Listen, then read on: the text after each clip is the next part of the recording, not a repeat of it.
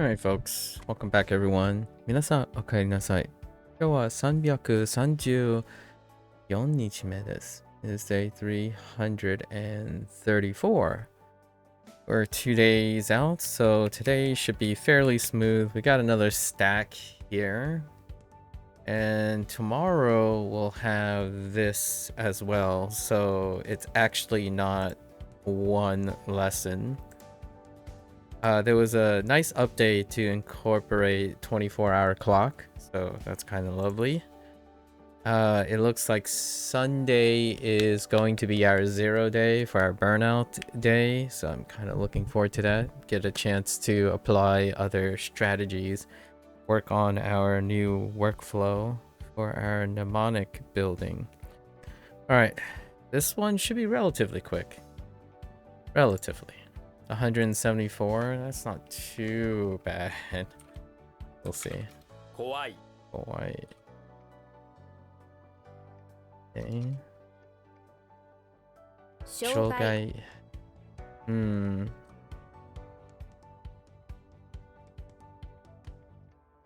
Gambare. Whoops.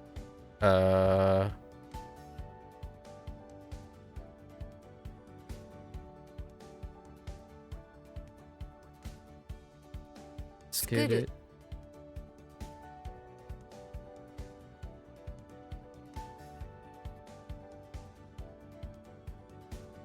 Torikime.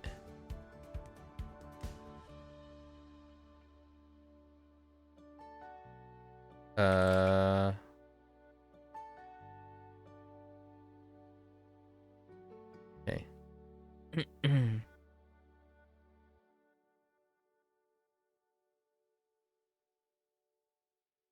捉える。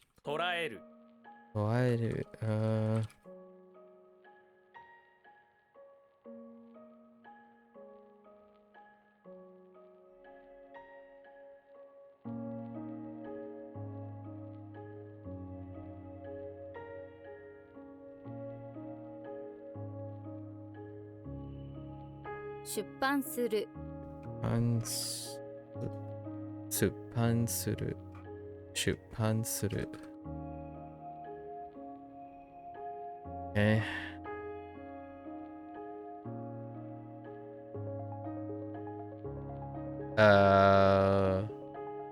Right. ホテル。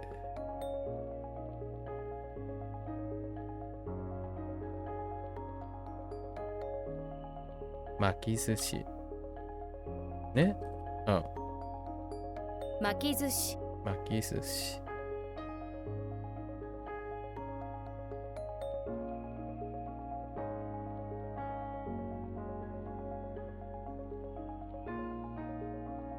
No. 結構です。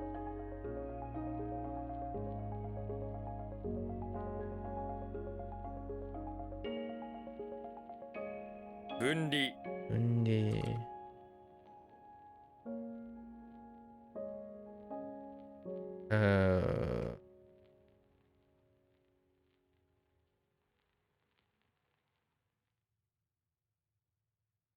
飾り系。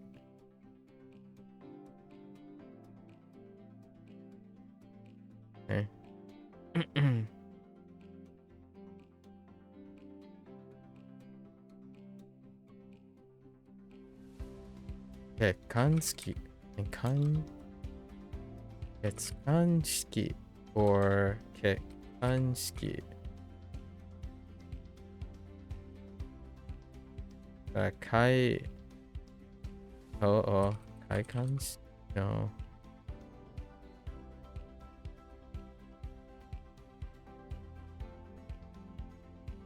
Oh, no. I was thinking of something else. What? Hold up. 結婚式。I was thinking of something very different there.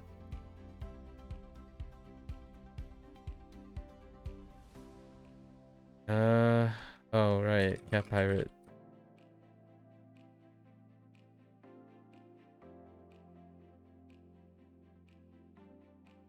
or domesticate.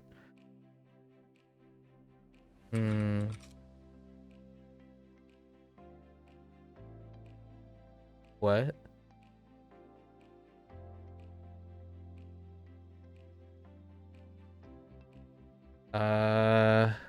No. Just kidding. Oh, you know what? It kind of looks like it. It kind of looks like Naya. Sort of. Huh.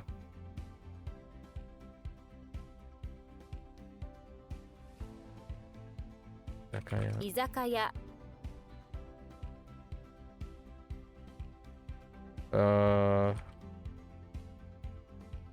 Oops. This is visit. Okay. Yushi.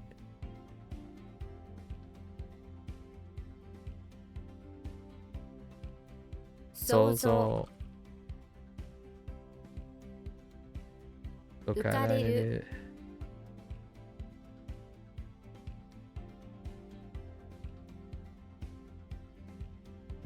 撮影禁止。撮影禁止。撮影禁止。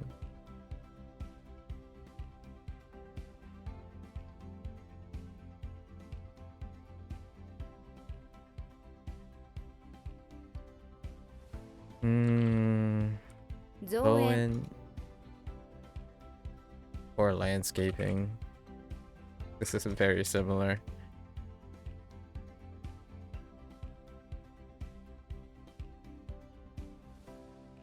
Kigae.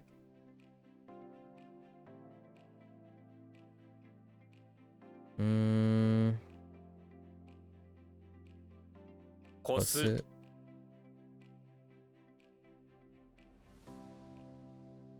Nenpai. 年配。年配。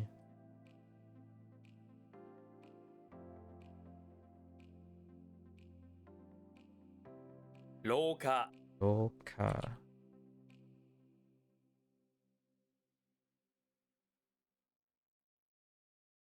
白旗。白旗。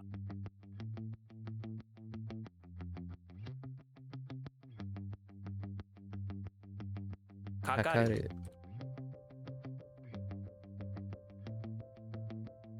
手渡す。手渡す。手渡す。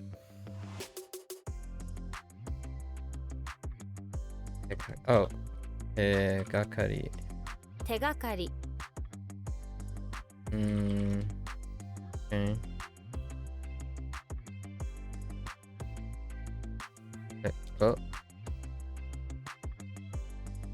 背が高い。背が高い。比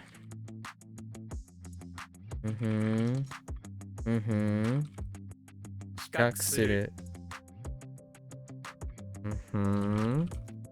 Yes. 今。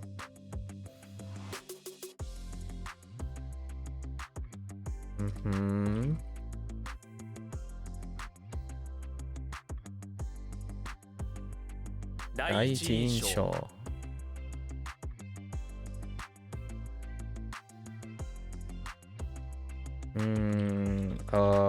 良い。購読する。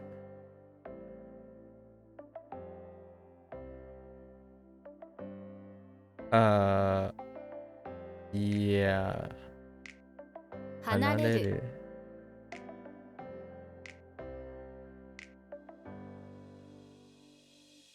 逮捕する。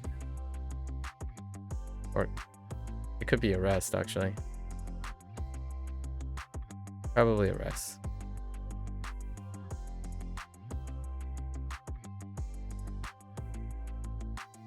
直前。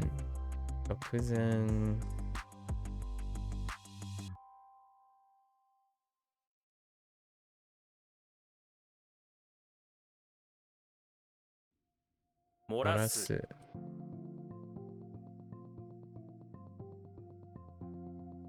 押し入れ。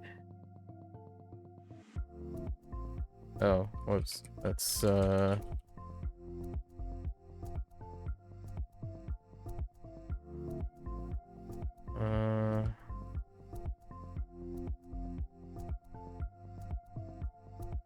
大 大 騒 騒 ぎ ぎ.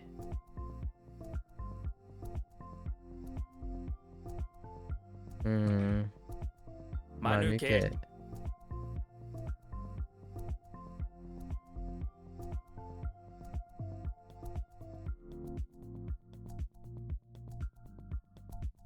普段 부단.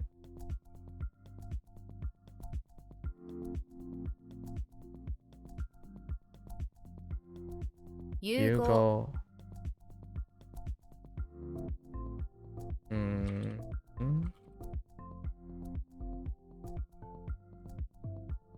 다르마기.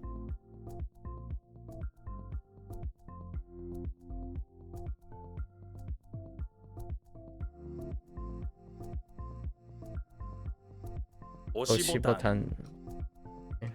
Sure.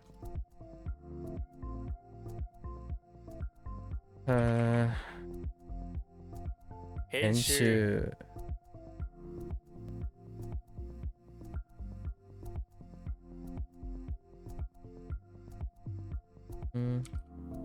Oh, just kidding.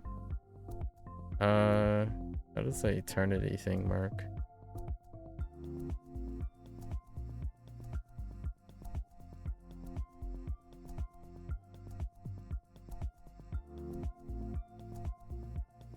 Uh-oh. Wait. Oh, I remember now. Still kind of weak.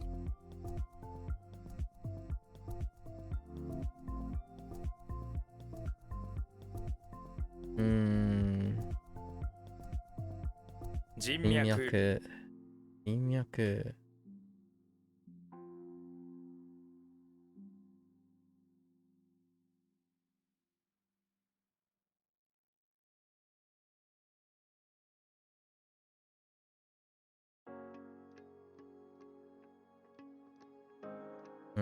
객기.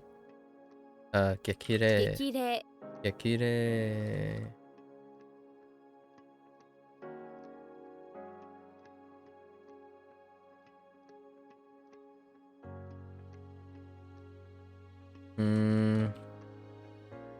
기케츠.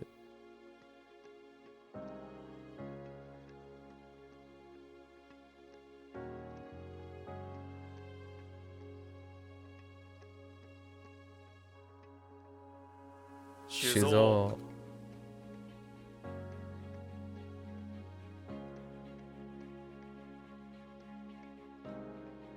착한敵.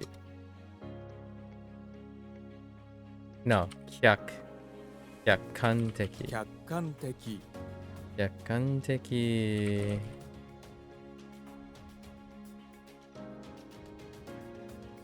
시다ku. This one's really not great. 似合う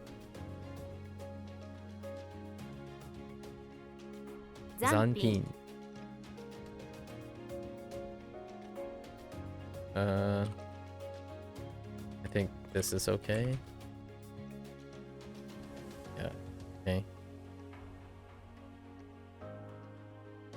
励ます 하게마스.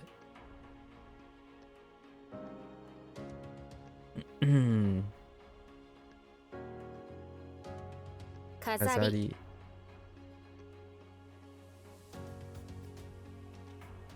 Or just decoration works. 오테프기. お手拭き 오테프기.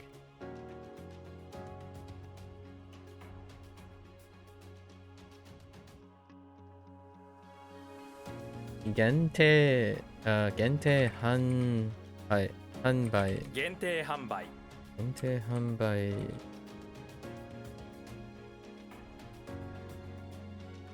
What? Oh no, exclusive sale. Not ticket. This one kind of sucks, huh? Like Akoga.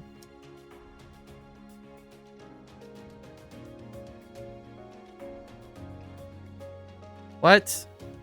Is that not hidden?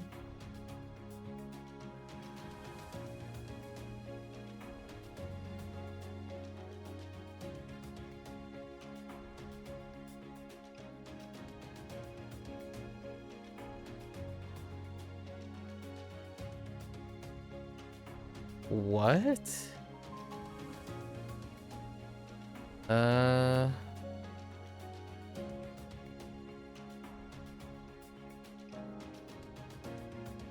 I could have sworn.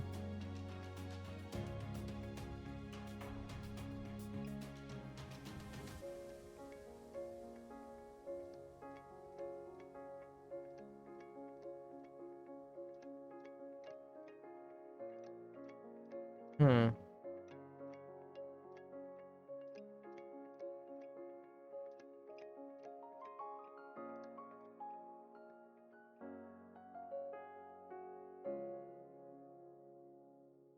It's definitely.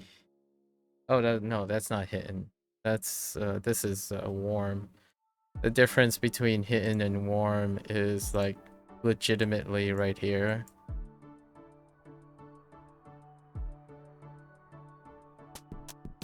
And then everything else, at least I think. And then this is preserved, I think. At least from the Hansa side. So that means this is done.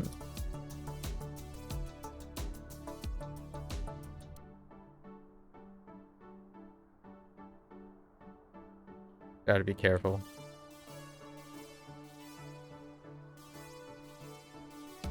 Oops. 出版社 Okay.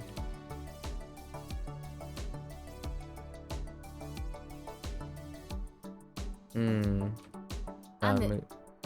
Amu. 改改造造。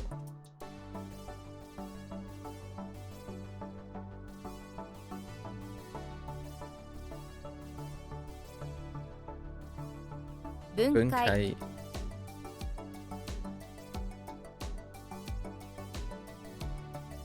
What a sentence. 結結婚婚するする。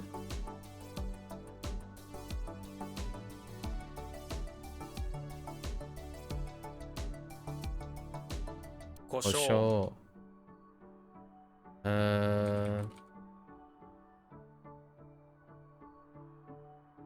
Oh no, reason for hindering malfunction. How many words have I learned since the beginning of my journey? Your name seems familiar. Since the beginning of my journey. Maybe like 5,000 words? 5,000, 600,000 words, something like that. Without including conjugations and whatnot.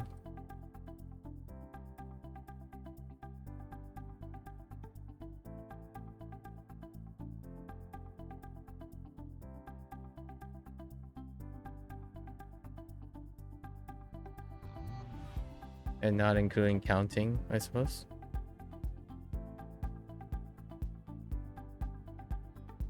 But 再来年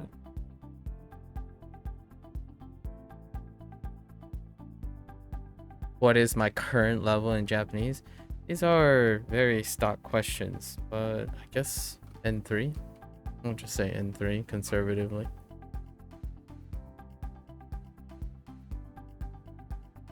I don't think that's going to change very much in the next couple of years.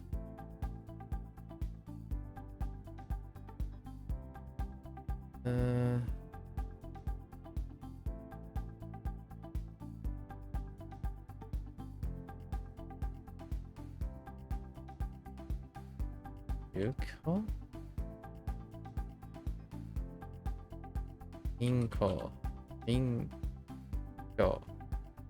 隠居する隠居する。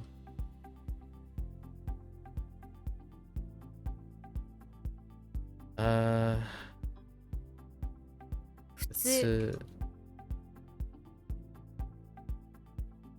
You're also learning Japanese and you struggle with immersion. Do you have any advice? You struggle with immersion. That's something that I don't do very often. Can't really provide any advice. And since we don't really know each other, what are you currently doing with immersion? How are you going about it? Oops. That's gonna be... 遊び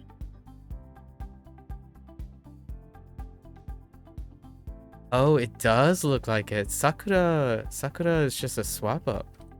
That's interesting. Yeah, I believe this is Naya. Worry. Oh, that's interesting. I haven't connected Sakura to Naya. Huh. Intriguing. The more you know. 離婚 Nikon.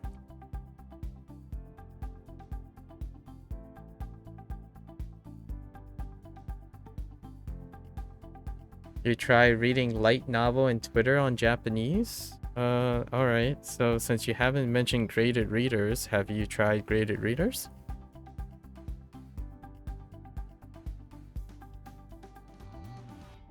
How do you engage in light novels and Twitter in Japanese?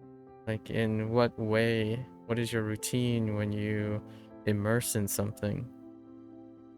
Usually, when someone is actively immersing, they have some sort of workflow for cognitive load. So, what is it that you do when you read your light novels and Twitter? Graded readers adds a implicit routine that may or may not be entertaining to you. However, it still mechanically produces a cognitive load when you use graded readers. Reading light novel and Twitter may not guarantee a cognitive load because immersion can be passive. If any of those buzzwords mean anything to you. You use Twitter just as entertainment in your free time? Okay, so that would not be considered a particular immersion for learning, but more like consuming.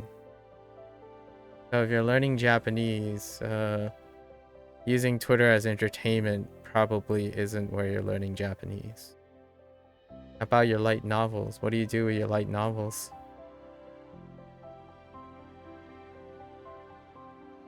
What it can do for Twitter is to help you retain what you learned in Japanese, though.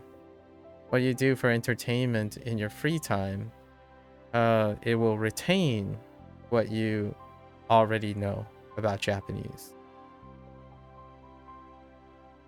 In order to learn, it has to be an active process. And an active process typically requires at least like 16 or 17 major points. One of the biggest points that I see, this is presumption because I don't know you. The presumption is that you took to immersion because immersion dealt with vibing and doing something that you could see yourself doing for fun. And oftentimes the thing that people are talking about when they're talking about immersion is they're referring to something that is active. And in order to make something active, oftentimes it requires a cognitive load, which is not what makes immersion very attractive to a lot of people. They don't really like cognitive load. What's the difference? Consuming is the best way because immersion is painful anyways, and it makes it less. Unfortunately, then learning is not going to be something that you enjoy for now. So that painfulness, yeah, immersion is painful. Probably the learning part is painful. Immersion itself, what you're doing is consuming, which is immersing for all intents and purposes. It's a passive immersion. Yeah. That pain that pain doesn't have to necessarily be painful, but that is what learning is. Learning is involving things that you are not used to doing. So what is active immersion? Well, we can go over some of the quick points about active immersion, I suppose, before we get too carried away. So something that's active, well, let's just say immersion, right? Immersion deals with, oftentimes we'll reduce it to 3 points that qualify as immersion. It's something native, because that's what people do. That's one of the most popular characteristics. It's native. It's contextually high is the other one. Basically, you're observing an environment that is incredibly complex. It's not breakable, right? Lots of context. And then it has to be, it's already habit forming. These are, I believe, the 3 tenets that I would classify as immersion. So it's probably native content in your target language, has high context, and it's already a habit that you find that you already do, which is this one you mentioned specifically. It's because it's less painful, because it's already habit formed, right? And then you're hoping that the context provides enough learning through repetition. So context heavy deals with repetition. And then native is usually for exposure. So now that we have all these immersions, it means that there's passive and active immersion. Passive immersion is vibing, outputting, and recalling. These are specifically the focus, basically reinforcement. So it's really excellent for retention of things you already learned. So active requires different things: discovery, association,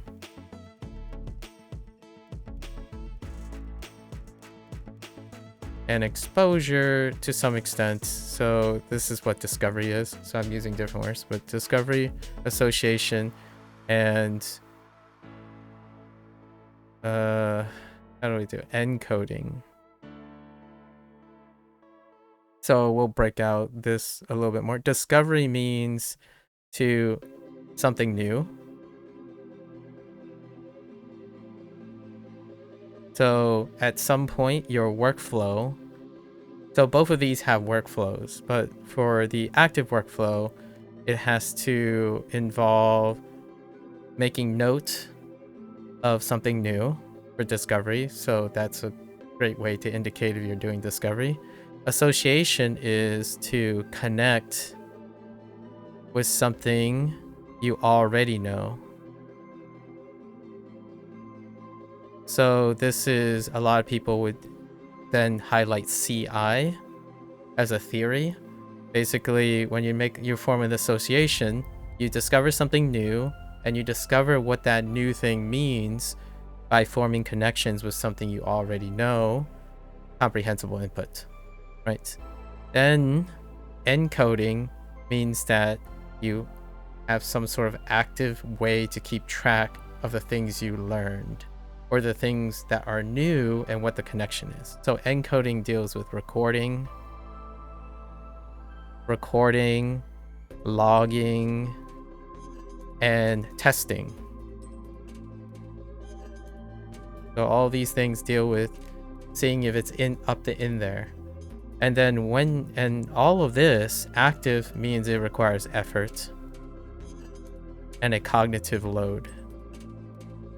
So you're doing more than what you used to.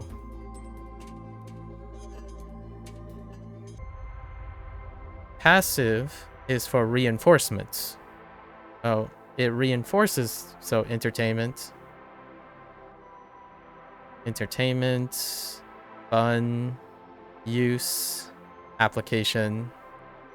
Those are things that you have learned. So typically it really does break down to passive is practice most of the time, and active is learning. So if this is the part that I'm asking, if you do any of this, you have to have a workflow that involves discovery, association, and a process of encoding. So how do you store new information that you discover, and how do they relate to your prior knowledge? Then you can use all of that and go into a passive process to reinforce. So immersion, if you're only using immersion,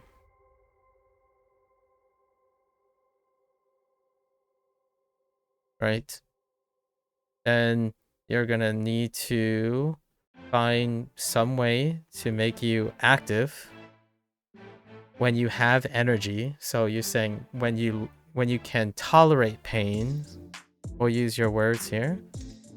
When you can tolerate pain, as in going to the gym, for example, you set aside time to be active, like hours. Then when you're done with your workout and you've gotten the pain, no pain, no gain, you can then go back to assigning a time for you to use entertainment as a form of practice. And that's probably what I would think about or suggest thinking about. Having no detail of what you're doing right now, that's how I would go about it. So it looks like you may want to add some sort of active routine to your immersion. It doesn't have to be the world. It can be something very small and you build upon it. So maybe like sentence mining. Pick out one sentence from a Twitter a day, do it for a week. So then you'll have 7 sentences that you want to look at in a week. And then you can choose to scale it up. Maybe you'll do 2 sentences from Twitter or your light novel a day each week. And then so on and so forth. At some point, as you scale up, things become more efficient. So you'll end up being able to do more and more. And then at some point, it'll be enough for you to feel like you're making progress while still not without sacrificing too much of your entertainment time. You do need time in between. So jamming a lot of things all at once will make practicing very difficult. So generally you're balancing the two. So from now on, you can choose to see how much, like ask yourself, what is the minimum amount of things you can do actively? Try that for a week and ask yourself, is it efficient enough for you to then try more? So starting with 1 sentence a day is pretty good. Like discovering a couple words a day for a week and then see how you feel. That's probably will introduce an active process to the immersion.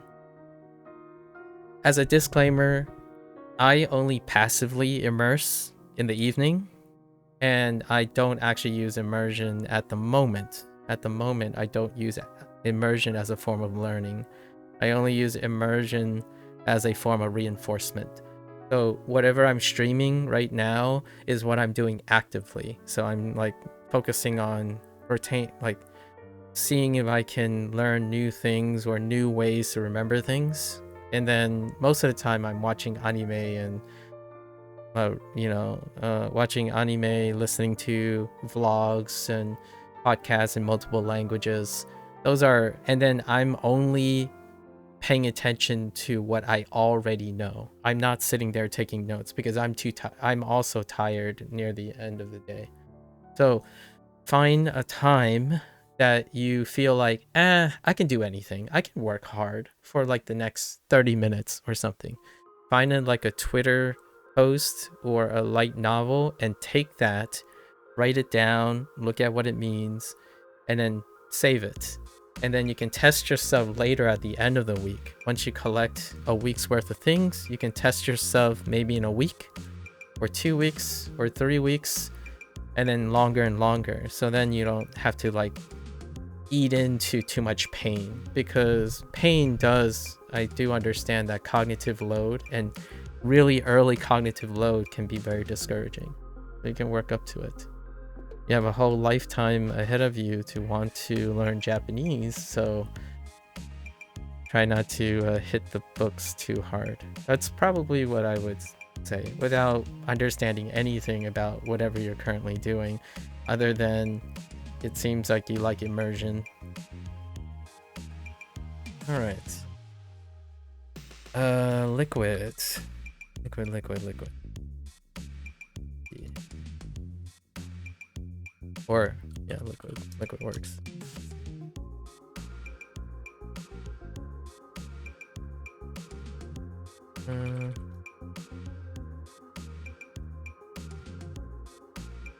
Hensha. Insha.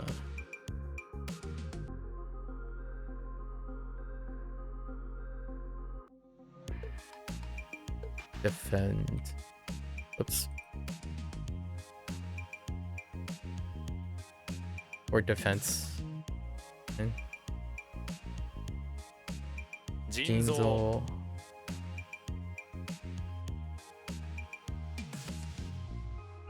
Koukateki. Kokateki. Okay. 冷える Hieru.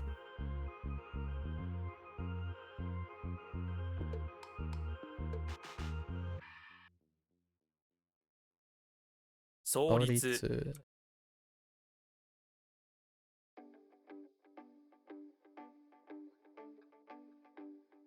Oh no, that's structure. Oh, maybe like establishment. Hmm. Kidasu. 抜き出す Kidasu.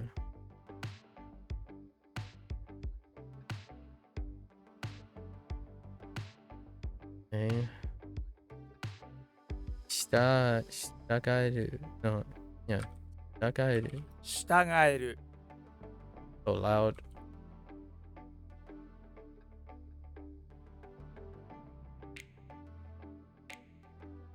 Bit off. To be a company. Oh, right. Past tense. I can English. I English good. Good. Who what?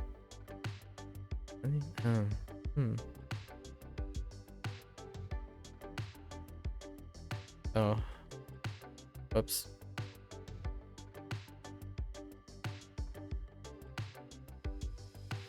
取り替える Yeah.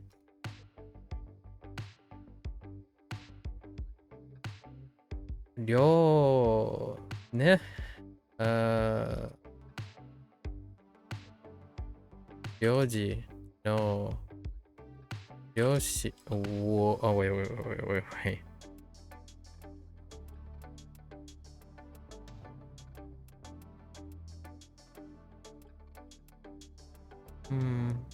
Oh, no. That's not it.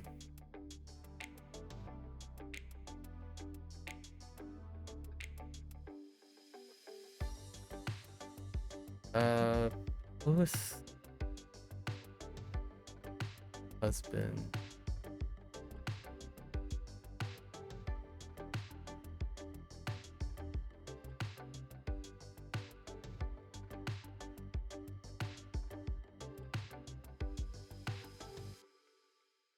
MAKU.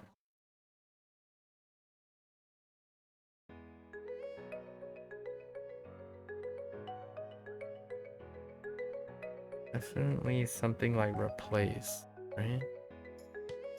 Yes.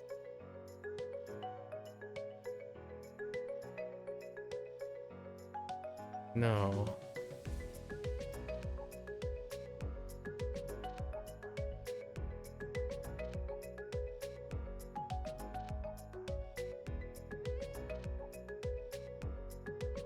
I think we're gonna have to come back to this. Not quite.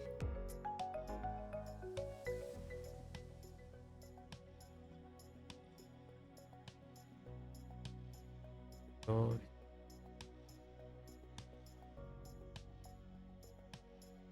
we're gonna come back to this. I have no idea. Oh, 景観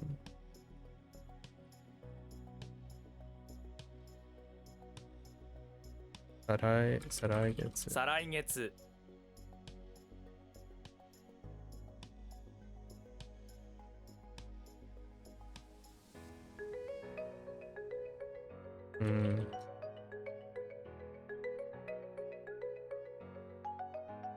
Oh, 統一 it's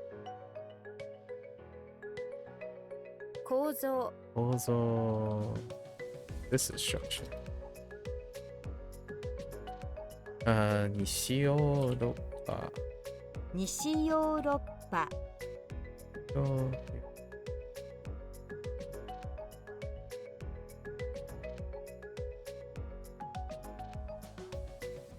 印。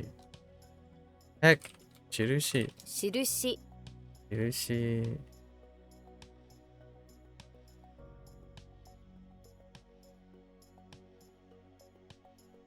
浴浴衣衣。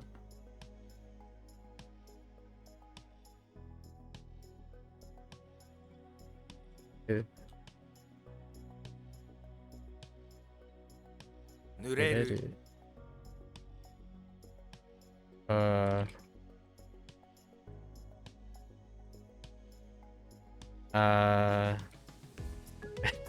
to be wet. Sorry. 抜け抜けるる。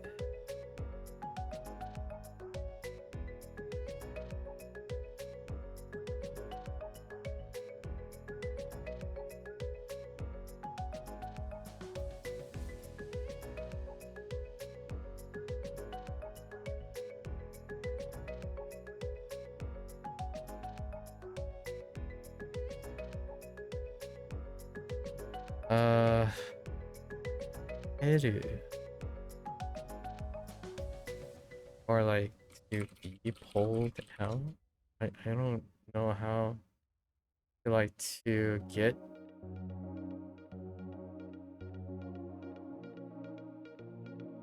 Hello there, drama.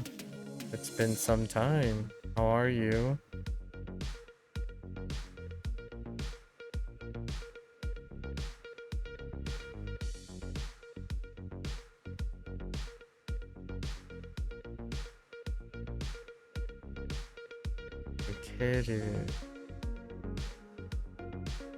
Doing good? I'm doing pretty well.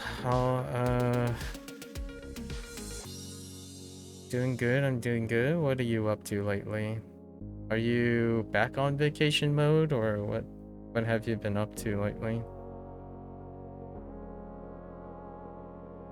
Nukete is to come out, I think, but why did to come out worked? Yeah, it's oh, I see how it works for the other thing too, now that I think about it.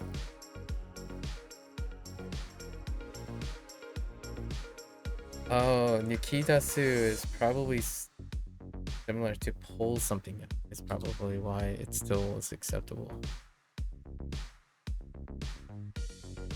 Skateboarding. That's intriguing. 製造 Seizo. I've forgotten that you're a vibrant youth. Skateboarding. How's the skateboarding scene where you are? I haven't heard skateboarding in a while. Like, it's a conversation I don't typically have, so that's something interesting to ask about, especially foreign skateboarding.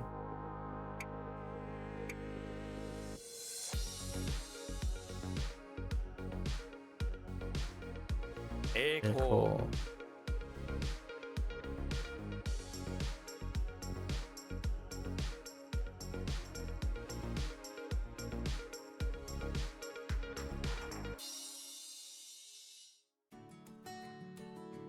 Akueikyo.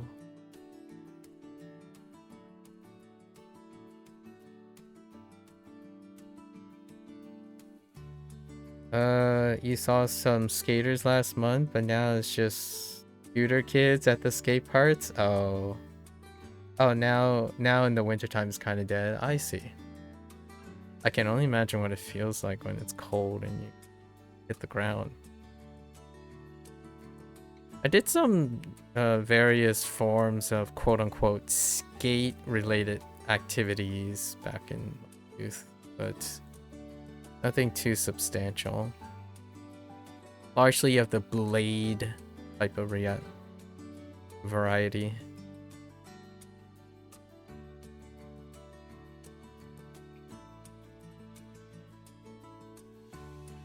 Right. A little bit weak on the die part. You're not a great skateboarder yourself? Recreation. Bring on recreation it is. I was a recreational skater.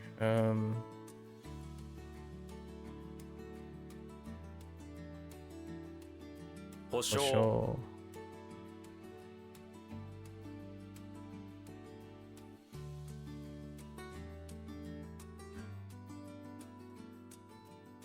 I ideally want to type. Oh wait, actually it is Chokibo.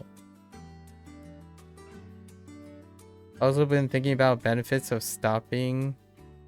WaniKani later at level 40 or earlier at level 25. Benefits of stopping something. That's interesting. How does one go about looking at benefits of stopping something?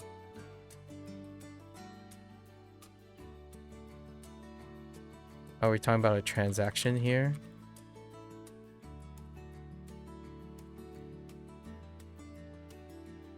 Benefits would require a gain on stopping something. So what is what are you substituting?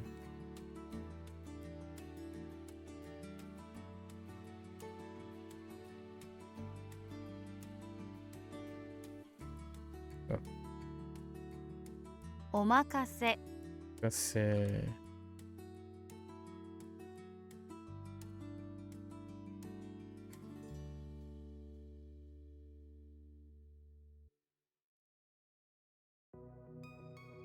Sudeni.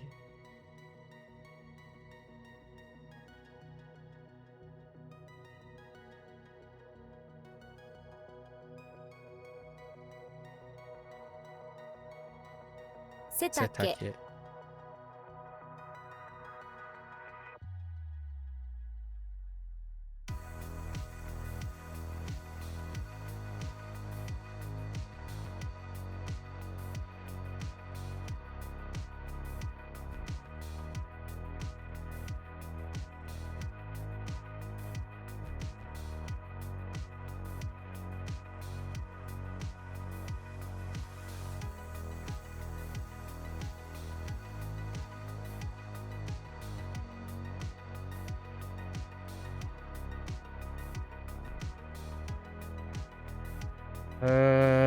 'Well, since you initially wanted to stop at level 30 because you think it's not time efficiently anymore, that doesn't sound like a benefit. That sounds more like optimizing. But maybe it's even more optimal to stop earlier or maybe even later. That sounds like optimizing and not benefit analyses. What are you substituting with the time? So you're saying it's not time efficient. So what is it that you are substituting with the time? Not doing something, regardless if it's efficient or not, is losing a benefit, not actually gaining anything. So what is it that you are to substitute if you stop early or even stop late? What is it that you're substituting? Not doing something, it's not beneficial regardless if it's efficient or not. I don't know if we're connecting on that front, but not doing anything regardless is not a benefit. Unless that time is somehow something you've already don't have. a liberation of time can be a benefit if you're already running out of time.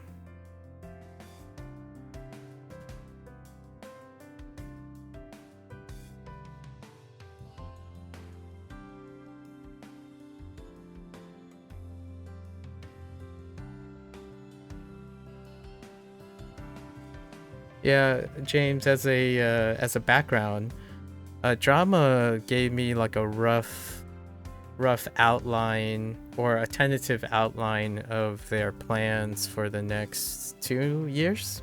I'm gonna say roughly 2 years, and it's a very interesting, incredibly tight flow. Although it doesn't have any timing, so I'm kind of asking about timing situations because I feel one of the maybe 17-ish points about learning, one of them is time management, in my opinion, and oftentimes it's very difficult to appreciate, largely because I feel most people wing their time management skills.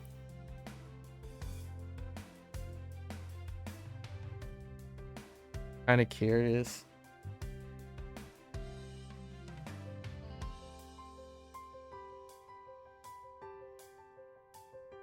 Level 40. I have no idea what level 40 is about either. 25 seems like a reasonable place to stop. I mean, if you're already talking about the benefits of stopping, what keeps you from stopping right now?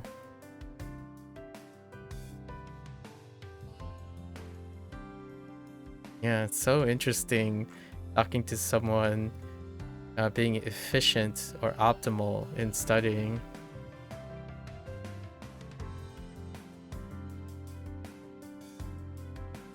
You looked at the stats. Level 30, 81% of common. 1000 level 40, 97 of common 1000 kanji. Okay. That's an interesting metric. And what does that tell you?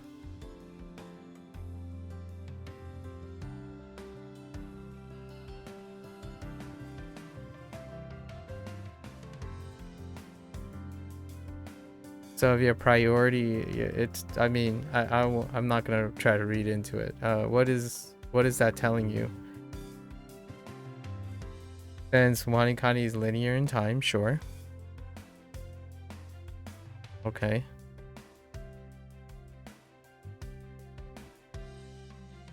It's also pretty linear in volume, but I'll read more into it when you're mentioning common 1000, the common 1000 kanji situation.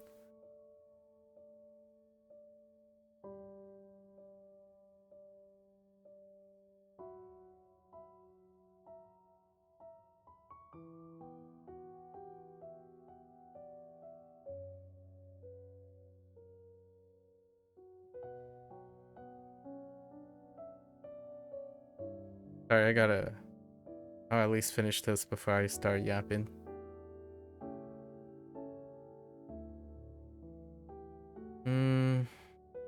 Pause it.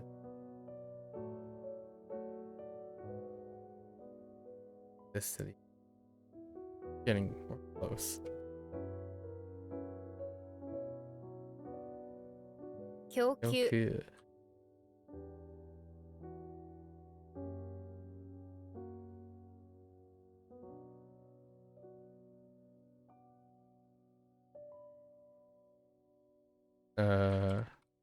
Senaka.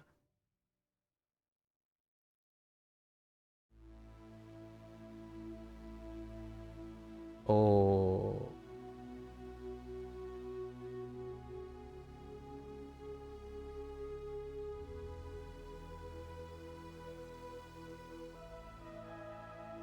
Spent.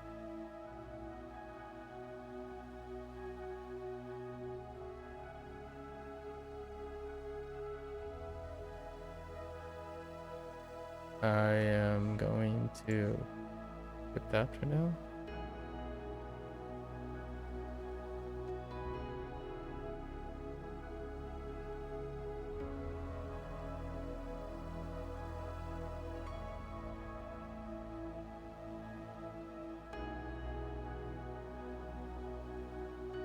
Koshifuke?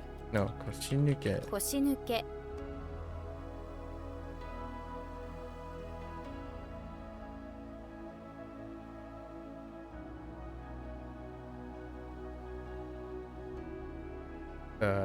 Heck?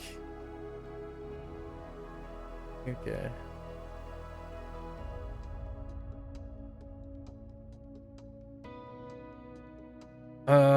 You get 97% kanji coverage of 1000 most common kanji. Give me a sec. Having trouble getting to the point, creating a thought. Okay, it'll summarize your thought in a note. Sure.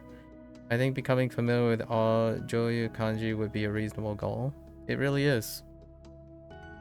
Yeah, it really is. If that is the priority, then actually quitting early is probably more beneficial for that goal.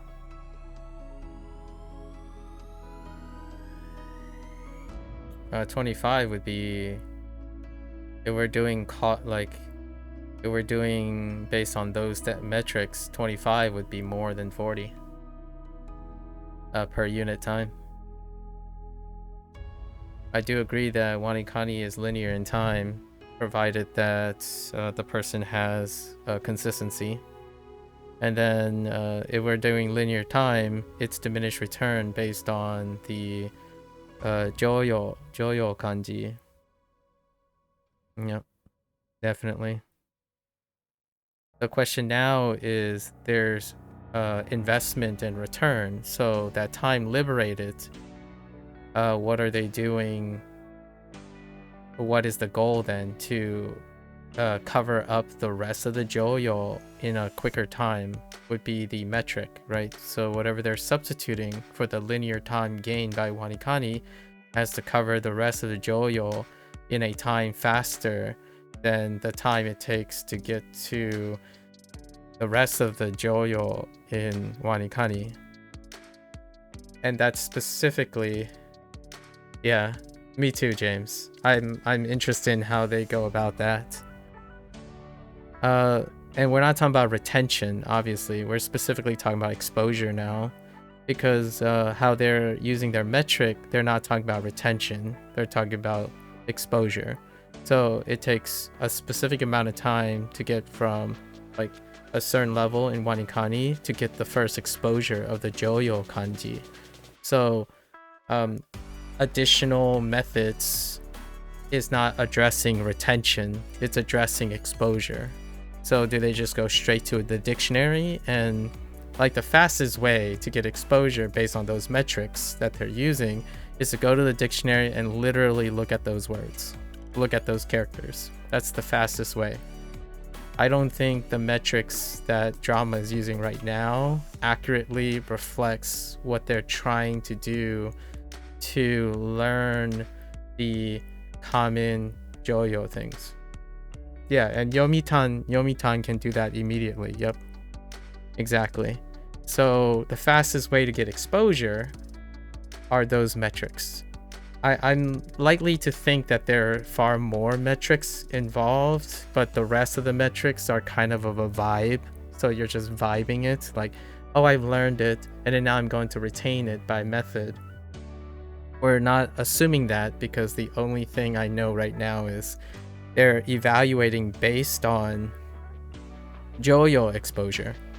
That's it.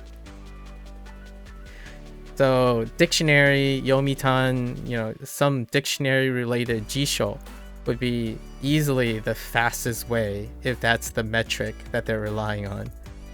It doesn't say anything else, right? That metric doesn't tell you if you have retention, how you're encoding it, how you're going to reinforce it, how you're applying it. Simply getting to the Joyo exposure. In fact, I wouldn't even recommend WaniKani. Definitely pulling up a dictionary would be the fastest for that type of metric. So if you want to hit the 1000 kanji the fastest, literally look at those kanji and you'll reach 100% coverage the fastest. It's objectively the fastest. This is why I typically ask people, how are you measuring things?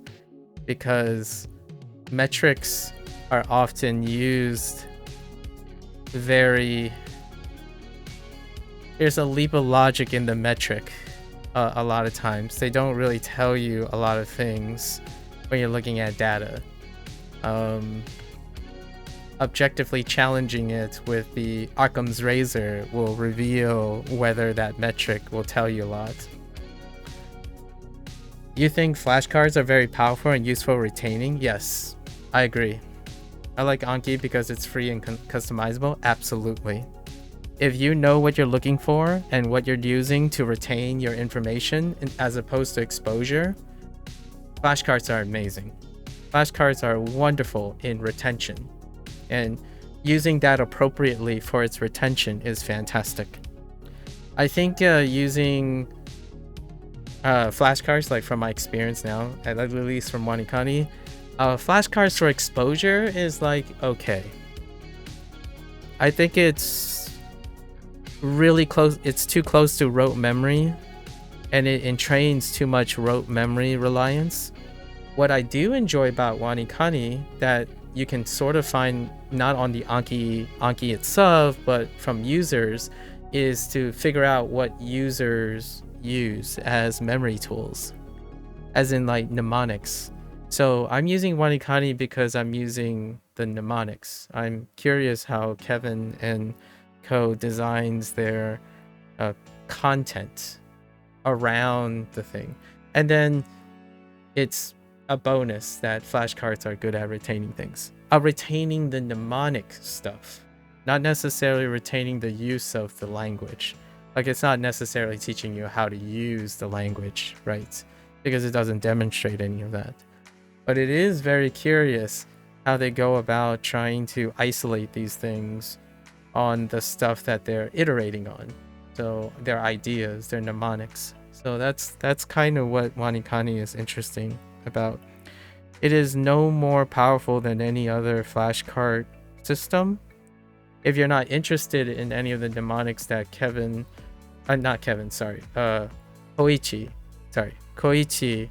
WaniKani, I was referring to Hanzo Hero all of a sudden. WaniKani, if you're not interested in that part of the aspect, having an Anki platform do all of that for you, that's the way to go. Largely, if you're not interested in other people's, like, how I say, emotional or professional output, right? When we're talking about blatant objectivity and whatnot, obviously the value of WaniKani is subjective in that case. When we're comparing flashcard systems, Anki and most forms of SRS are objectively probably negligibly different when it comes to metrics like coverage, because largely it's dependent on your exposure rate. Coverage is based on exposure. So pulling up a dictionary is probably the most optimal way. We'll look into to see if there are other metrics involved in what coverage means. That's probably the definition I'm kind of looking forward to, like how coverage is defined. My coverage is defined by how well it's retained, and not how quickly it is encoded. Retention is the step that follows after encoding. So it's assumed that what I retain is something that I encoded. So my metrics have to be retention based on self-assessment on a monthly basis. And it usually involves 2 or 3 ways of active recall in order to ascertain what my coverage is for after any particular time length. So I do that maybe every 30 days, and then an even larger assessment every 3 months. 3 months, half a year, and a year. That's how I would compare my metrics on methodology and efficiency. Exposure means that I only have to see it once to increase that number. So I imagine there's more to it than 81% of common 1000 kanji at level 30.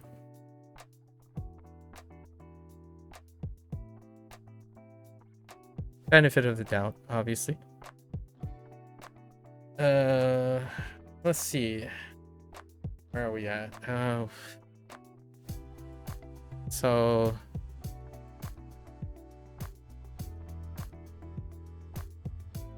like stick your belt. Oh, this is coward. Right, coward. 答える。答える I'm incredibly biased. It's about retention because minimizing having to quote unquote relearn or re-study is something that I know I don't tolerate very well. So I work towards my advantage, my emotional advantage. My emotional advantage is I don't want to panic by constantly telling myself I don't remember this. So I typically focus on completing the cycle as quickly, like completing the cycle as methodically. It doesn't matter if it's slow or fast, most consistently as possible, as opposed to focusing on like the speed or optimization of exposure, right? The discovery process. The discovery process can happen so rapidly, right? This is what I just told Nord about it. In the active process that I refer to, it involves discovery, association, right? Association, which then leads to that encoding, and then encoding leads to a method of retention. And retention, for me, is application. So it has to complete this cycle. And right now, my current application is teaching and explaining. All right, drama. Let me I'll finish these reviews first and I'll take a look at it at the end. I do have a time limit today because I have like a scheduled supervising private supervising thing. I don't even know what to call it, but it's I guess I'm trying something out. I have like a study session that I'm going to sit in. It's been the last 3 weeks. Let me finish this first so we can put the clock on. Bimbo ni. 貧乏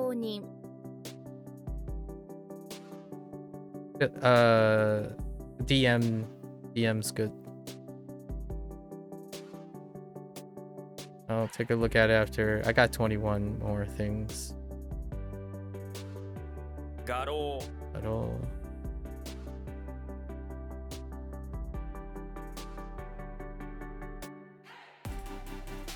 Kison So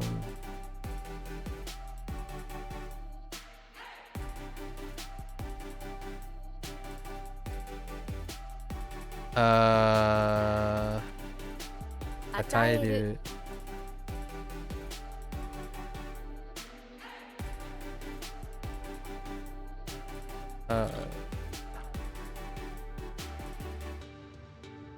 背広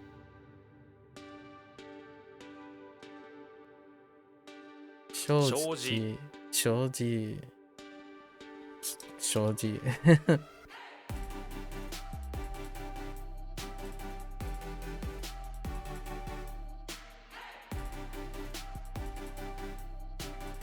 Oh no, it's not. Dang it.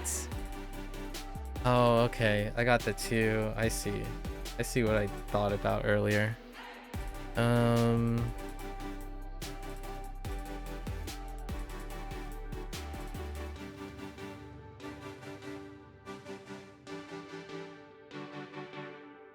Which one did they use? Stairs? Okay.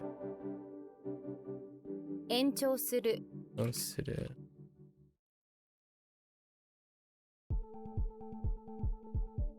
Hinder?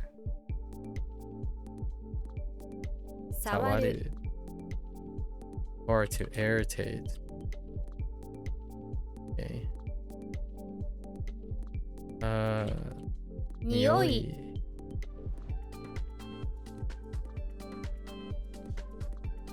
Hmm.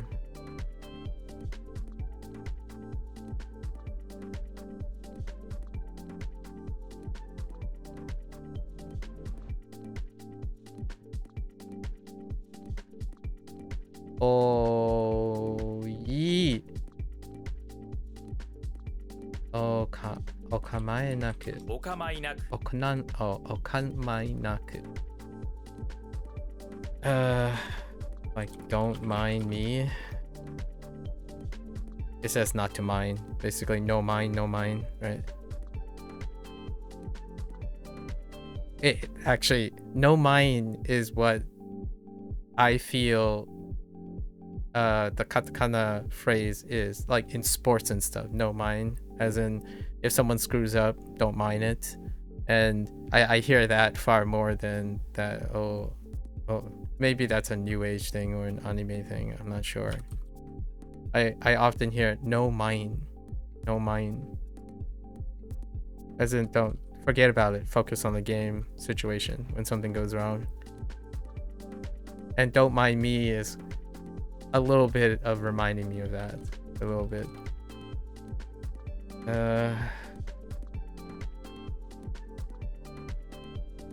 Get that quoted sentence for teriyaki.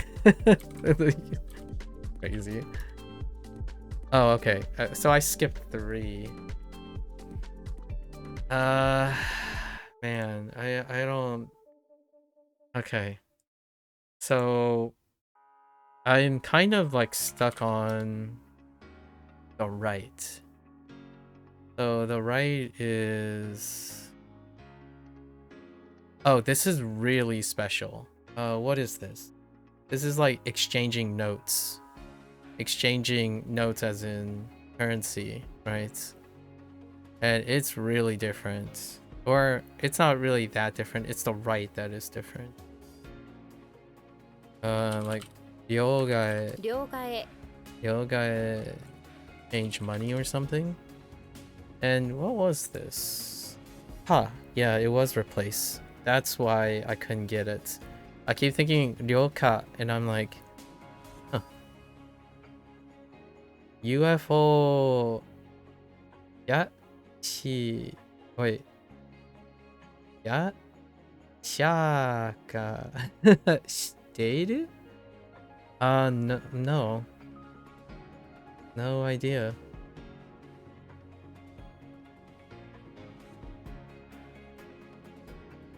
What is that? Gotcha. In the example sentence? Oh, you're asking. Oh, yeah. I have no idea. Oh, wait. Oh, no, I do know what it is. UFO catcher. It's a gacha game. Sorry, it's a gacha thing. Yeah. No. I know after listening, after I said it a couple times. Like a dragon. Like a dragon. Actually, I go to Otakon and they bring UFO catchers to the like gaming hall. Like a dragon. Like a dragon has UFO catchers. It's one of the mini games. Yeah, I just realized. I'm like, what is gacha? It's a catcher. Yeah. No. I'm good. Yeah. You can find me doing the UFO minigame in every single. I do completion runs of Like a Dragon game, so you can catch me playing the UFO catcher in every single Like a Dragon game at some point, and Mahjong at every single game.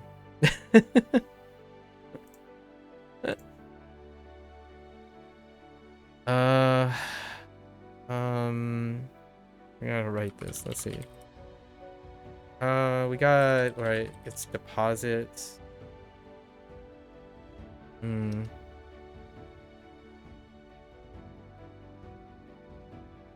What was deposit? I think it's Azu. It's like Azukeru and the others, right? No. Is it? No. Azukaru? Azukaru sounds Azukaru. Alright, okay. This is more like to take care of, or to be trust, like you are taking care of, to look after. Yeah. It's fine.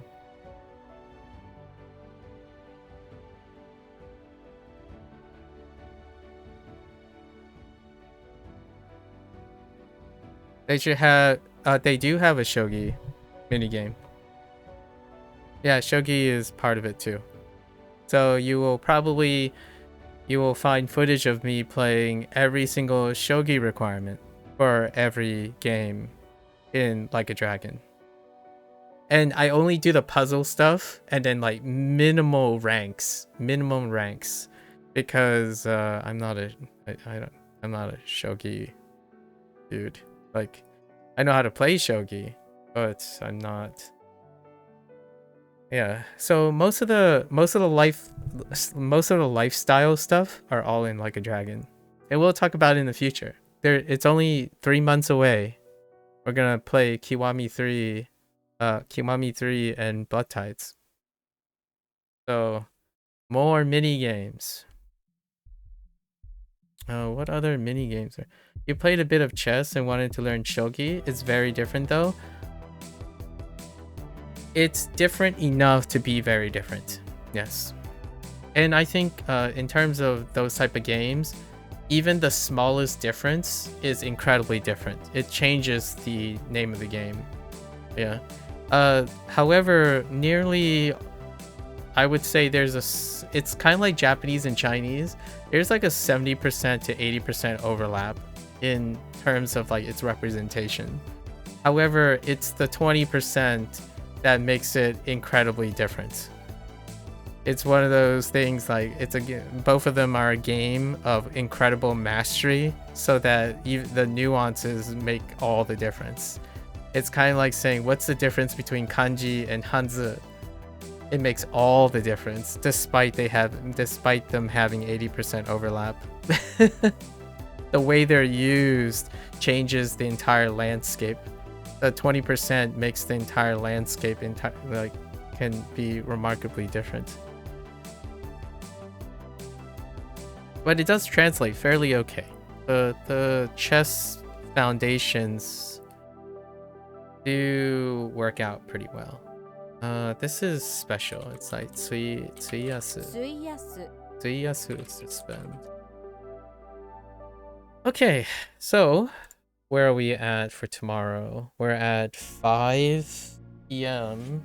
So 17 and 18. And then I kind of slightly digressed it there. So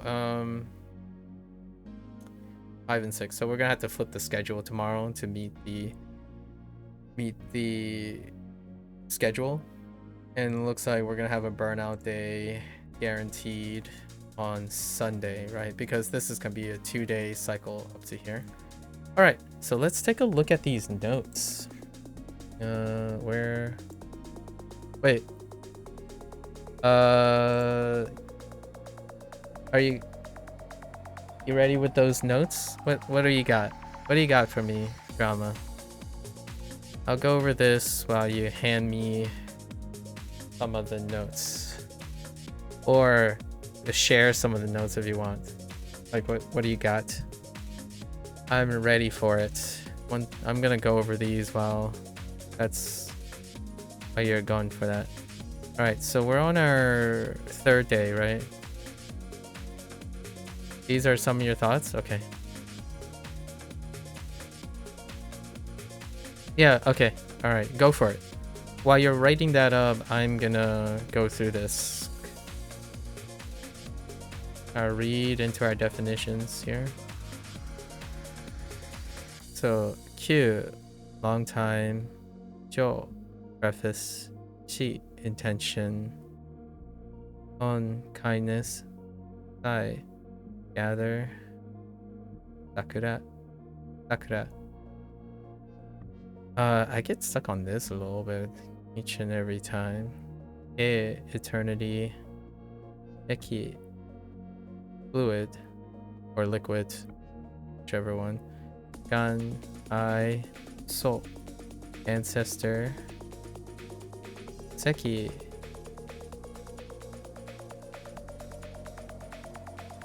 Heck. Achievement. Got a little stuck on that. This one gets stuck too a little bit. Defense. Good. Got stuck on this a little bit as well. Duplicate.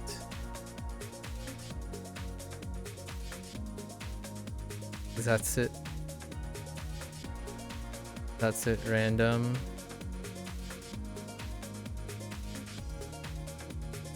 Sun. Agree. Send. Coin. Ha. Domesticate. Show. Un. Ho. Party. Tamago. Eggs. Egg. Ho. Into. Oh. Dirty. You. Yoku. Yoku. Want. Yearn. Or yeah, want. Want is good. Dan. Warm. Skue. Desk. Yaku. Translation. I got a little bit stuck on this too. Sen. Or die. Alright. Is there any particular order in which kanji is introduced in WaniKani? Is it in graded order? WaniKani does... Did I mention this before? WaniKani does a 80... Or not an 80. It's kind of like... We're gonna say around 70... 20... 10...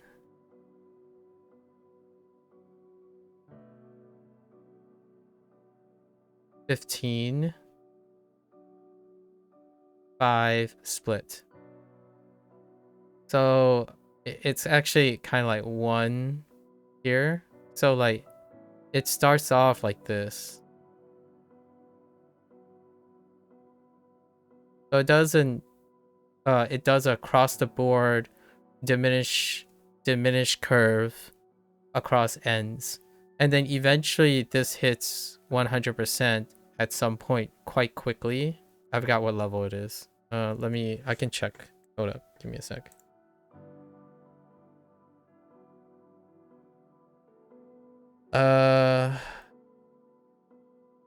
So level 16.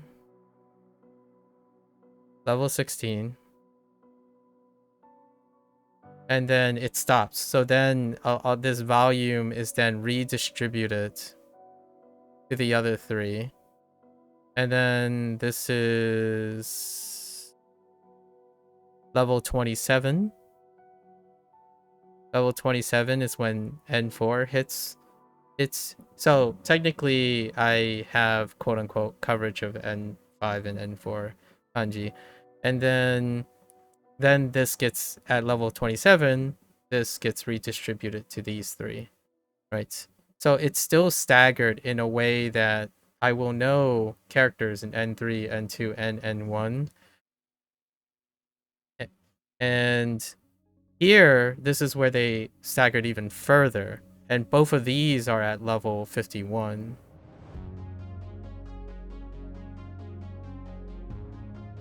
And then there's actually there's not a complete coverage of N1. It caps out at 80%-ish. So that's how they distribute kanji order. They have a preference for the lower end, but they're distributing it in a manner that you'll probably see a mix every once in a while of an N1, N2, or N3. And usually the reason why this came up is the metric that drama came over. And that is there's a weight, a bit of a weight to common. So I can tell you what that looks like in terms of Joyo. So in terms of Joyo,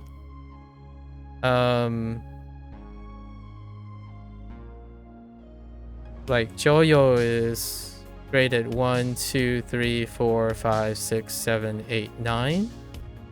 And level 6 is when Joyo. You DM me the notes? Alright, cool. Or level 8. So level 8 is when Joyo 1 is complete. Level 18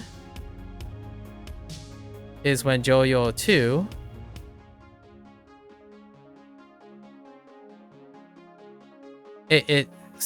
There's some slight weight for early ones, but it gets wild. So all of these, the rest of these, are 40 plus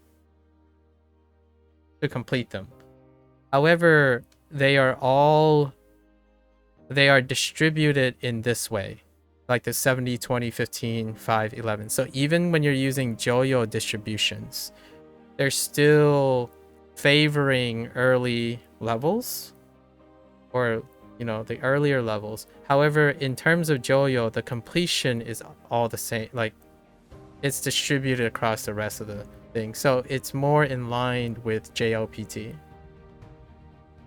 is what I would say, if that helps. Like, so they have some weight in a combination of how common phrases or common vocabulary in terms of reading comprehension, like encouraging people to read with these things, so in somewhere else, and then trying to cover in a way somewhat of a chronological order with JLPT.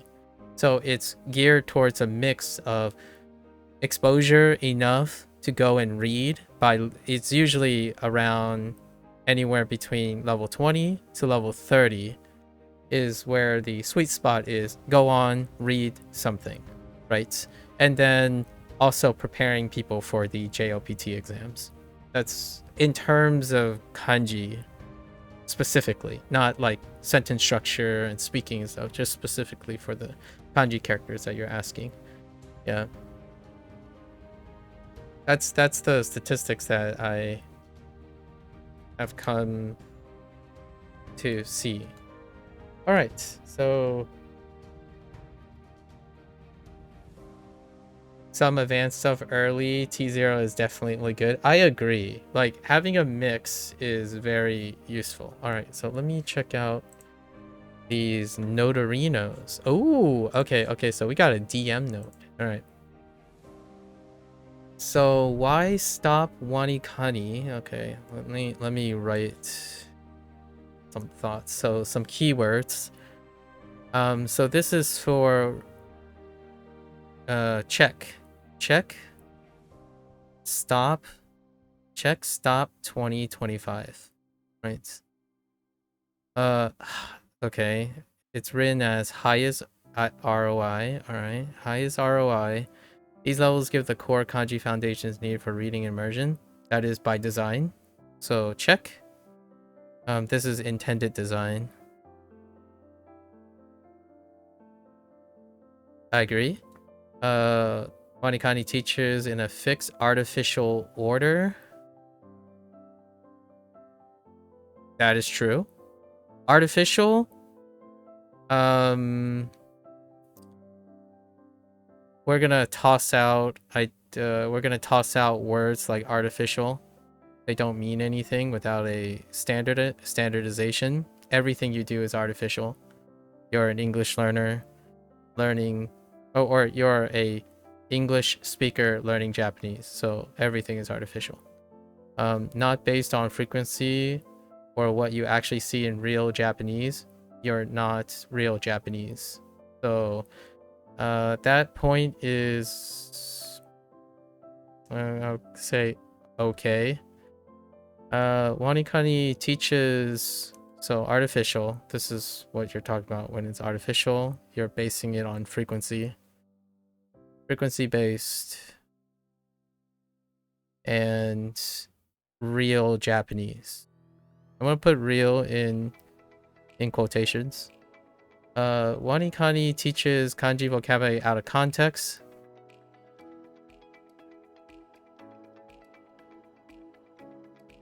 Out of context. Teaching.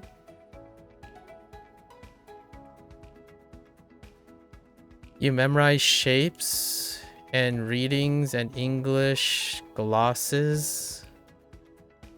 Not how the kanji behaves in real language. Okay, there's the real part again. Real language.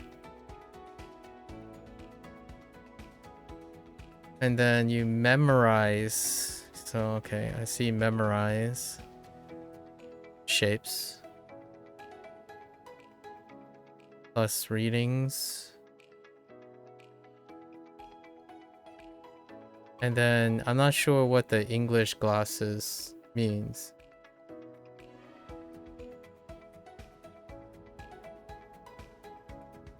I don't know what English glosses means, but we're gonna say English. So I can concur. You can. It's yes. True. True. True. Subjective. Subjective. Subjective. After level 25, immersion plus targeted Anki mining. So we're probably talking about active immersion. So it's being substituted with active immersion. I'm assuming that's what you mean. Active immersion, which the active part is produced by Anki, using Anki as a facilitator for record keeping. Record keeping or sentence mining, probably. Becomes more time efficient for building vocabulary and reinforcing kanji naturally. This is artificial. But you're arguing it's natural. And then building vocabulary. So it's specifically being used to build vocabulary. Okay. More time efficient. I guess we'll find out. Time efficiency. Time efficiency. TBA. The goal is not 100% JoYo coverage. The goal is to build enough kanji familiarity, start immersion, and acquire the rest through context, which is more efficient. So the goal is not JoYo. But you're using metrics based on frequency.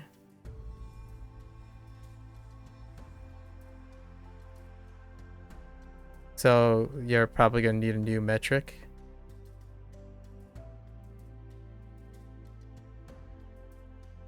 The goal is to build kanji familiarity to start immersion. That's fine. That's what you're doing. So I would probably agree. It's very reasonable.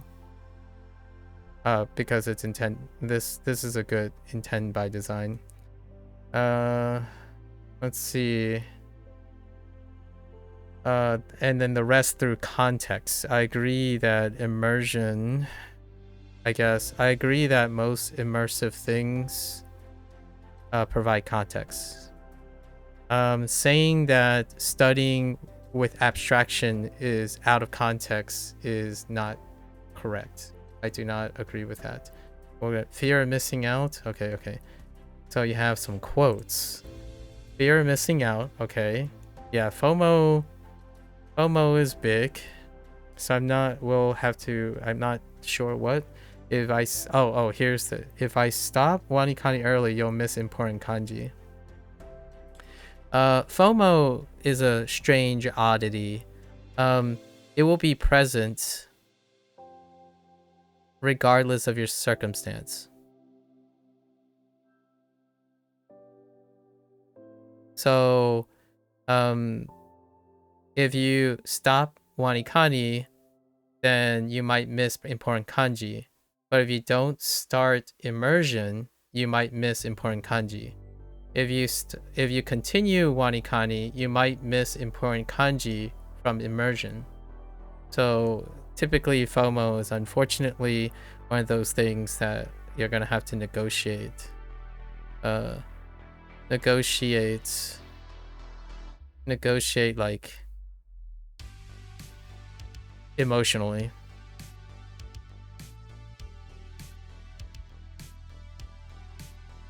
If I kanji coverage misconceptions, WaniKani 40 gives 97% of the 1000 most frequent kanji versus 80% at WaniKani 25, but kanji coverage does not equal vocabulary comprehension.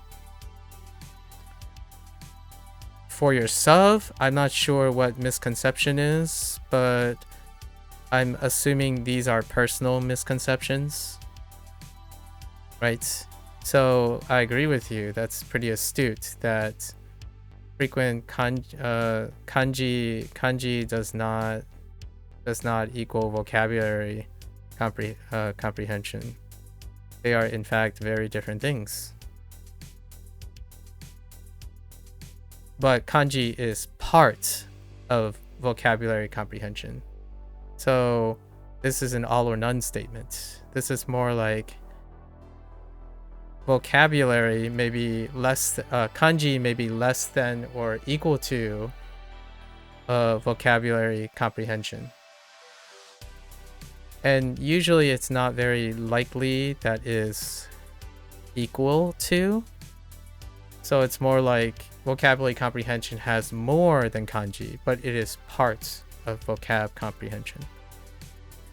Saying it's not equal is inaccurate. That is a false statement. Knowing kanji does not equal understanding words, grammar, sentences, or actually spoken. That is a false statement. It is part of understanding. It will be involved in understanding words, grammar, etc.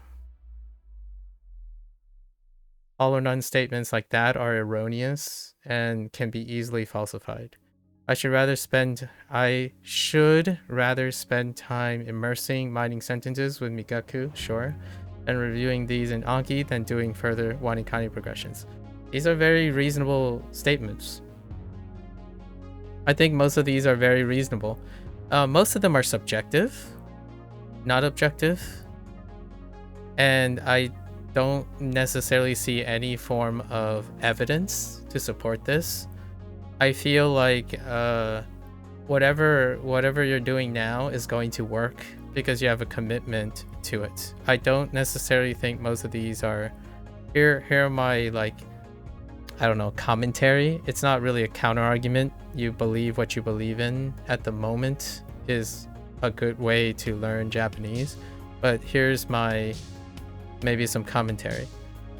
Personal misconceptions. I don't think anyone disagrees with this, so I'm not sure what misconceptions there are. Like, they're not a substantial number of people actually agree that kanji does not equal all of vocab comprehension. But the majority of people believe that kanji is a part of learning everything else. So saying that something is not something is misinformation, or maybe it's disinformation. I don't know how you're internalizing this, but understanding that process-oriented things are involved in other things is the concept that we're trying to juggle between benefits and cost-risk things. If you go into immersion without an understanding of kanji, for example, you can still kind of pick up vocabulary, grammar, and words without ever internalizing kanji at all, right? We already talked about Crashin's work. They come up all the time. Crashin, CI. Let me know what specific thing you want to talk about when it comes to CI, I suppose. And you can also bring up the other Steve if you want. Steve Kaufman, who kind of is more in actively doing things as opposed to theoretical work like Stephen Krashen. Conceptual work. Let's see. Because Steve Kaufman actually, like, he's still participating in that activity. I'm not sure about Krashen though. Krashen is more a conceptualist and a seminarist, right? Someone who's spreading word conceptually. And he's earlier, I guess, to some extent. Okay, so where do I feel? So somehow here are my comments if I were to, we're not using like objectivity here. So mindset. Let's talk about mindset for a moment. Words like natural, real, efficient,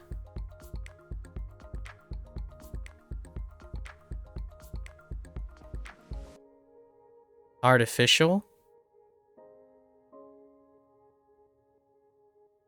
context, excuse me, frequency. These are what I'm collecting, like what I'm collecting in terms of there are some ones that I wasn't prepared to hear, actually, in some sense. The FOMO was something I wasn't ready to hear from you. Drama. Interesting enough. And then we have immersion.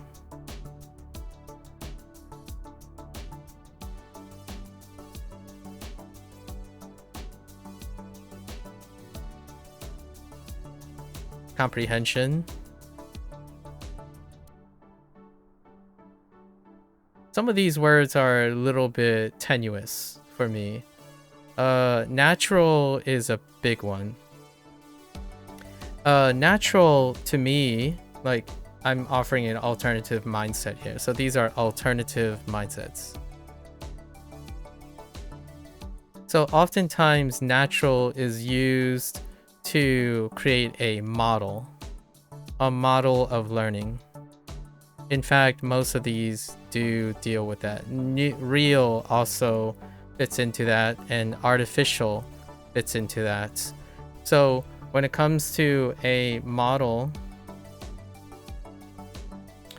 of learning, what you're modeling after is some form, some perspective that is not you.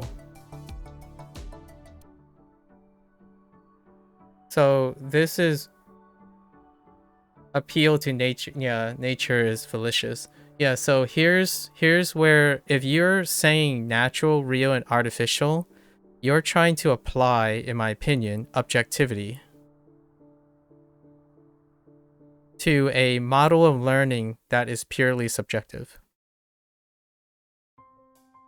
And if you don't agree with me on subjectivity, we can use objectivity to prove my point.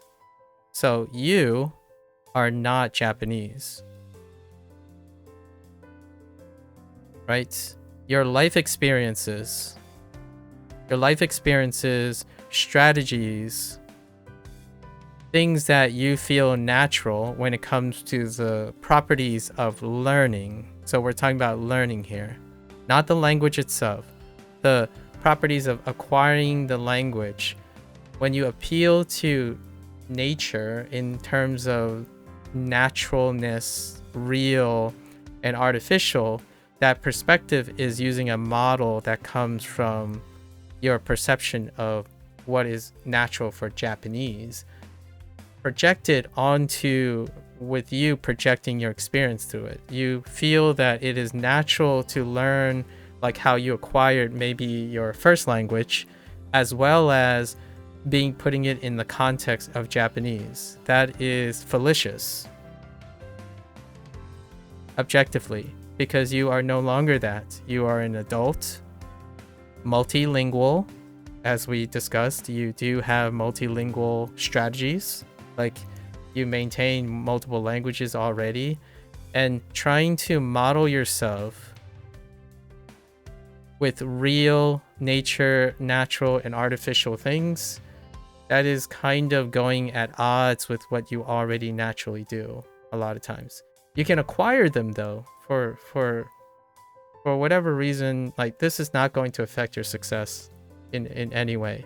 The idea is, I'm talking about this concept that you're seeking methods that are natural, real, and artificial. Those are the things you already do. The things you already do are your natural, real, artificial ways, not what you're going to do.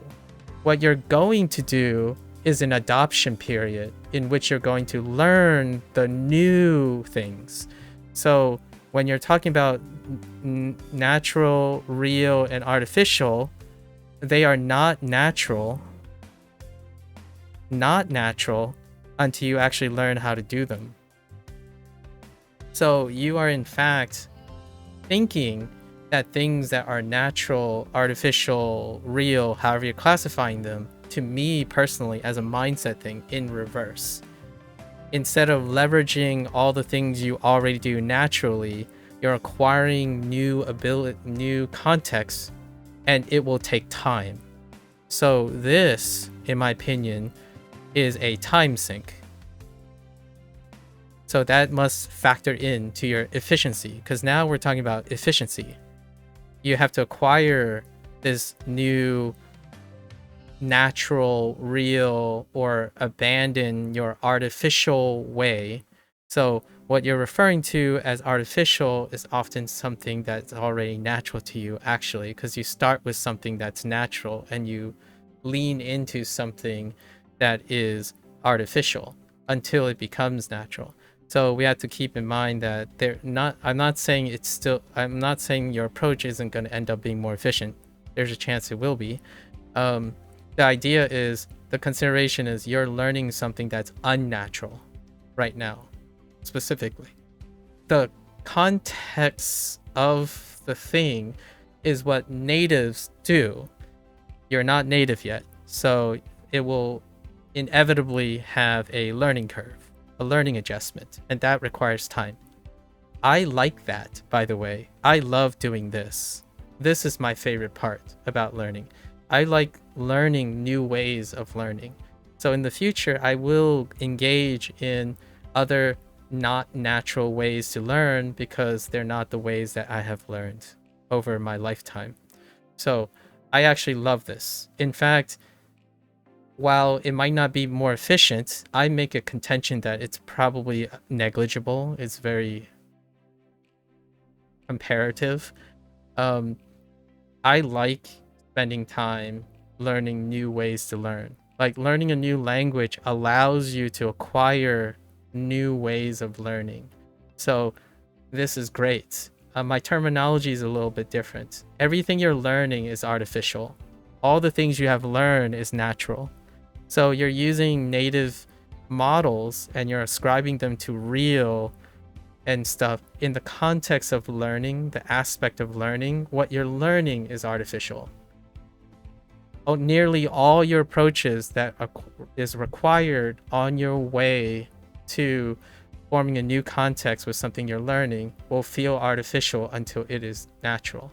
So it's kind of a little bit, from a learning perspective, it's a little bit rough on the mindset when you have this concept that something is right or accurate or more natural as the better quality, when demeaning and possibly downplaying your natural abilities already, because you do have natural abilities. Whatever, if that is a commentary that I typically offer. Oftentimes people dive way too head deep into not natural territory, and they end up being overwhelmed and then drained and burn out. So I guess if there's any commentary about this, is we're going to try to keep burnout. And you've already mentioned this in your other outline. Mention this to make sure that burnout doesn't happen, right? Diving in the deep end consistently by going out of your natural comfort zone really, really far and have a sustainability encounter in the future. Not that you will, something to keep in mind. And then we have context, right?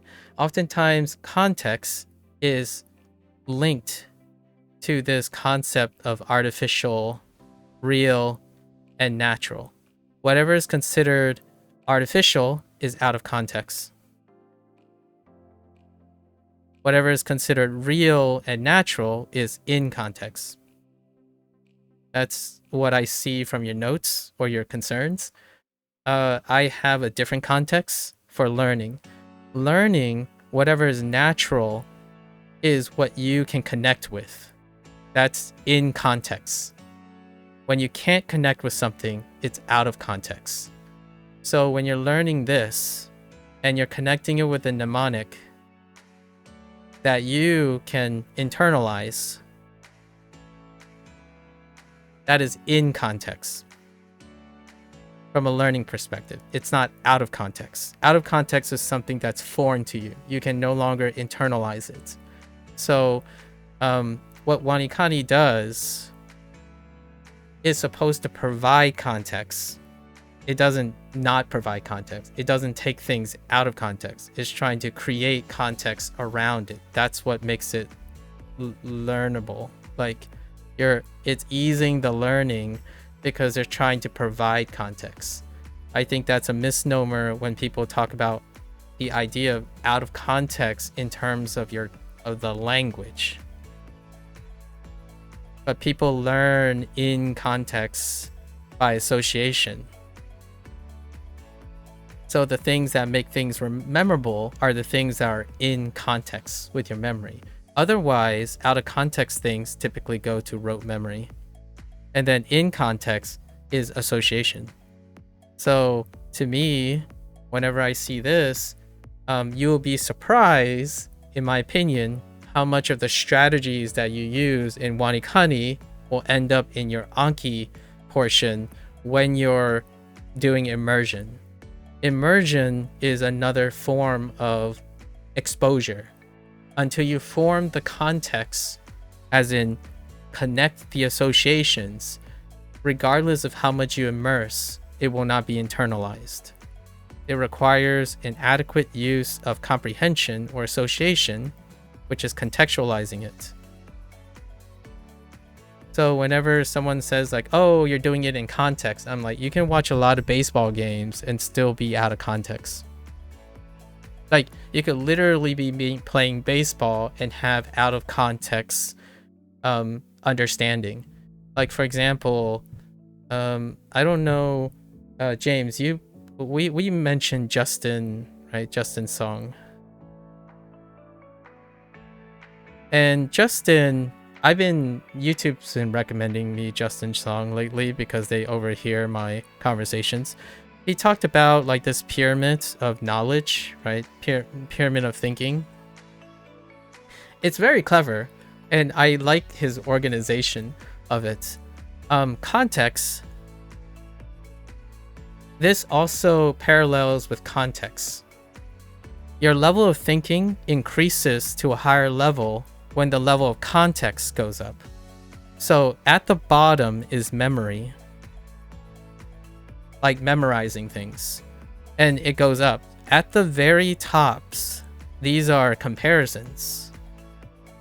We have comparison techniques, strategies, and at the top was like creative. And then there's also somewhere along the line, there's some form of application. But at these little top levels, context, this is context learning, right? So it really isn't defined by either you have immersion or Japanese or something when it comes to remembering it. I think oftentimes when people focus on context, they're talking about examples. And examples is information. But does that really equate to higher learning? To me, it's debatable. It's very debatable because if you have a lot of info, it often doesn't translate to higher learning. Wait. Okay, so let's catch up on things while I'm going through this. Let's see. I think it is built around radical teaching order and mnemonic convenience. Okay, sure. That is definitely in a reasonable, fair way to look at what WaniKani does. Yeah, you think that learning some advanced... Okay. I can agree with you, somewhat with you, that you can learn kanji exclusively by its most common vocab uses, rather than learning each kanji individual meaning. Okay. Yeah, any order you learn things is going to be arbitrary, except that you would want to generally learn easy stuff before harder stuff. I can see where that's coming from. Also, the method you use to learn is basically arbitrary too. You can use WaniKani, Anki, or exclusive immersion, or whatever else works for each person. Absolutely. That's kind of what we're leaning on. The most important thing is consistency and enjoyment in the process. Ideally, you would want some sort of consistency and enjoyment for sure. I personally prefer learning kanji via vocabulary studies. Exactly. Because it aids James's immersion method. Are either of you, we mentioned Stephen Krashen, so you can totally talk about language acquisition and Stephen Krashen if you want. I do have some commentary that I've worked on over the years regarding my cursory understanding of Krashen's hypotheses or concepts in language acquisition, secondary language acquisition. I don't think it might be, I'm not entirely sure if he made commentary or conceptions about language acquisition, as in primary language acquisition is very different from secondary language acquisition. I think the people that cite Krashen's work or like loosely refer to him, they're talking about the concept of secondary language acquisition. Those are the concepts that they're referring to, because even his secondary language acquisition is produced worded it on the assumption that there was a primary language acquisition, as in there was a comprehension of a sufficient competence with a primary language already, like the skills associated with acquiring a first language is assumed to exist in order for the people who talk about his secondary language acquisition things like comprehensible input. Comprehensible input requires the experience of a primary language acquisition period. So those are assumed in his like conceptual thesis. The jump from 80% to 97% kanji coverage sounds like it should massively increase comprehension. Should it? Oh, okay, but it doesn't, because the remaining 17 kanji are far less common than the core 80%. I'm not sure if comprehension has anything to do with, like, I'm not sure it was... Yeah, I don't... There's a leap of logic involved in... I guess that is what the comprehension, the misconception is, because the remaining 70% are far less common. I don't think commonality and frequency has very much to do with comprehension. Comprehension is comprehension. Like, I think you're talking about the application. So, like, what I mean is comprehension.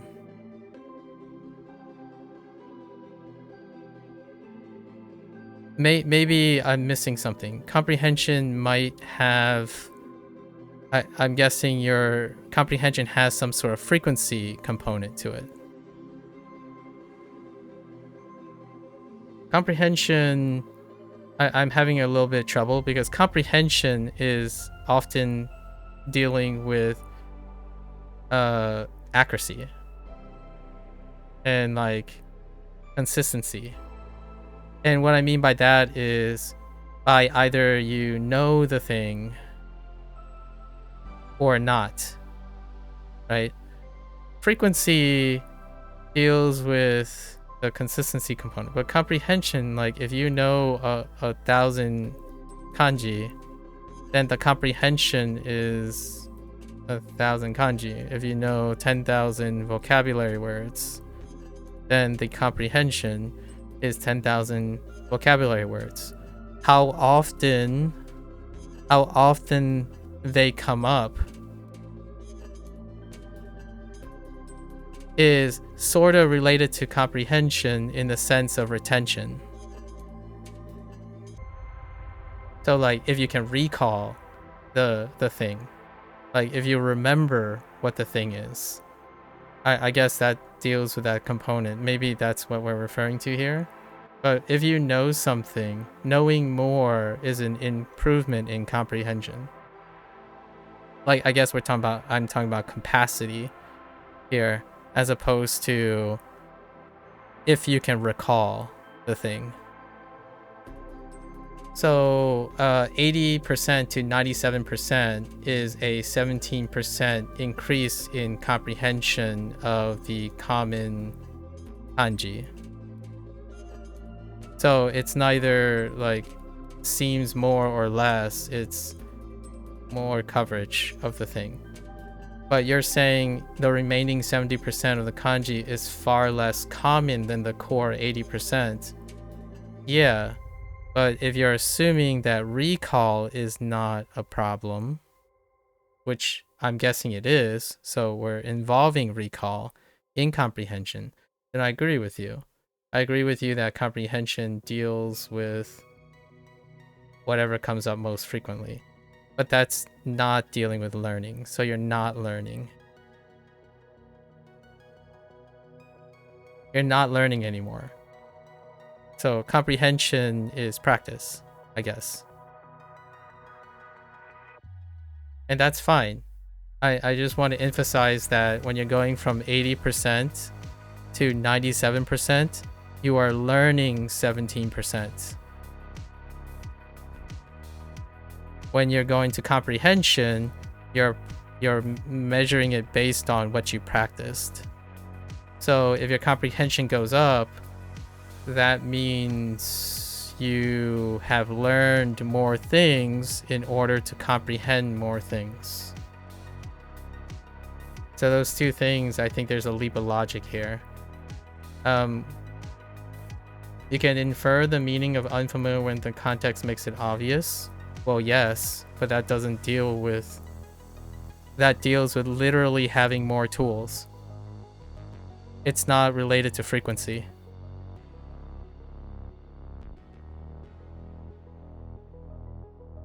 What you just described is you can infer more meaning of unfamiliar words. So if you learn 17% more, you have more things to infer.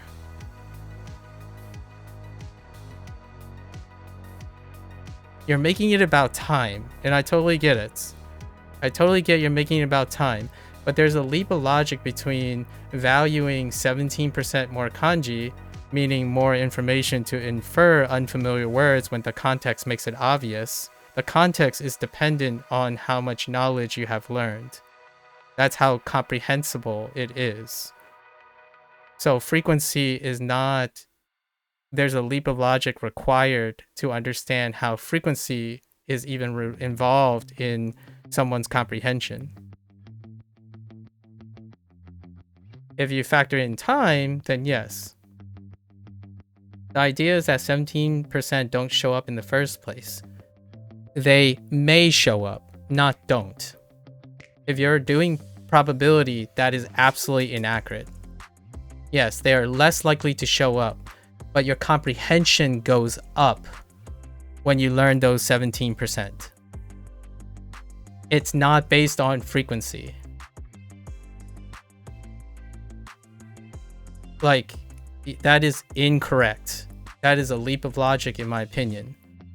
When your comprehension always goes up with more learning, frequency is irrelevant to the level of your comprehension. It's relevant to how often it is applied, in my opinion. So like you're talking about application.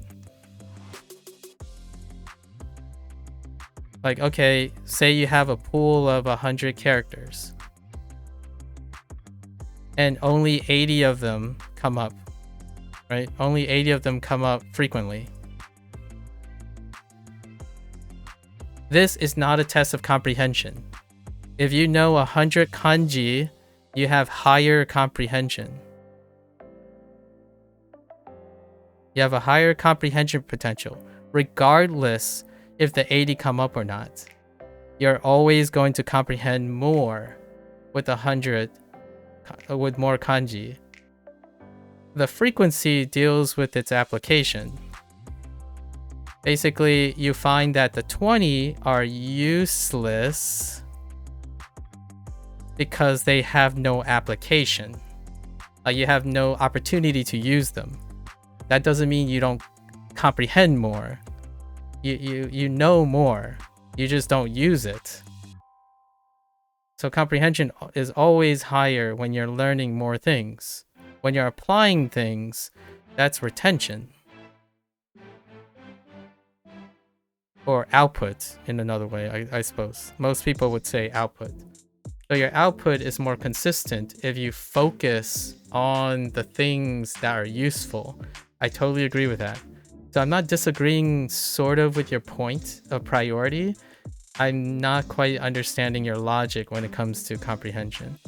I know a lot of English words. I can comprehend a lot of English words, but I don't use all the English words that I know because there's no application for them.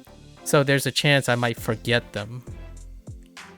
Without application, I would forget words that I used to comprehend because I don't use them anymore.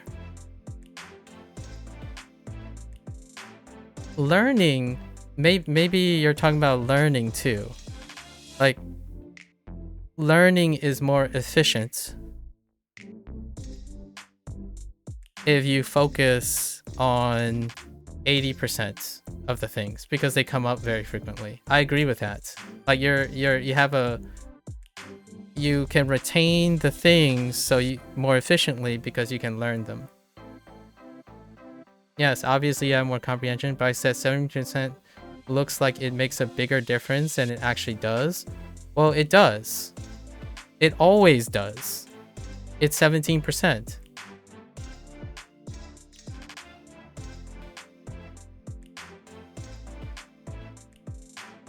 The difference is how you're measuring the goals. Your goals are not on kanji comprehension, like the comprehension of more kanji. Your goal is, again, back to natural, real, and stuff like that. Like that makes sense. That is the application of these things. You're looking for it based on the application. So 17% does not have application is your argument. So therefore they don't make a big difference. Not a big difference. Because what you're going to do with it, the application of the thing you're doing, does not require those things. 17%, it doesn't show up. So there's no application. So it actually doesn't make a difference. Your comprehension is not impacted. Your comprehension is still off the roof. Like, you still know more than you used to by 17%. So it is a big difference in comprehension.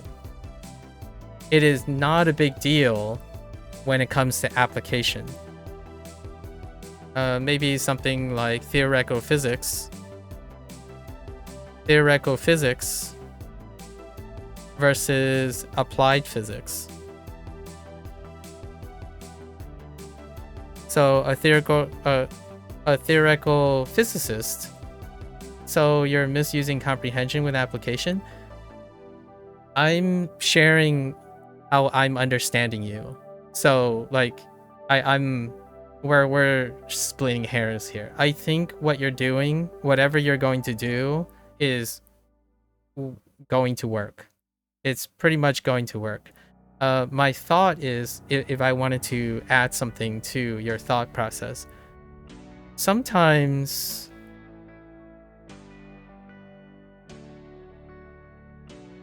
using metrics. So like, for example, if you're comparing 100 to 80%, let's just say 80% coverage to 100% coverage, right? As a way to argue for efficiency. My why I'm separating comprehension and application is that this relationship tied to frequency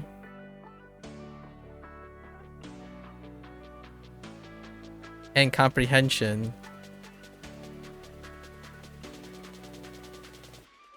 is interesting. And by interesting is it's hard for me to it's hard for me to comprehend how that's the decision, like how this leads to an interpretation of efficiency. I'm not entirely sure if you're going to become more efficient. Like, it's a good question. Like, does that 17% affect your efficiency in immersion? I probably agree with you. Like, no, it probably is not going to.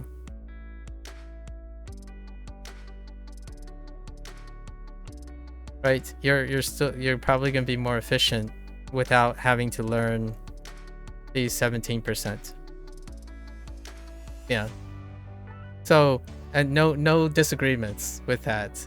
If you're not going to see the 17%, your immersion is going to be that, right? I want to learn, so like I want to learn this 17% because it improves my comprehension. So the difference here is, I guess one thing is very important to keep in mind that I'm making commentary on is when you're using data, sometimes it's hard either for me or for other people, or maybe it's just me, to understand how you can make an argument for efficiency off this. Like maybe it might be more efficient. It's kind of tough to know. I'm looking forward to seeing how your metrics develop as you're going, like if you notice anything. I kind of got sidetracked, so I'm trying to come back to some of the points.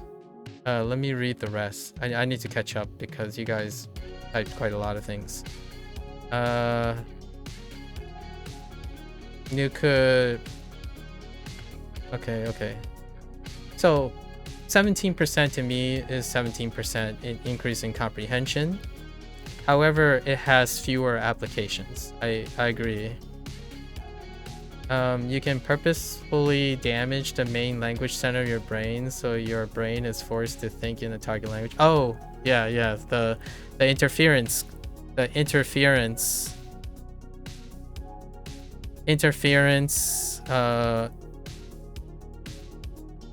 Heavy cognitive load. Heavy cognitive load and interference can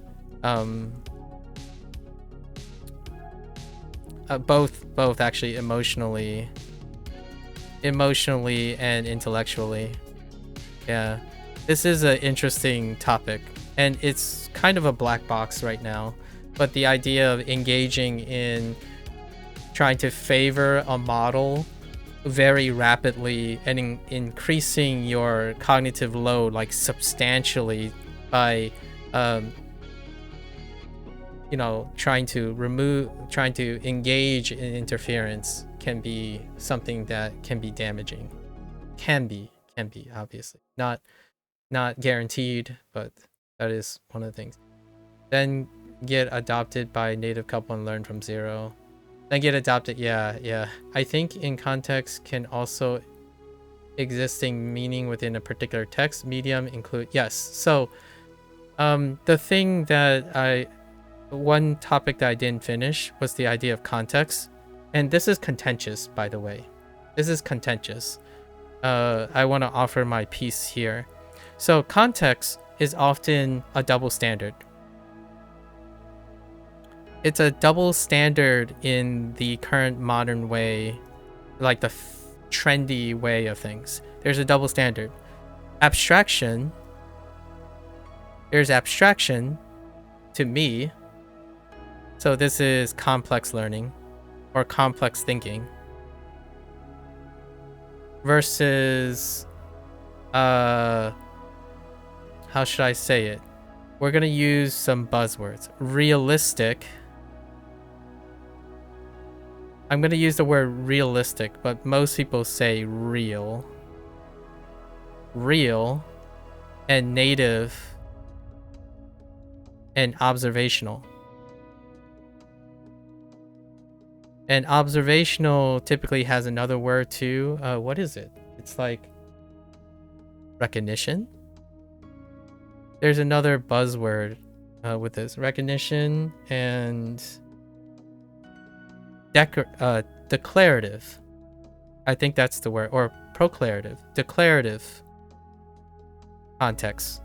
So there's a double standard oftentimes. This part, the part that deals a lot with learning, like learning potential. So things that deal with how well you encode things, how well you internalize things, often involves abstraction, complex thinking and problem solving. Things that are actually what most people dub as artificial. And to me, this is what causes a interference or internalization. And we're throwing around a bunch of words now, so let me try to not use jargon too much. Sorry, I'm like, I have a verbosity that can be incredibly esoteric.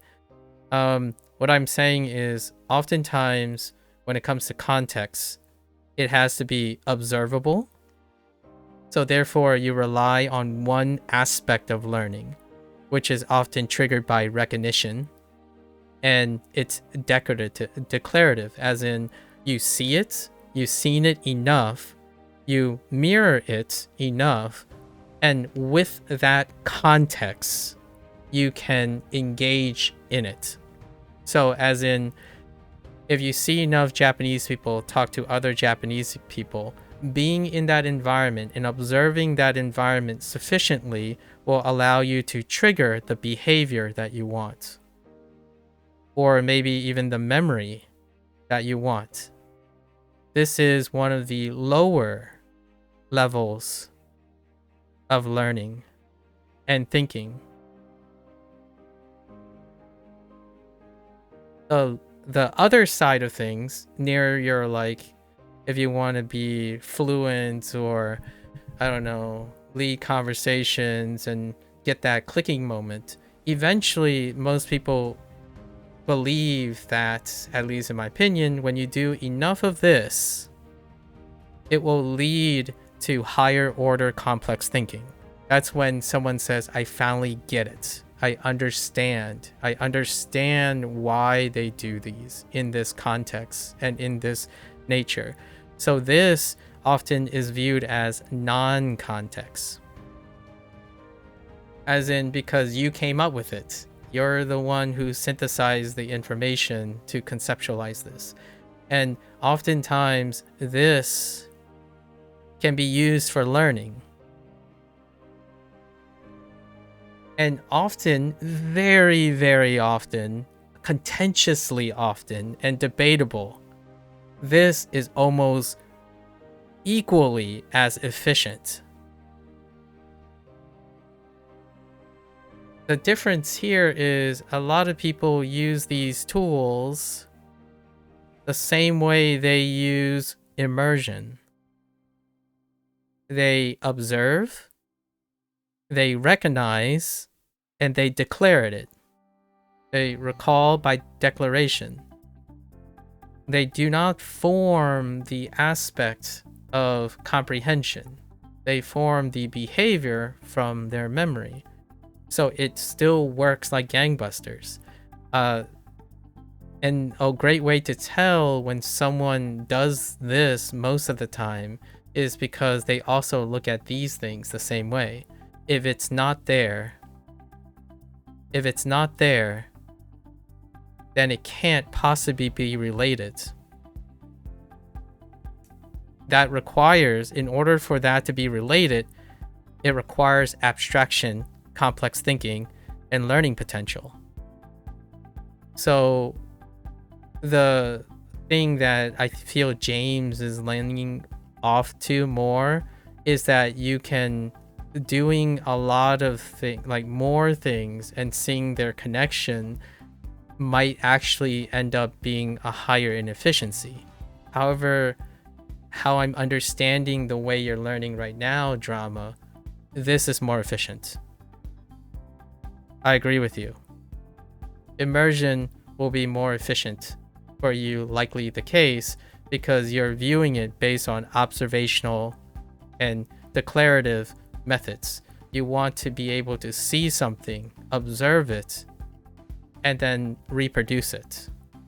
That is what like someone would say as your high school version of trying to bolster your rote memory.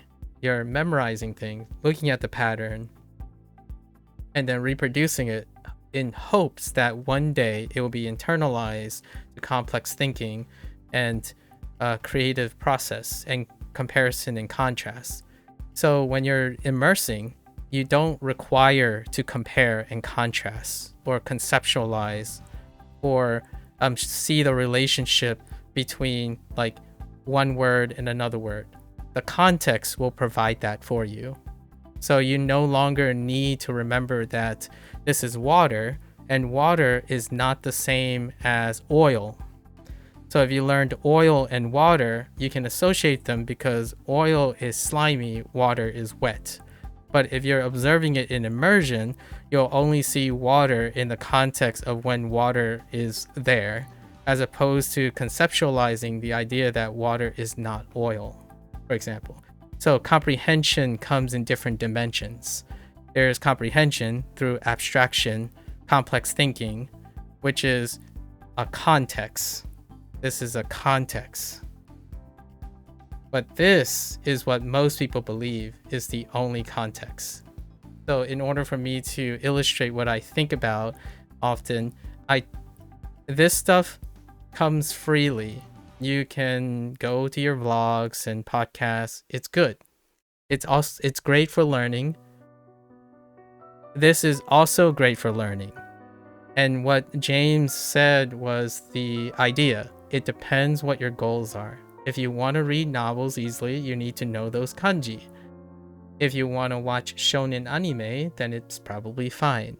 The idea is application is probably not the same as comprehension. And I like to make this commentary a lot of times because there is a silver lining to hearing me yap about this. Sometimes the enjoyment of the process, the sustainability and concept of the process involves understanding what is it that is your goal and how you measure that goal, as well as knowing if you can learn other ways in case the current way doesn't really jive out. In terms of efficiency, I'm learning something about the properties of this language that you're not learning, and that's perfectly sufficient. Am I comprehending it more than you? Yes, you are comprehending more than me based on your goals. However, if you're telling me to explain these things based on how I remember them, I probably comprehend more than you do in this particular metric. So is 17% more kanji recognition a big deal? It is if your goals require it. It isn't when the goal isn't. So I think, long story short, I totally agree with what your approaches are. It sounds like you understand what you want. So I wanted to contribute maybe like a different perspective. I think 17% is a big deal. 80% to 17% is gigantic. I mean, those are rarely in life do you have such a large percentage gap most of the time. Plus 17% recognition over 5 months. Yeah. How much immersion are you going to get over 5 months? You're not going to gain any of those kanji recognition over immersion. You already told me that. By logic, it dictates that you'll never get them. So it'll be infinite for immersion. So it is a big deal based on goals. Like, your argument is irrelevant because you're saying plus 17% kanji recognition over 5 months. And you already told me you're not learning these 17 because they don't have application in your application. So what are you comparing it to? You're comparing it to an application that has a 0% chance, according to you, or less chance, like a reasonably less chance of doing it. So this is infinite months. So no matter what, if you're talking about someone who's learning kanji, no matter what your method is, it's not more beneficial. That's what James is trying to say. It depends on what your goals are. So if your argument is trying to downplay the idea that your kanji comprehension goes up because you know more kanji, that is it's a logical fallacy. Kanji comprehension goes up when you know more kanji. Your application dictates that it's useless or it's worthless, and I agree with you. If you're guaranteeing yourself that 80% is all you need for your applications, then you'll never get the 17%. And that's fine, because you don't have any use for them. All right? It's valueless to you. For me, it has value because it's part of the set of kanji. And comprehension goes up because I can talk about those kanji, whether they're in context or not, according to you, right? It's not in context because it's not in the context of your application. It's in context for me because it's in the context of my application, right? I enjoy kanji quite a lot and hanzi. And I mean, if we're going to talk about this, plus 17% kanji is also plus a question mark percent in hanzi for me. So my goals are very different, right? Offering different perspectives. That 17% kanji recognition is a question mark percentage of hanzi, which they're related in this way. So my applications deal with Chinese and Japanese together.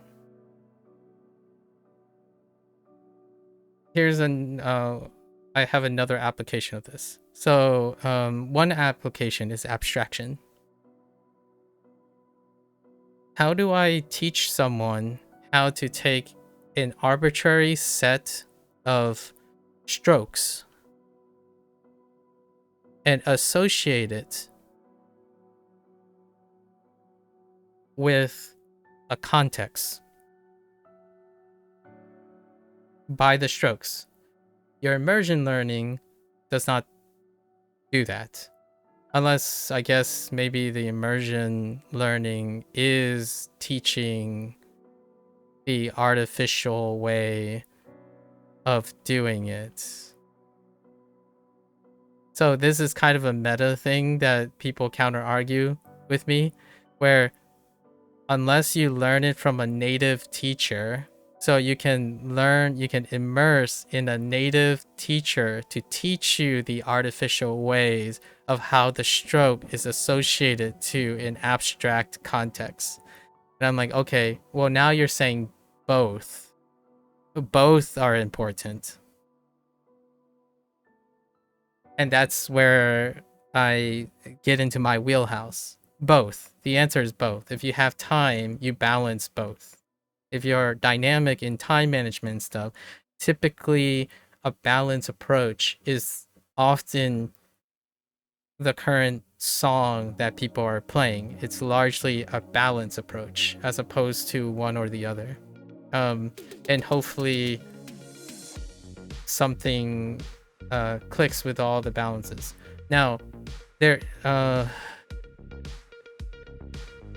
this talk about, it's often dealing with systems thinking. I use the word systems a lot. Systems thinking as opposed to technique. So one of these concepts happen a lot. Most that I've encountered, at least 80 to 90% of individuals, maybe outside of uni, right? Outside of uni focuses on technique. And technique is usually about mirroring data-driven methodology. Most of the time, systems thinking requires abstraction. Like, so abstraction deals with like compare and contrast, and ultimately some creative work. And systems is what you do is you take techniques and you create a workflow, which is what you have done, by the way. The first time we talked about your routine and whatnot, I really felt that you have a systems way of looking at things. And that is to take what you learn from something and you negotiate it. So you negotiate your techniques. So you consolidate. So you take like whatever you learned in WaniKani, you integrate it into your immersion, right? And yeah, you can stop WaniKani, for example. But whatever you learned in WaniKani is related to immersion. So you still have to maintain whatever it is that you've learned there. You can replace it with immersion at some point, I suppose, but it is relevant. Like what you learn, like the techniques, the systems that you learned is both contextually relevant and possibly useful. If you don't think it was useful in the first place, then I'm not quite sure why you chose to do it in the first place. That's a little bit usually when it comes to techniques, I feel like when people talk about immersion, they talk about discarding everything else. Like everything is a means to an end when it comes to techniques. And usually it's often a cycle of refinement, iteration, which is kind of what you're doing. And that's important, right? Like the focus is on systems. So eventually when you immerse, I would not be surprised that you might start thinking about mnemonics again. And analogies, synonym and antonym relations, negative and positive diction. So those things still exist and you can still learn these things in a different way. The order, like what like James was referring to, the order really is arbitrary, largely because all the comprehension is going to involve many related skills.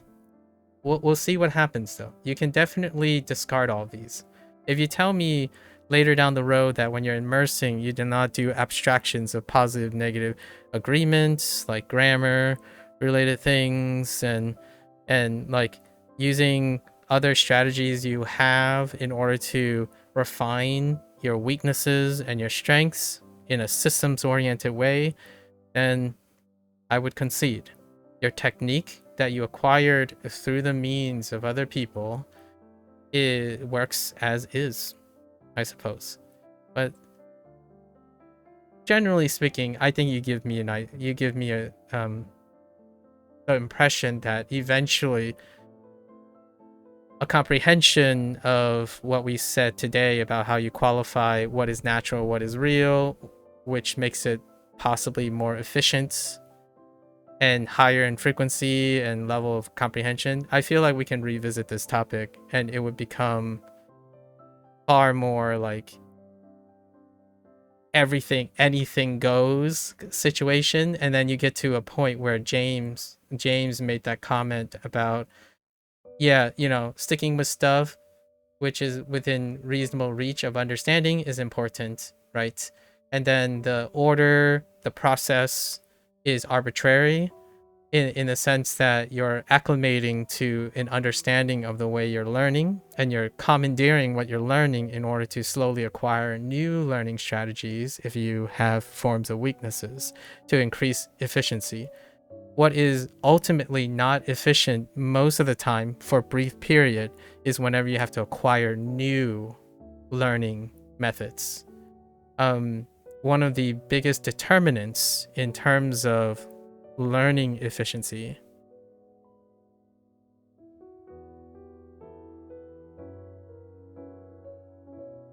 is the quality of the learning. So the quality of the thinking. I think I can echo. I'm not a professional and I don't sell master classes or something, but there are other people who do this for a living who may have more clear, defined ways of telling, like describing what greatly contributes to learning efficiency. And it often deals with the quality of thinking.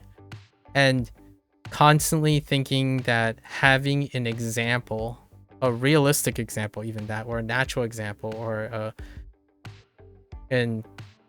categorizing artificial examples or prioritizing specific examples because they are natural or observable, it may not necessarily increase your quality of thinking. It might actually decrease your quality of thinking. I use this example a lot, the internet hustle. So I think it's still more efficient. Again, it's something to consider. This is something to consider. The internet hustle culture. I've been engaged in like a 3 weeks observational period with someone else now, and one of the classical things, I think Justin Sung said this a lot about his clients and his students, generally falls into one great category. And that category, in my opinion, is a symptom of the internet hustle culture. Basically, you are provided with an example.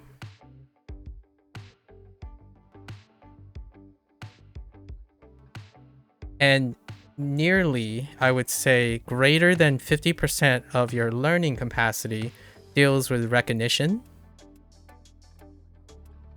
and a cued recall.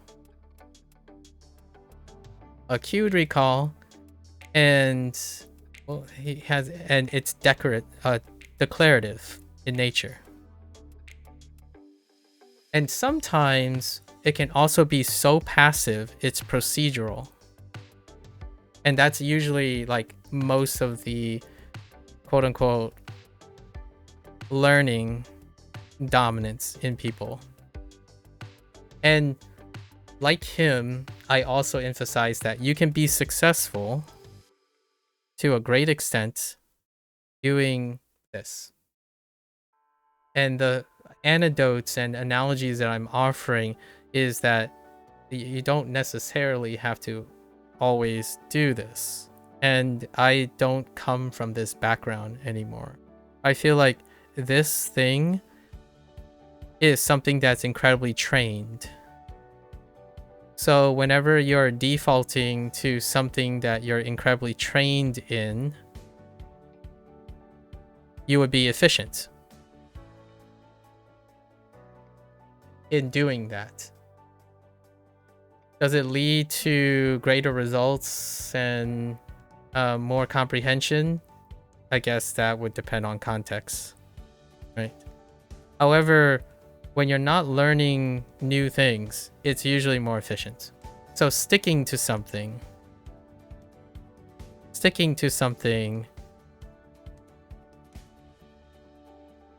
can be can save you time.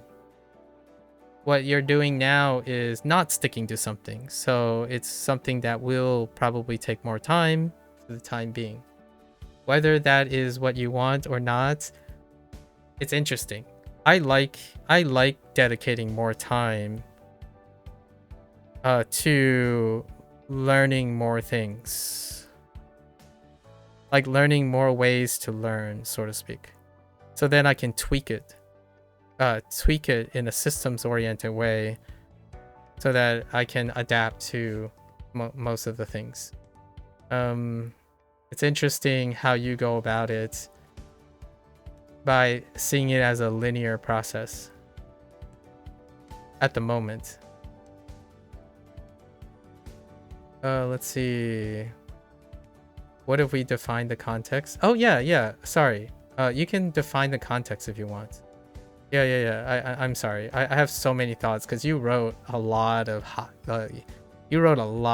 takes, and I have so much to say. I'm sorry. Definitely define the context if you're so inclined still. We're making time for this for sure. This is definitely worth talking about.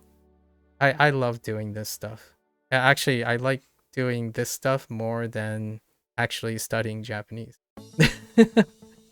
Actually, it's the whole point of studying Japanese. Actually, it's one of my major priorities, to compare and contrast and to think at a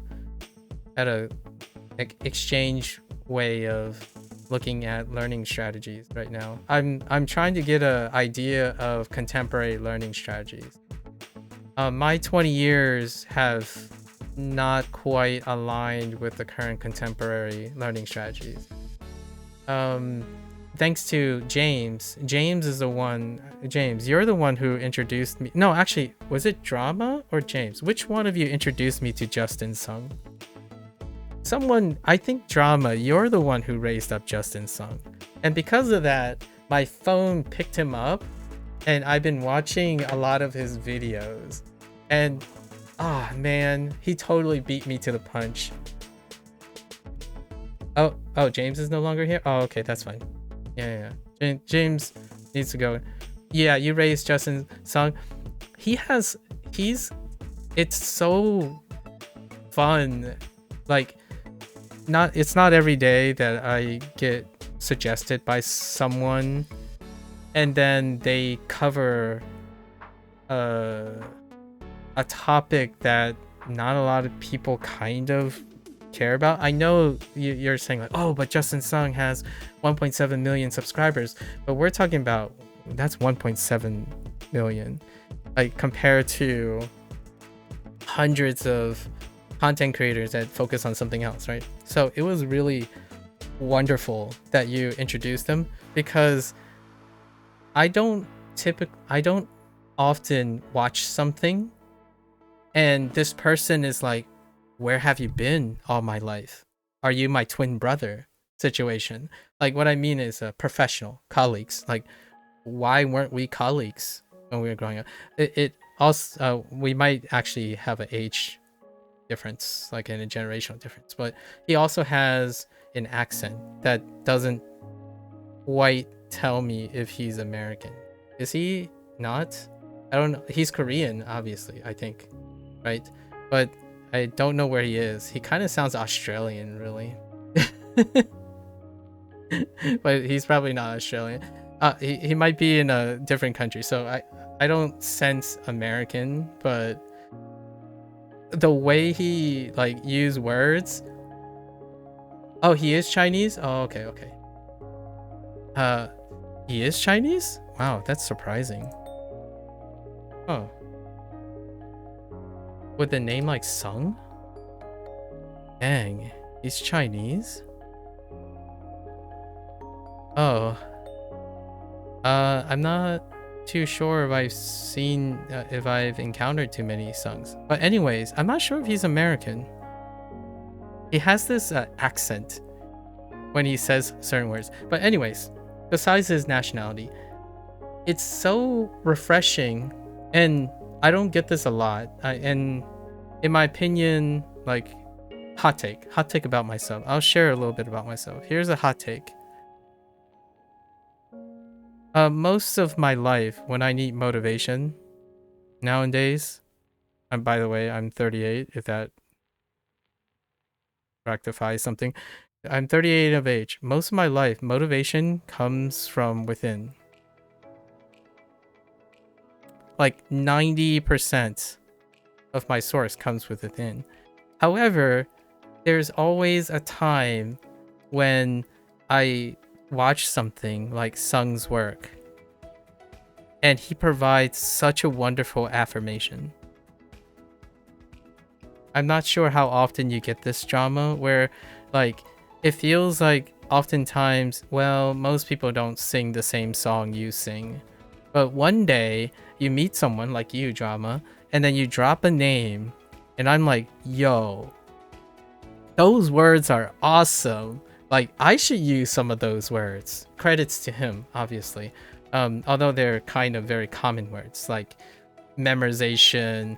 He hasn't used the word association yet.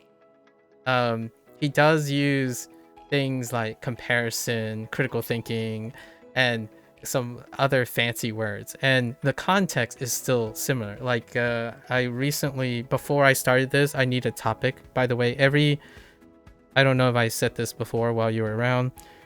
At the beginning of every stream, I have a routine.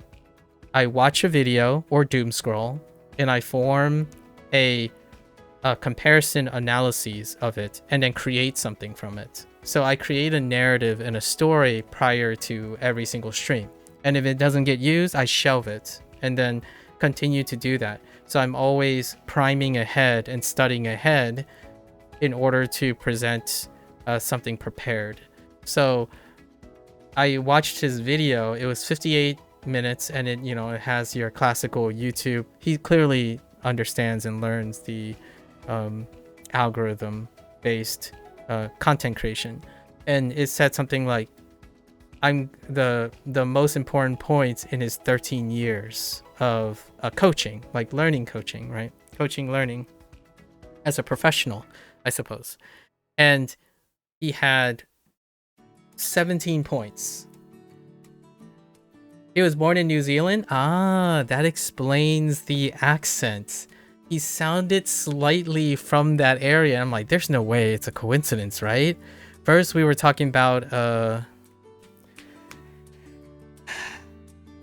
Vince, right? First, we were talking about Vin. First, we were talking about Vin, and he's in Australia. I'm like, is that a coincidence? Am I crossing wires? Like, Justin Sung happens to have somewhat of an Aussie-like accent. And by the way, I studied abroad in New Zealand when I was 21.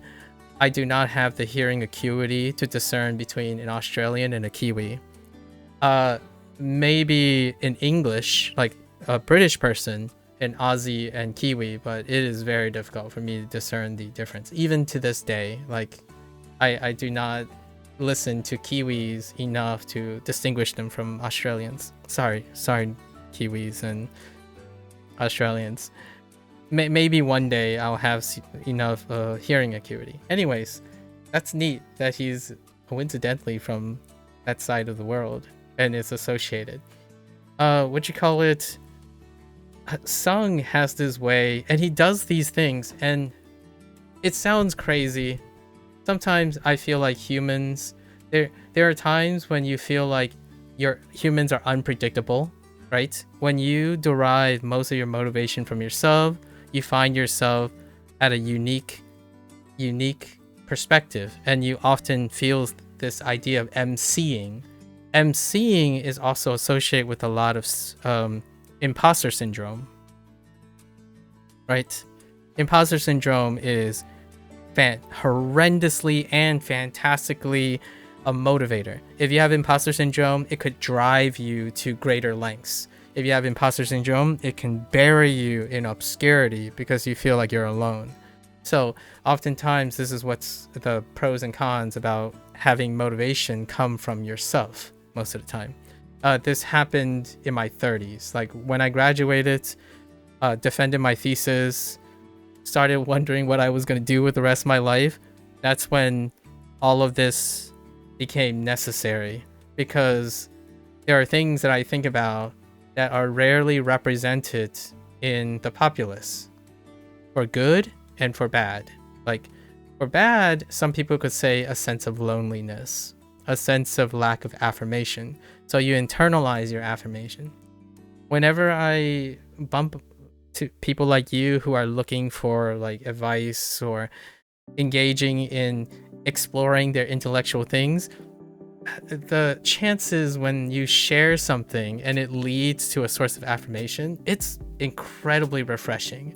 I totally understand why lately when I was watching his 50 an hour long like summation of I think 18 or 19 critical points in his 13 years of experience with educating, I'm gonna assume mostly college students, like university students, and maybe some high school students, which is, coincidentally, that's also what I engage in most of the time, because anyone who approaches me typically sees that value in me, I suppose, which I'm very grateful and flattered.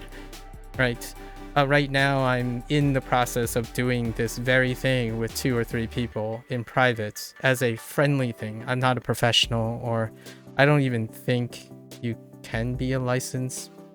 Like, you need a license to do these type of things. But anyways, that's besides the point. And it's so refreshing that he covered 18 points that I've spent the last 7 years talking about when playing video games, and then the last 2 years doing WaniKani and or like Duolingo and engaging in language learning. But really, and for him too, I'm gonna speak for him a little bit. I hope this is not misrepresenting him, but he can also include all his years in medical school. He referred a lot of times to medical school and his early education. Me too. Like the last, I'm gonna say my formal years, of developing this stuff, 20 years, 22 decades of experience. He's covered 80-ish% of all the points. And I know why he also decided on those points, because he probably even took into consideration the sampling bias of his audience. So he probably restricted the advice in that video, the 18 points, or 18 to 19 points, to the most conservatively generalizable points. And we touched upon a lot of that today. The level of thinking. By the way, I haven't said this yet, and I'm gonna evoke Vin in this. Thank you again, Drama. I don't want to make you like apprehensive. I think you'll be a great, successful Japanese language learner. The way I typically make people interested in language learning or the things they are interested in is to offer different perspectives, discuss and engage in it. And that gives you like, it's the most intuitive way to get someone to bury themselves in their study and be interested. So the more vibrant and detailed I can be in challenging you, and then you challenging me back and offering me the opportunity to practice, I'm practicing my craft here, is so always worth the time. So I understand that you're already talking about efficiency and crunching time. To me, I can't thank you enough. If a thanks from me can alleviate some of the time that you're hearing me yap, I think in the future we can reflect upon this and it will be glorious. We'll have so many nerdy things to talk about, and that's what we're talking about, the level of thinking. While it might not, us talking like this might not increase our Japanese comprehension anytime soon, it is increasing something that is incredibly valuable to decision making. He didn't quite say decision making. He didn't talk about decision making as a talking point in those 18 things. But he talked about lots of points that involve ultimately making decisions about learning. It was like they said, my 13 years, these are the most important points about learning. And then the thumbnail is your YouTube classic stuff, like stop learning this way or something, learn this way or something like that. Like you're learning the wrong way, or, you know, he and I, if we sat together, we would have a contentious discussion about being complicit in creating thumbnails like that, because I think saying things like that in thumbnails is contrary to the vision of learning, because when you view things as wrong and right and one-dimensional, it kind of contradicts the points that he's making in the actual video. That's besides the point though. I kind of know why he did it, because in order to get transparency, that has to come, in order to get influence, that has to come first before you can actually use the influence. So many things to talk about, but we discuss level of thinking, and your level of thinking is higher, on a higher scale, because you're doing comparative extraction, at least to some extent. And that is really good. 13 years of no BS productivity rights in 67 minutes. Yeah, that type of thing. Exactly. That's exactly the title. And for me, I have a problem with that. It's more of a preferential problem. So this is purely subjective. It's no, he knows what he's doing. For someone who is able to present those 18 points, he clearly has weighed the pros and cons about doing it. It would be really fun to talk to him about what was his ultimate decision that was the tipping point in doing those things. I have not engaged in that yet. Maybe if I become a professional, maybe one day. So anyways, so level of thinking is wonderful. Do you think he doesn't manage his YouTube channel? Oh, that's a good point. I haven't even considered the idea that he has an editor. Oh, he does manage his YouTube. Oh, okay. So that means he is actively making these decisions. So it would be really fun to hear from him. How does he compensate or compromise? Oh, he does not? Wait. Does he or he does not? My bad. Oh, he does not? Okay, then that explains a little bit too. That explains maybe he has an editor that's helping him reach his influence, and then he's doing the thing. He has an editor? Okay. So that might explain another thing. Good to know. I'm so enthusiastic by his work. He also does the like, there are so many techniques that are really obvious in his filming as well. He has 3 camera angles, and he does the classical camera perspective shift every particular maximum limit. It's like 3 minutes or 4 minutes. So there's a camera perspective shift, and then there's color angle. Like, he's got it down. It's pretty clear that he picks up things really, really well. I obviously don't do many of those things. It is really fun to study the techniques behind that. Anyways, level of thinking, decision making, studying ahead, right? Studying ahead was pretty cool. I love this studying ahead thing. It deals with priming and scoping, right? He used the word scoping, and I'm down. I'm a fan of scoping.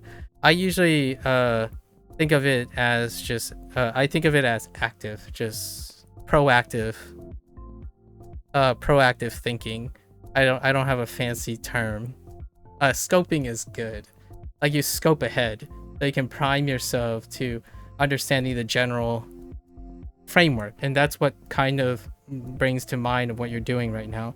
You're scoping the potential of WaniKani, in advance, and then you're comparing it with the scope of immersion, or what you're envisioning your immersion workflow is like. What other topics? There are so many. Oh man. He also talked about WaniKani. For the record, he did talk about WaniKani, and it's really funny because it is the shortest point. I think it was like number 13. And number 12 proceeded and was related to number 13, I think. And 12 was rote memory. And rote memory is last resort. And you'll probably see me say this over and over again, even while using WaniKani and Hanzahiro. Like, all right, what's my mnemonic? Okay, so what is my abstraction context? Okay, let's try to associate with the Chinese. All right, so what else do I know? How do I troubleshoot this? And then at the very end, if so dear me Lord, I do not have a point of association, I would literally utter the words, well, I guess I'm stuck with rote memory. And that was, I think it was like number 12, where rote memory is last resort. It's the basic thing you can possibly do. It's horrendously non-sustainable.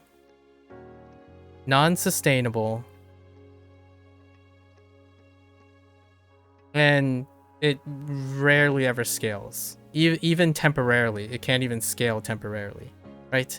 And then it feeds into number 13, which was, if you have to use rote memory, there are still strategies that embellish and utilize rote memory. And then he rapidly said things like SRS, mind palacing, and like mind webs, or something like that, and like mnemonics construction. So he just randomly blurted out.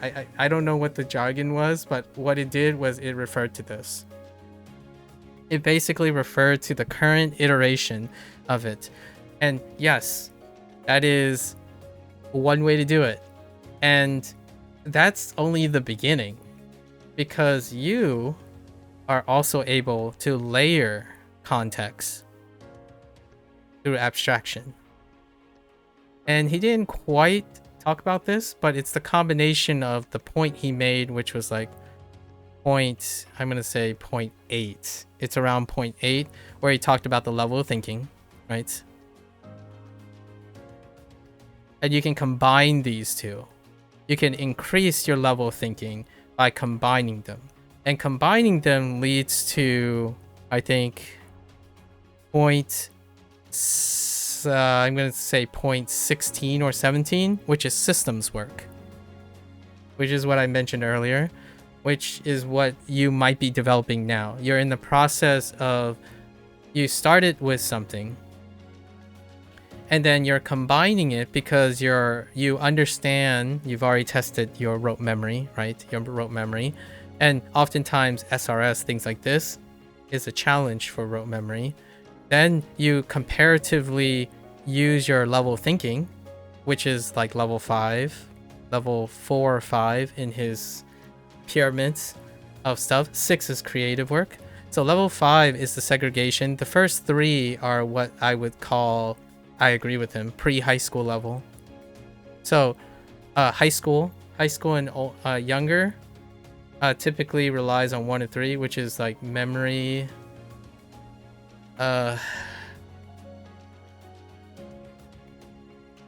which deals with regurgitation,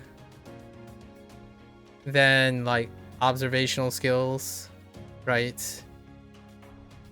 It's dealing with the core concept of repetition, basically the stuff that I feel is where I start with most people. They look at something, they look at it enough, they hope that they can see the thing in its context, and then they can recall it based on a cued trigger, like a trigger for the recall. So when you see someone in a certain situation, you've seen it enough and you've extracted its content enough that you're able to reproduce it in that nature. So that's 1 to 3. However, you are also showing evidence when you're looking at comparing methods. So now when you're comparing methods, you're working at the level of a system. And a system is when you decide, okay, I'll do WaniKani a little bit here because I know that this reinforces a specific property that this technique does not do. And then this technique, after using it maybe 3 or 4 months, in a way, you're going to iterate on it, and it's like, okay, I understand that conceptually I'm not internalizing something. So you pull another thing, and what happens is you end up developing a systems of way of creating your workflow. Now, he also, it's kind of cheeky because the pyramid at the very top is level 6, which he talks about is creative. And yeah, I would say most people, this doesn't matter, just like he said, where oftentimes you're not forced to create something novel. And the difference here, and I agree with how he defines it, is you're creating something of which you do not have the answers for yet. And where that answer is not coming from something you find. And that is where the internet hustle culture has conditioned people. In fact, the convenience of the internet hustle culture, I'll give you some anecdotes of the people that know me now probably think I'm talking about them possibly, so I want to take a big disclaimer. I would say substantially the people that I encounter who are learning things right now, I would say 90% of them who are struggling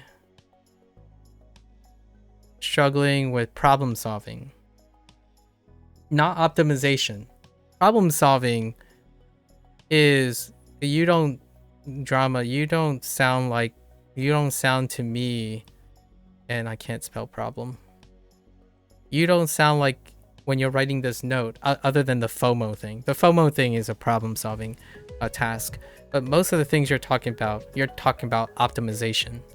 So if I had to say anything very encouraging, if I may, you're optimizing, and that's fantastic.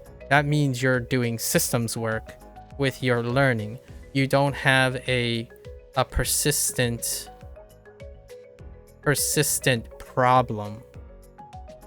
That's like falling behind because there's a leak in a boat. I'm taking one of Sung's thing, and I'm elaborating on his analogy. One of his points was, when you're behind, right? When you're behind, you still want to study ahead because you want to focus on a source of falling behind and improving upon the thing that's making you behind. So if you already feel, right, like no one's forcing you, usually you're being told, like in school, you're being told that you're behind. But when you're alone, when you're working voluntarily alone, you can feel behind. So if something is feeling behind, sometimes it could feel like optimization. However, a lot of times those people who truly are behind, they're not fixing the problem by studying ahead. So it's kind of like his analogy where there's a leak, right? There's a leak and the boat is taking on water, right? It's in water. So the boat is taking on water. And oftentimes when someone is behind, how they quote unquote believe they're optimizing is by throwing the water out of the boat as fast as possible. But no matter how fast they, take a bucket and remove the water, right? Bail the water out, the leak is gonna replenish it. So they're gonna continue to sink instead of plugging the hole first. So sometimes you have to go ahead in order to find the source. Now, this is usually where the students are, like, or the people that I talk to, where they believe they are optimizing to solve a problem, but the problem is something entirely unrelated to what they're optimizing. So their optimization then continuously tries to make this bailing more efficient when the rate of the leak is constantly going to drain their efforts. For me, when I read your notes, you're not looking to solve a problem, you're looking to gain efficiency. So if there's anything I can say about today and when looking at your outline and stuff, is that's why I feel a lot more concerted in saying, well, whatever you do, regardless of what I say, I think you have the level of understanding and thinking and problem solving skills that eventually you'll get to your goal or even surpass it. Most of the time I expect people that work on optimization and whatnot to have a moving goal, and that moving goal tends to far exceed their original expectations over time, right? People who are behind, who constantly optimize to catch up, usually I would say, much like what song says, if you're always catching up, then you're always going to fall behind. In the most ideal situation, you'll catch up and then fall behind again. So oftentimes, talking about different perspectives. So this is what I focus on most of the time. We exchange ideas. You give me ideas, I make commentary. We talk about contrasting ideas or additional ideas to take into consideration, because when you're not behind, it's still good. So one of his biggest points took up 2 points in his and it's near the end of the video, which is it was so convenient because I was covering this point when someone was telling me like, oh well, I feel like I have to do this before this. And I'm like, if you have to do something, if you're currently behind and you think you have to catch up first, for example, what you're doing is causing you to be behind, right? Like, it's related to why you're behind. So constantly focusing on that will potentially, you might gain the efficiency to catch up only to fall behind again.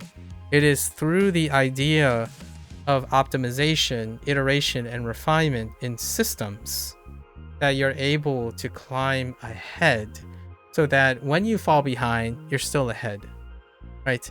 And I feel like we're in that situation, drama. So anything we exchange and talk about and encourage each other to challenge each other is extra right now, and extra's good. I said this word before. I spent most of my life, like, I would say, I've said this before,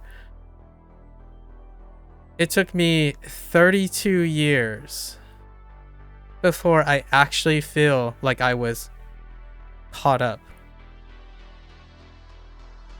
Like, after 32 years, I finally thought, man, now I can start to create. Because I no longer have to look at examples, models, and stuff. I still do, because it's all of the above, but I don't need to look at models of learning, techniques of learning, right? When I could be practicing, creating, practicing and applying and learning from those concepts. So this is what we're doing right here. Everything I'm saying is often built upon my experience, because I've learned from so many wonderful mentors who probably agree with Sung in so many ways, and they operated on those things. And now when you're presenting me your case and your challenges, we're exchanging things and learning and improving upon things through the exchange. And in another 10 or like, let's say we fast forward 5 years, I can't wait to see what that discussion is going to be like. I think James is really interested in learning things too, like the learning techniques and whatnot. So I'm very interested to see where this goes in the future. Bree is another person who's working in a different way, in a different capacity. So I'm really excited. Sorry, like it's December and I like collecting my thoughts on things, and this one, it's going to be interesting. Not just a collector of techniques anymore after 32 years. And usually the reason is because I started life behind, right? A lot of people relate to my background a little bit whenever I share, but my parents weren't like rich people. We weren't privileged, right? So despite always, quote unquote, always behind, I'm sure some people may feel like this. This is where FOMO happens. So I'm going to relate to one of your emotional topics that you shared. FOMO, like, oh yeah, I don't have enough time. I need to catch up. If I don't, like, if I miss something, oh, but I need to make time for this. What if I don't have this and this? The idea is, one thing I can assure you is that learning involves missing out, because whatever you need to learn, you're missing. And FOMO can very much present itself as imposter syndrome. So hopefully, if there's anything, I would maybe raise a little bit of cautionary tale. I don't think this is gonna go away. Like, this type of feeling, I'm talking about specifically FOMO in the sense of optimization and learning, as opposed to other people's FOMO, like, oh yeah, I missed a limited edition toy that came out and I missed the window. Not that type of FOMO. Like, not cued or triggered FOMO, but more like internalized FOMO, where you're thinking of all the progress you could be making or not making when you're learning. And ultimately, the answer when it comes to someone who's compulsively learning is often presented in the case of the imposter syndrome, where it's tied to FOMO at some point, where you feel like the more you learn, the more you're going to miss out. Because the more you learn, the more things you think are important. So one day, I don't want to predict the future, but one day, when you become competent in your most common kanji, that FOMO, if you stop WaniKani early, you'll miss important kanji. That is almost an inevitable feeling you're going to have. It's not going to be negative, though, in the future, in my opinion. It's going to come with the understanding that you learn something else, you prioritized something else during that time. So there is no form of FOMO, but the idea that you accept that, well, now you can go and learn that kanji. So when James was talking about the order doesn't matter, like it becomes arbitrary in a long scheme of things, that's kind of the idea, the sentiment that comes with individuals who will spend most of their life learning. Because at some point, the more you learn, the more your imposter syndrome goes up.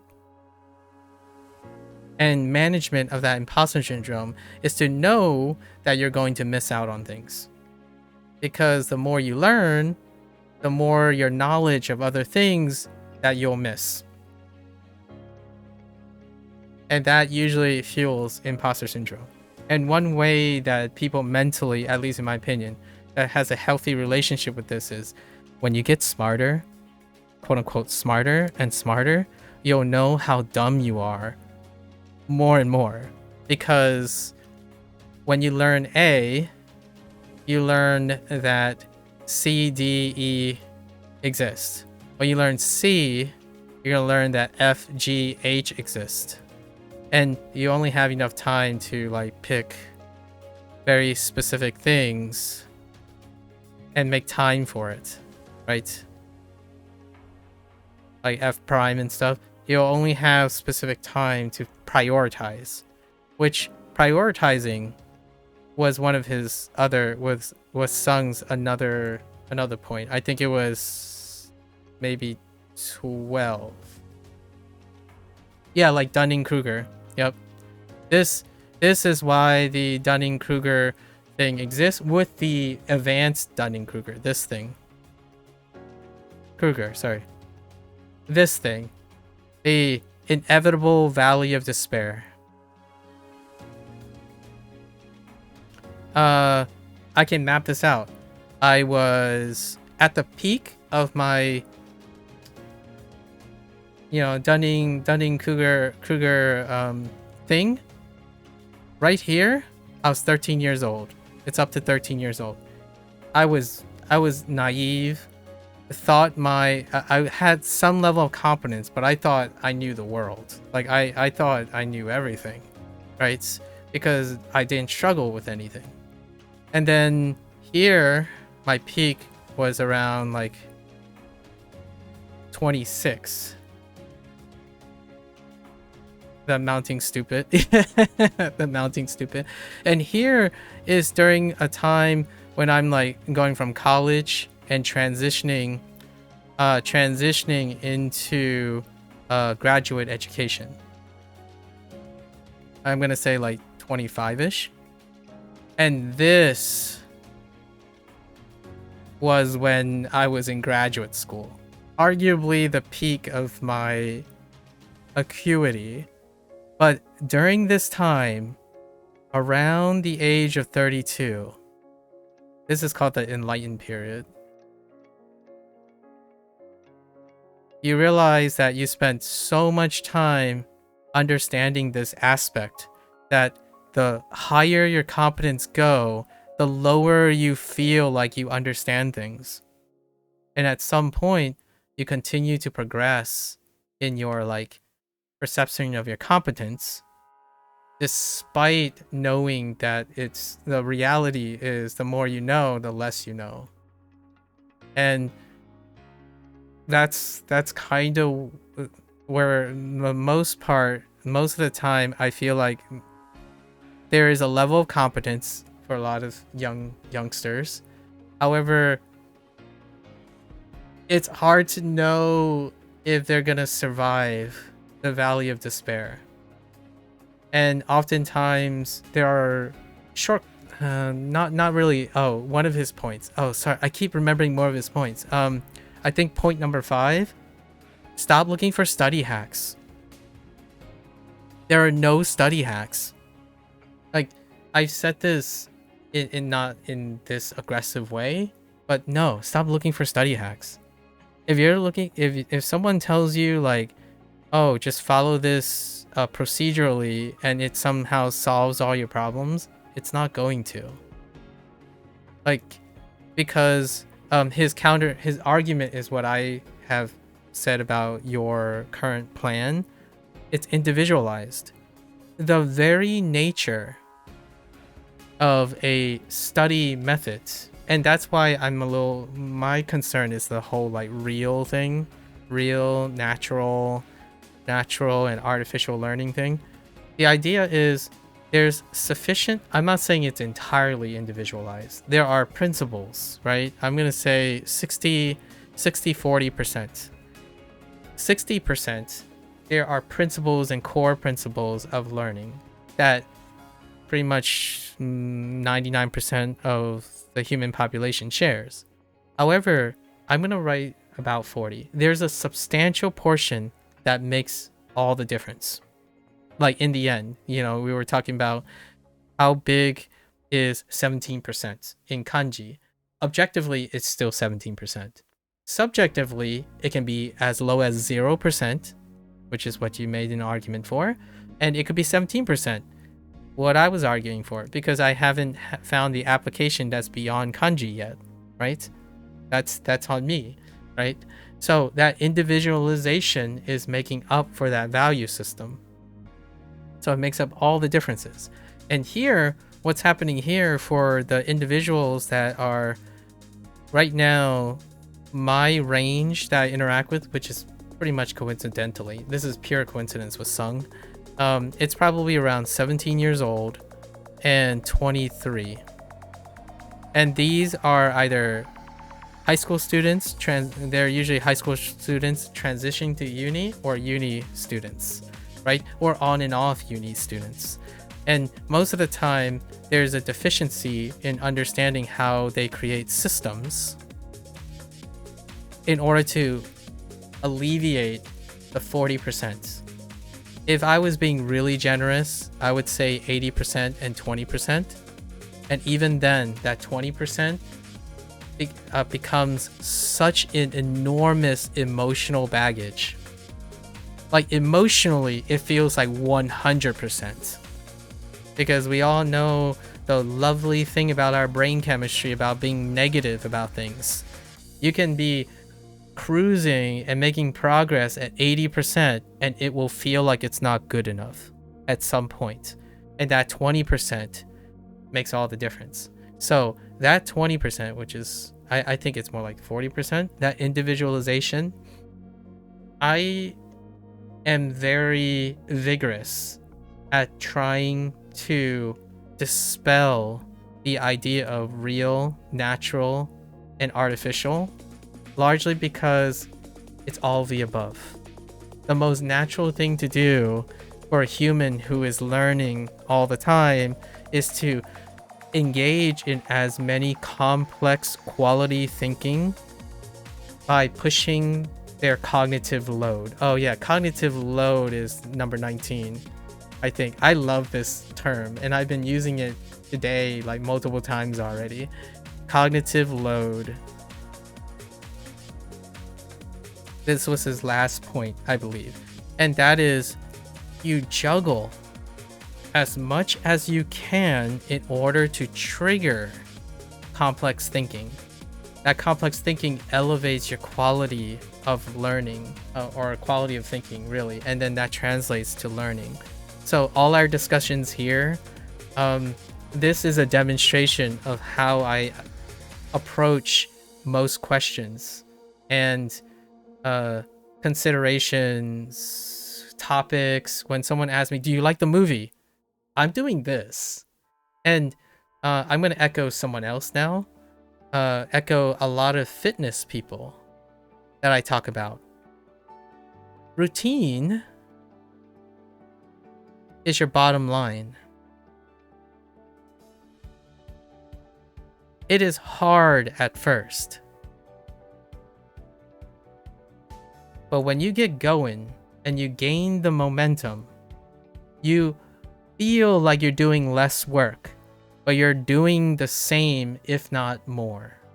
So when you're increasing your level of complex thinking, it might actually increase your efficiency over time. So oftentimes, thinking of the most objective, efficient way to do something will meet your needs. Doing more than simply the objective thing can accelerate certain things that you might not be able to quantify in the moment. Ultimately, though, like what Sung emphasizes, having a higher level of complex thinking often translates to a higher quality of learning. And that does involve pushing barriers of things. Like the natural way is most definitely one of the easier ways to do things. And I totally agree that ease creates efficiency when it comes to emotionally juggling with FOMO and progress and maybe speed. But Nords was the first one that asked a question today. And he said that, or the person said, they're also learning, but they're struggling with immersion. Do I have any advice? And they said, I asked them, what are they doing right now? They said they tried reading light novels in Twitter in Japanese. And I asked them, so how do you go about it? What is your workflow? Like, what is your systems, right? And he said he used Twitter just as entertainment in your free time. And I started describing to him, if you're doing things for your free time, it's a passive immersion. There's also active immersion. So I started trying to describe the systems. Like, he can continue doing all the things that he find is natural, right? When you gravitate towards something and you find it easy and approachable, it is natural. It's built upon your habits. Now, incorporating an active portion that is unnatural, the thing you're trying to acquire, is the balance. You use the natural process that you have to form the foundation of your bottom line because it's your fitness routine. It is your momentum. You are doing exponentially more work, but it doesn't feel like work because you've done it for a very long time. And it also can lead to stagnation when it doesn't solve a problem, right? There's pros and cons to that. Active portion is the thing you're going to have to disproportionately invest more time at first in order to shift it over to natural. So most of the time people would juggle both. So it's often a balancing act. You have column A, column B. Column B is your natural approach. And we're talking about learning now, as opposed to like language, confining it to language. So natural and unnatural. So whenever you're engaging in a new technique, for example, like a new technique, it will require an upfront investment, right? Upfront investment in time. So technically, this is where it catches a lot of people. I'm not saying you do, Drama, because you've already mapped out things even before. You scoped really far ahead. That's usually a sign of confidence. For B, it would be your habits, whatever you have developed. And usually habits are the ones that are easy. There's ease, and often they are viewed as the efficient approach. So what is the most efficient approach to most people? Whatever comes natural to them. It's very different from what comes natural to what you want to be. So this would be more of the realistic thing, where you're actually losing time when you're trying to acquire a new habit. All your old ones, if you look at a method and you're like, oh yeah, this is easier, less cognitive load, I don't need to learn a lot of things, that is the natural state. And we're semantics, right? I'm trying to clear up some semantics. When it comes to learning, the natural thing you do is the easier thing you do. When you're introducing a new technique, you're going to lose time. This is what you're building. Eventually, it will become your natural state. And that's kind of how I feel about the output of language.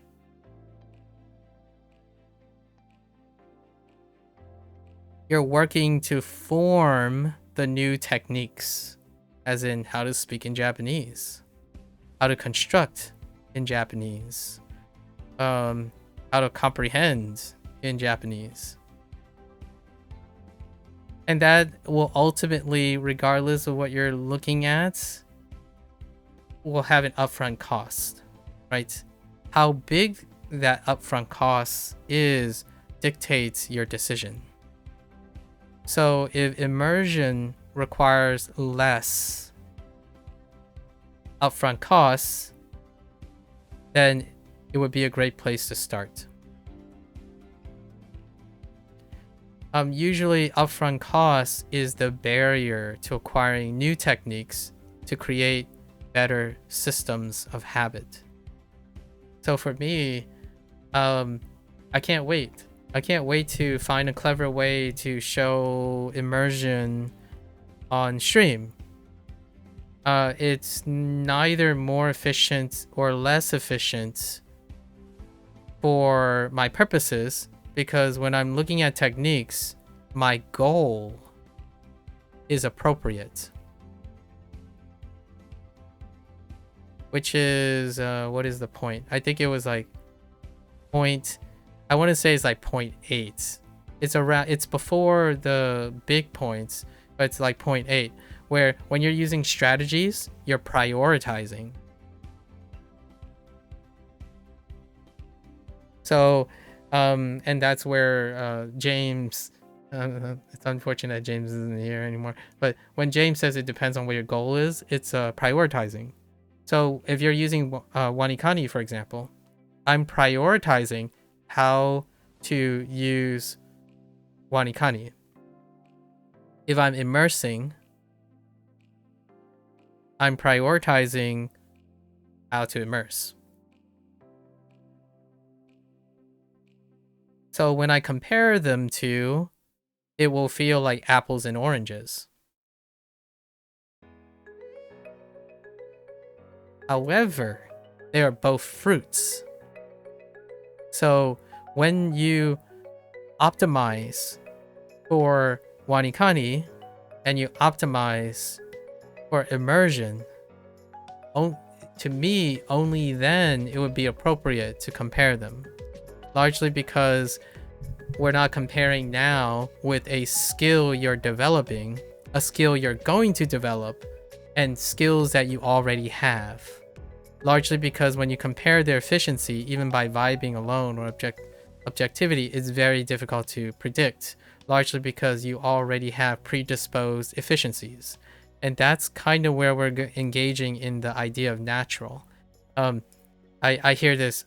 I'm not saying you say this, but here's a hot take that I get quite a lot, and it contradicts. It's the study hacks, right? The study hacks in crowd. Learn like you're a child. Learn like when you were a child, right? That is the same, it correlates with the same people who say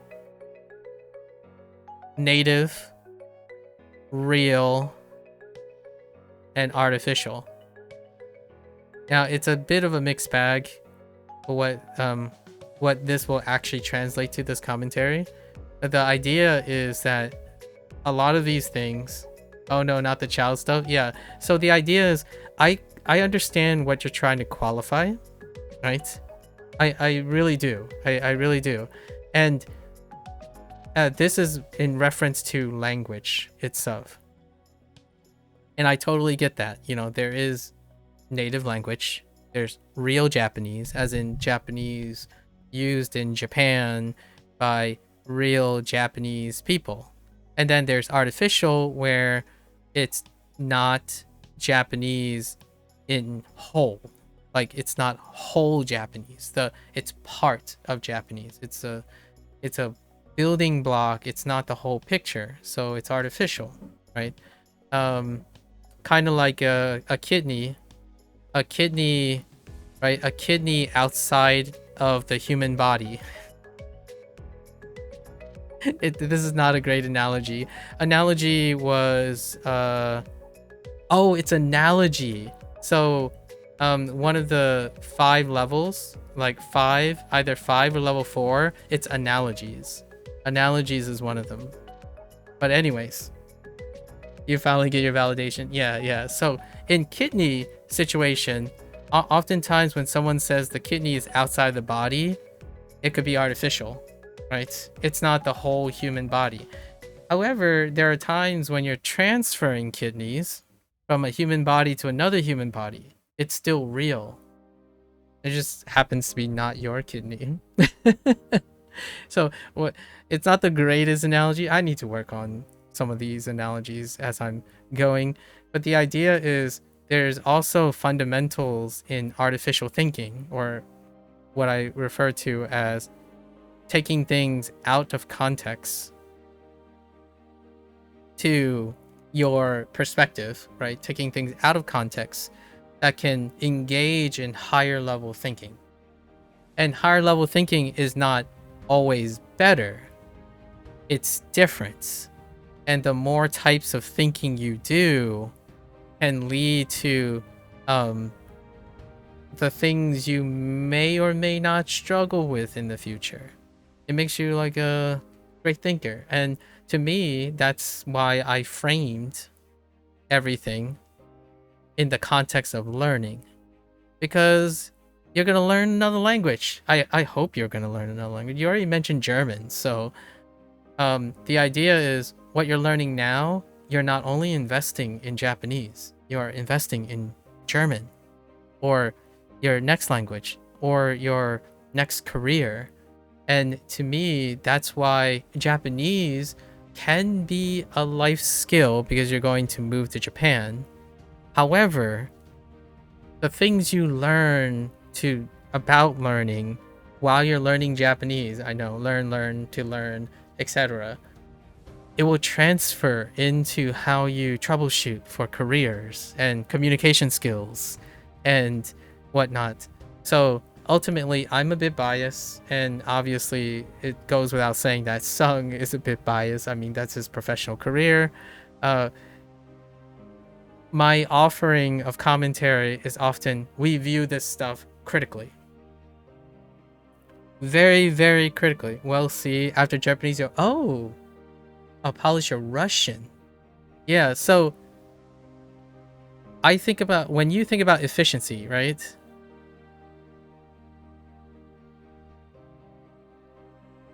I'll talk business with you. Let's talk business, right? When you think about efficiency, I usually think of someone who's doing a startup, which is what you're doing right now. You're trying to create a system that will be profitable upon upfront investments. So acquiring those is what you're trying to do now. You're trying to lay the grounds for immersion and whatnot. That's your startup. WaniKani is a startup. Like, WaniKani is your upfront investment. You're trying to get your company going, right? Your factory going, and that's a focus on efficiency. Oftentimes, I'm not at the point of efficiency anymore. I usually talk about sustainability and scalability. And oftentimes, this kind of indirectly refers to efficiency, and that is cost value adjustment, or even like ROI projection. And my commentary specifically focuses on the aspect of learning, because if you can learn Japanese, you should be able to use that skill and repurpose that skill for another skill, and then another skill. And those things should cost less. So not only are you going to have a startup, once your startup matures, you can diversify. And that is what we're here to work on. So yeah, I am totally scoping as well. I'm like scoping ahead.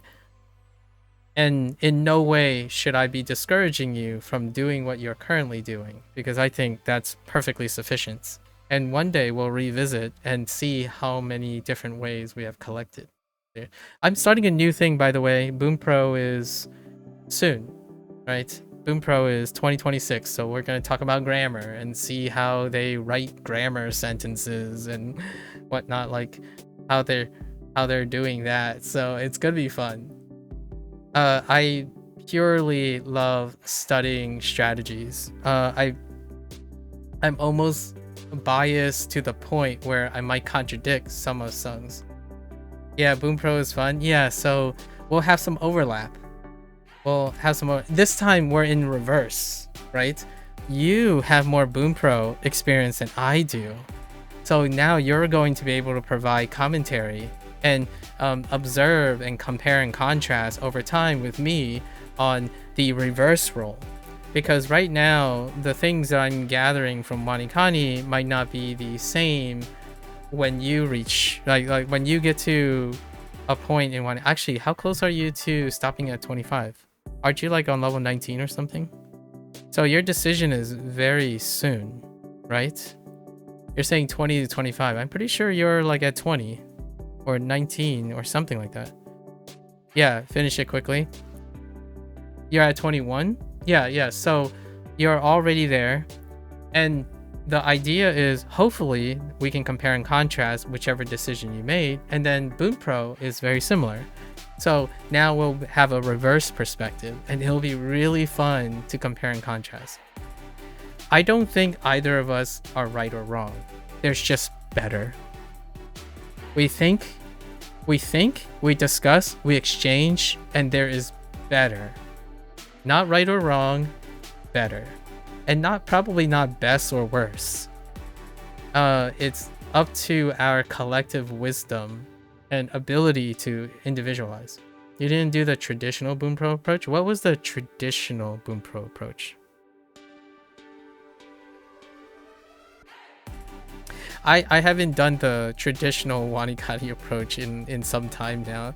It was fun the first like 100 to 150 days. I would say the first 100 days is when, maybe even within the first 2 months, I did not stick to it.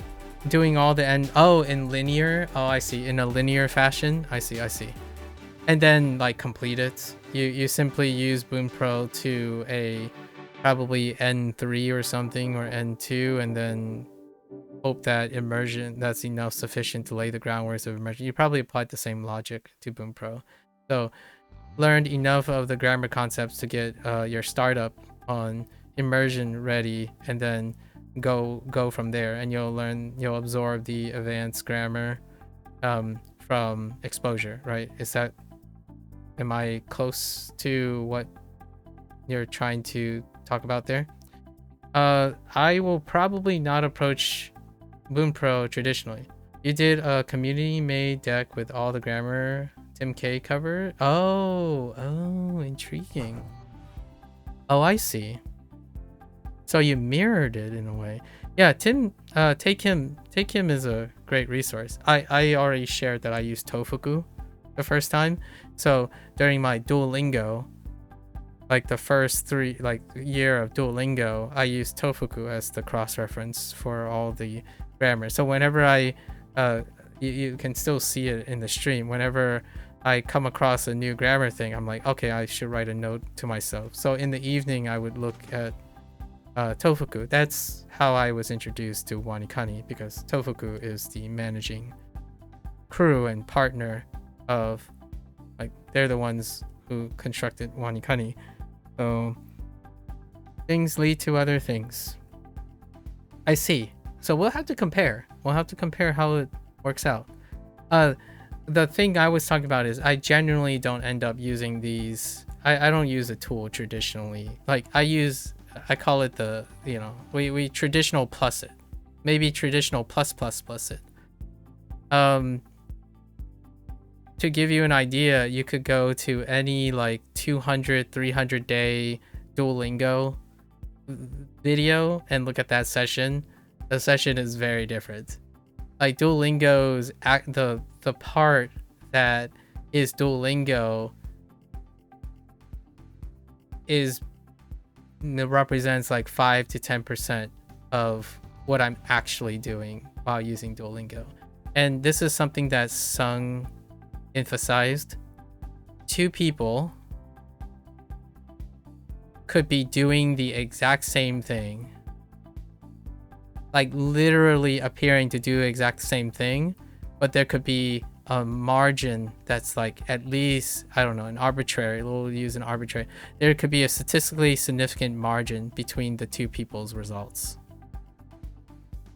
And that involves a level of thinking. You're also doing Anki mode in Boom Pro? Oh, which, by the way, I finally wait, were you the one that taught me, explained to me what Anki mode is? I think you were the one who introduced me to Anki mode, right? Because I also, yeah, I remember now. Yeah, and I had no idea that's how Anki mode worked. By the way, the person that I'm working with right now, and I do have to move on soon because I'm supposed to talk with them in another 3 hours. Oh, this has been a very, again, thank you. It has been a very invigorating opportunity. I also learned that Anki, the way Anki, like this person's deck work, is that you have something and then you rate something, and then if you get it wrong, you still rate it until it gets pushed off. So it's so different, like the way the person had it. I didn't even realize that's how you can do it too. It's a really fun way to think about it. So then you can intentionally just go ham. You can go ham. That was the old method. I see. Like, I had no idea. I haven't even envisioned it doing that. What I typically do in WaniKani is I push to the end, but that breaks the SRS cycle. Oh, yeah, it does. It does break the SRS cycle. So the thing that interests me is I haven't even envisioned doing it that way. So this person's doing it that way, and I'm like, huh, intriguing. I haven't tried though. I'm observing this person and seeing. I'm basically observing.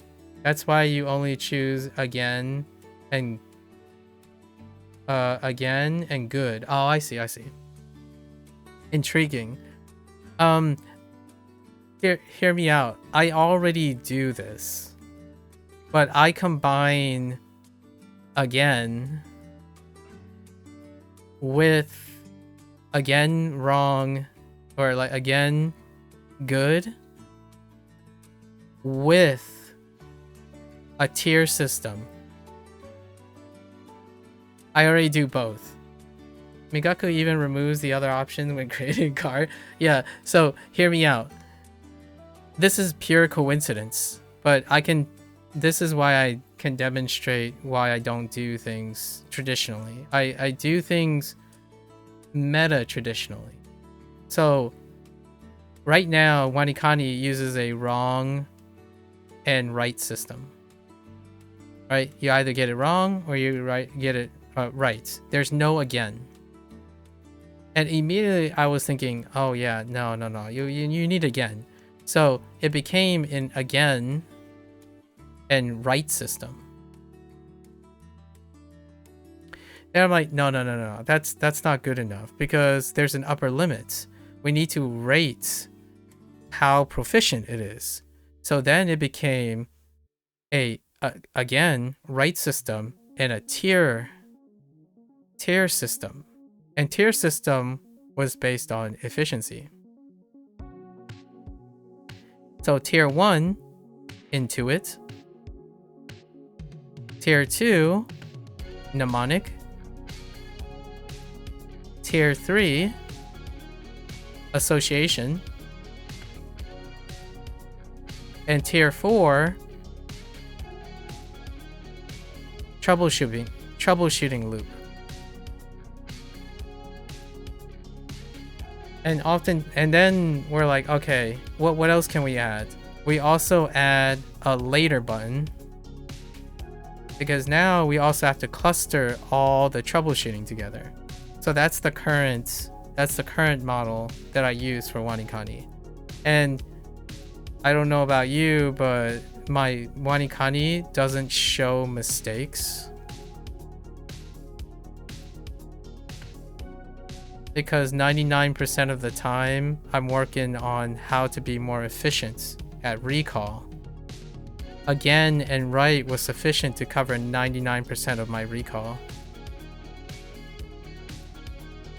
So now most of the time I'm working on how do I form context, which is the thing that you were referring to as artificial and taking out of context. This is my context, because the context is WaniKani. The context is not WaniKani if it was spoken by someone. That's their context. Immersion has its own context. WaniKani has its own context. So when you're studying for something and you're trying to get the most out of studying the thing, you're studying in the context of that thing, not studying outside the context and which that thing operates like something else by comparing them apples and oranges. I'm not trying to compare WaniKani and hope that it works like immersion. I'm trying to optimize WaniKani appropriately for what WaniKani does. So that's kind of what my context is. So everything is in the context of the characters. So then when I'm thinking about immersion, I take that sentence and I bend it to the use of kanji. And then when I go to immerse, I bend the use of the kanji into the immersion. So the mindset is to optimize what I need to get better at using a specific technique. It no longer becomes just that technique. It becomes optimized. So trying to, a lot of times people like to try to change, like for example, change WaniKani into something they're familiar with, like MAKU. And you might be thinking, oh, that's so absurd. It's apples and oranges. They're nothing alike. It's like, that doesn't stop them from wasting time and time again trying to do it. When you want to truly think about a waste of time, this is, by the way, I smiled when Sung said this. He didn't say it any other time about waste of time. He kind of winced when he said, yeah, then it's a waste of time. I really dislike saying this. And so I don't say this trivially. It is a waste of time when you try to create things that have such a leap of logic that they inevitably do not become each other. So oftentimes when you're thinking about mindset and prioritizing, when you're evaluating efficiency, there's a word of caution. Comparing things that are fundamentally and intrinsically different from each other based on to calibrate efficiency can create a focus that does not focus on the properties of improving itself. So WaniKani, most of the strategies that I hijack and incorporate from other products like Duolingo, for example, ended up in this workflow. But this workflow is designed to complement WaniKani. It's not to change WaniKani into something else. Like, I'm not going to force WaniKani, like, oh man, I should add sentence construction to the flow somehow. That's pigeonholing. That's pigeonholing. I don't know if that's the proper way to say it, but that's like ham over fist. You're trying to change it to something that it is not. So it's so far off. That's largely when you start developing systems. Because if you're going to learn for kanji, which, by the way, Drama, I did read that you said it's good for kanji, right? I agree with you.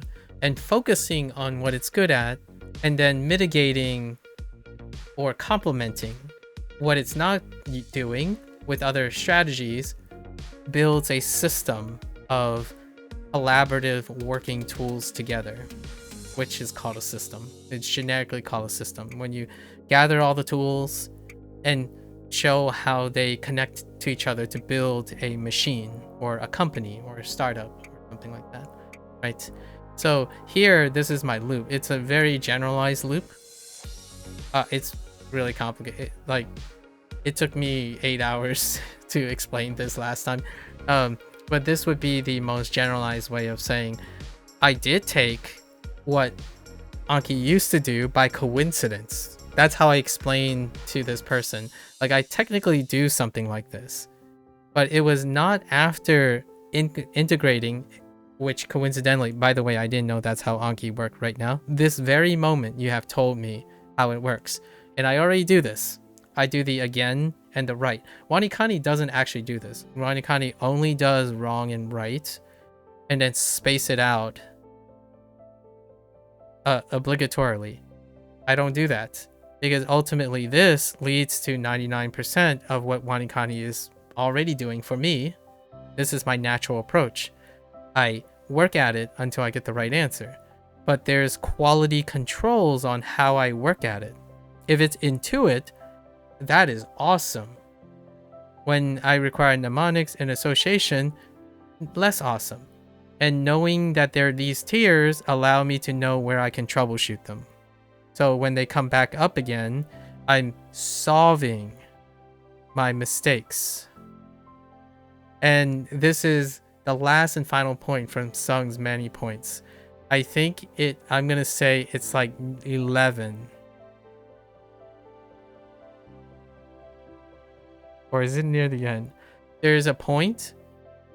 He has a point. He has a point number. Treat, like, it's like treat all mistakes as important. As in, I think he phrased it in a negative way.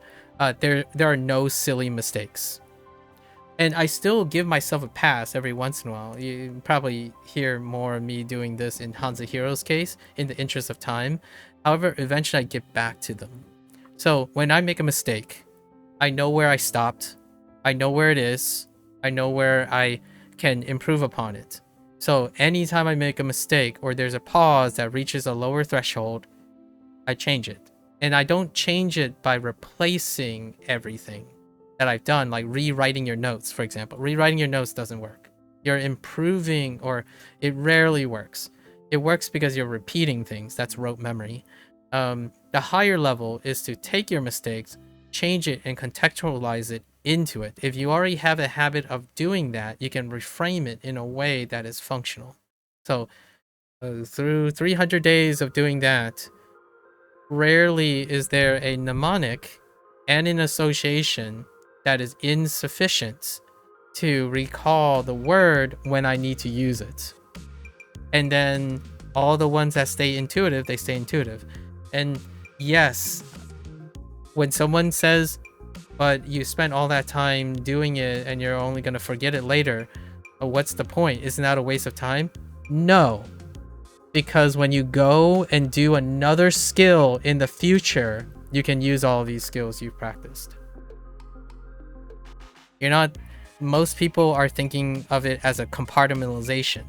Like, oh, so if you're doing all of this, isn't that a waste of time? Because once you learn it, you never have to remember these things anymore. That's not true. These are the skills of learning.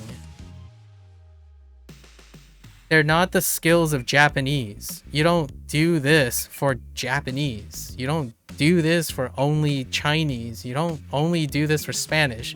You do this for everything you learn. And that is the difference between someone who learns well, in my opinion, versus someone who can learn, right? I firmly believe that 99.9% of people are not too dumb to learn most things.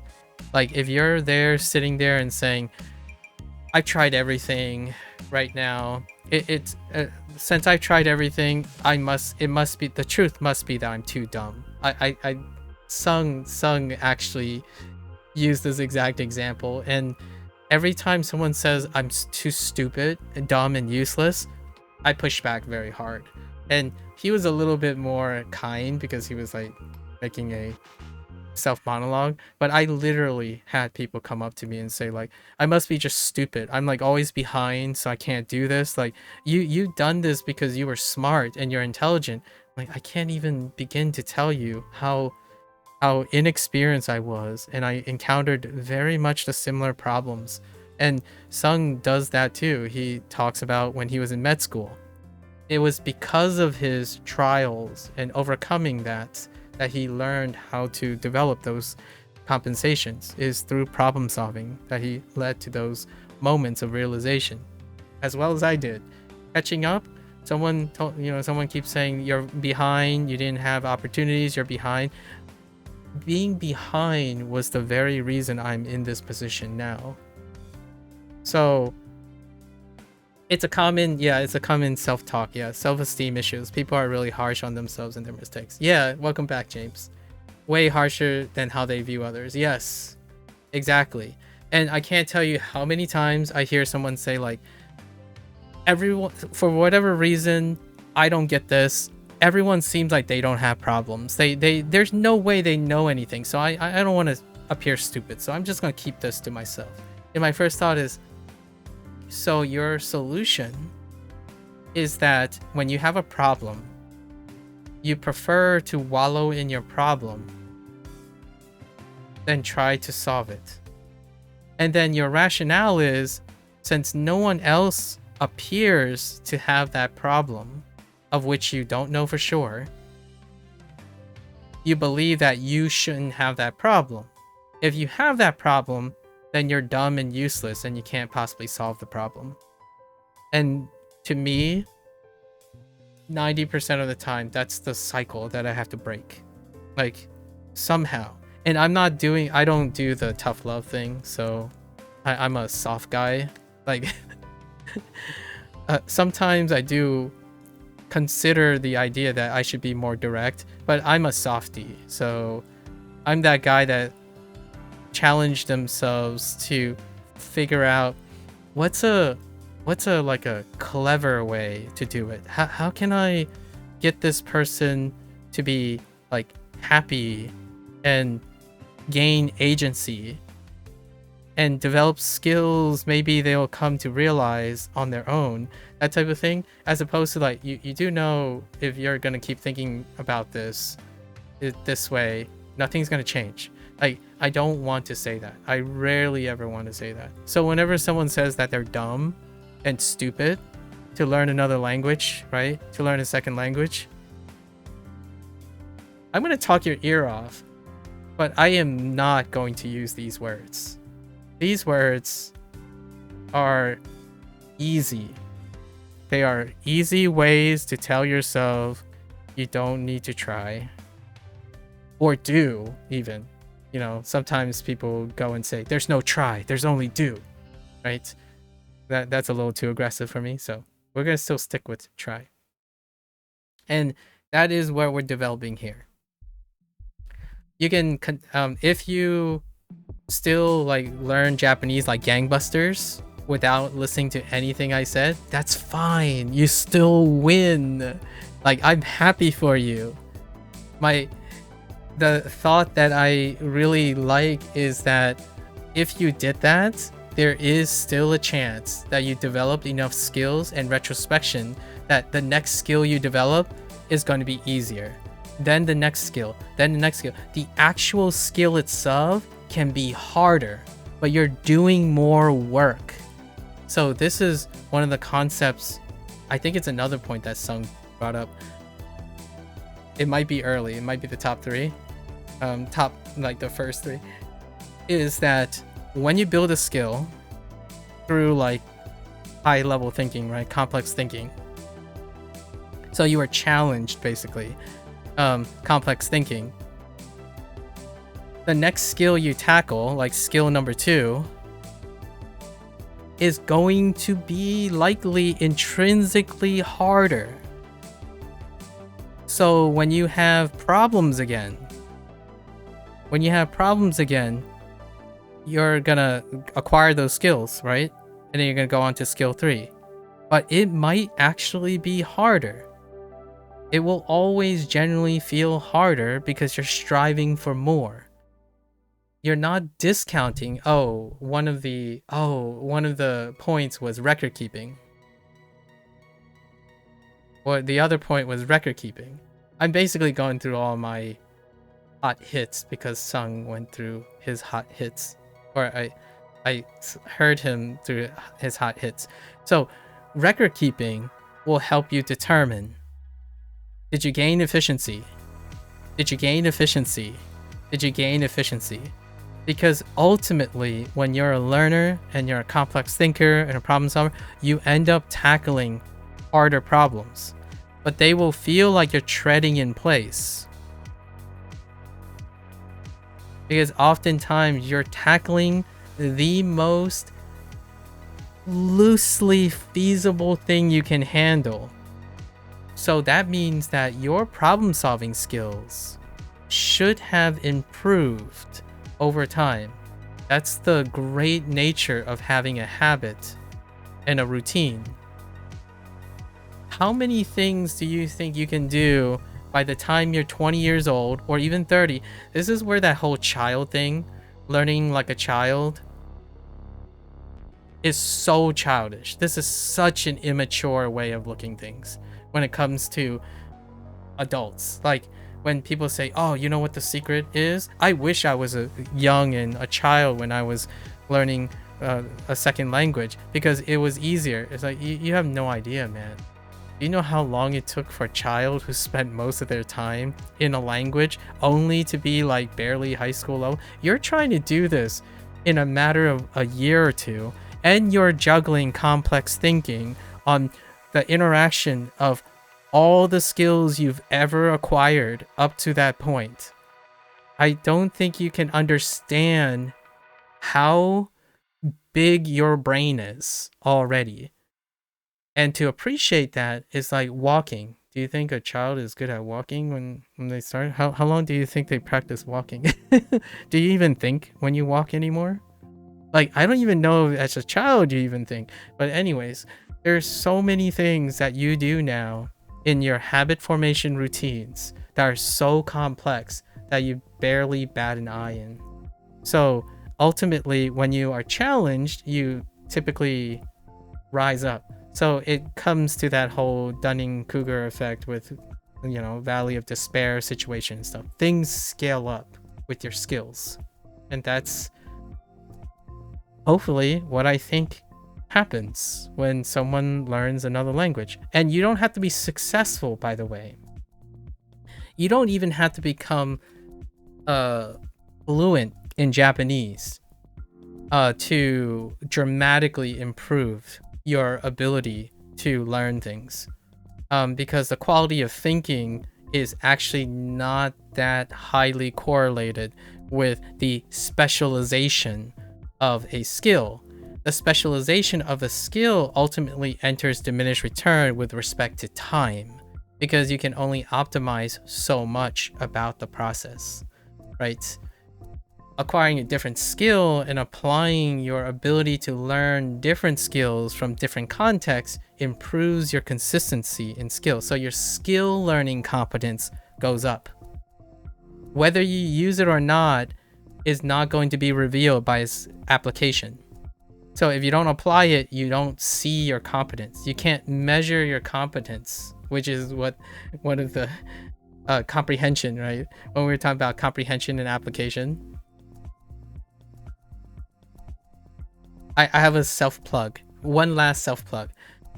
How I can how can I distinguish between comprehension and application? These two things, communication skills. And it's tangentially related, because when you're thinking about real Japanese and native Japanese, you're talking about situations where communication comes into play. What happens when you lack communication skills? And you have, let's say, 80% coverage of your, you know, your joyo kanji. Well, if you don't have the application to enable you to do this, then your comprehension can look like it's 0. Because you don't have the applicable appropriate application skills in order to demonstrate it. That doesn't mean your comprehension isn't baller, right? You can have a genius who is seen as a commoner because there's no application. Output lag significantly behind input. Yeah. Yep, the output lag is a great example. And oftentimes output lag is multifaceted. Output lag, so I'll add more to output lag. That's a wonderful phrase, by the way, James. Output lag, there's another meta layer to output lag. Limiting factor. So bottlenecks. And most of them are multifaceted bottlenecks. That's what happens when people are hyper specialized, and they're hyper specialized without a generalized foundation. So if you lack communication, it becomes the limiting factor. So that output lag is coming from another factor that isn't related to the factor that they're talking about. So whenever you're talking about the aspect of comprehension or the demonstration, the output of comprehension, there are upper limits and lower limits, and there's also rate limiting steps.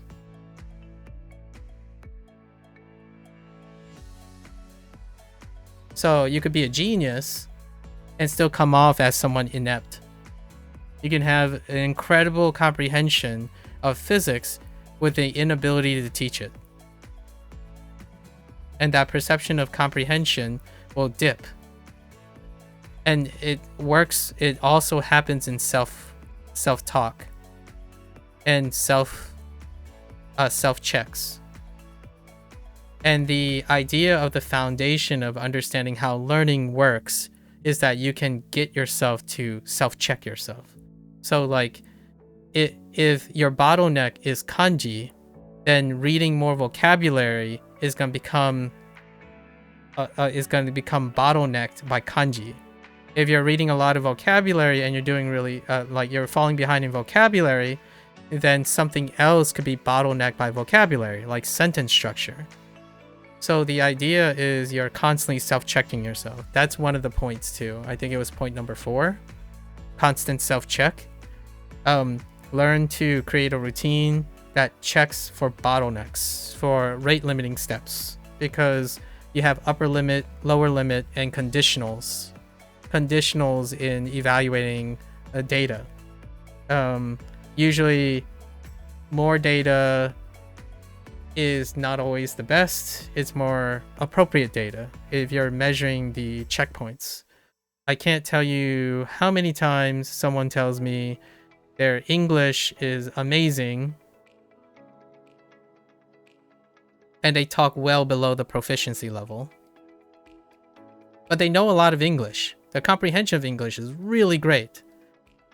Their portrayal of their comprehension is limited. Alternatively, some people who believe their English is terrifyingly poor, it's remarkably robust. Those are individuals who are lacking a rate limiting step. They are lacking self-evaluation and proper testing and refinement. This is what happened. This is why when we'll throw in a bit of Krashen. I don't know enough Krashen stuff, so bear with me.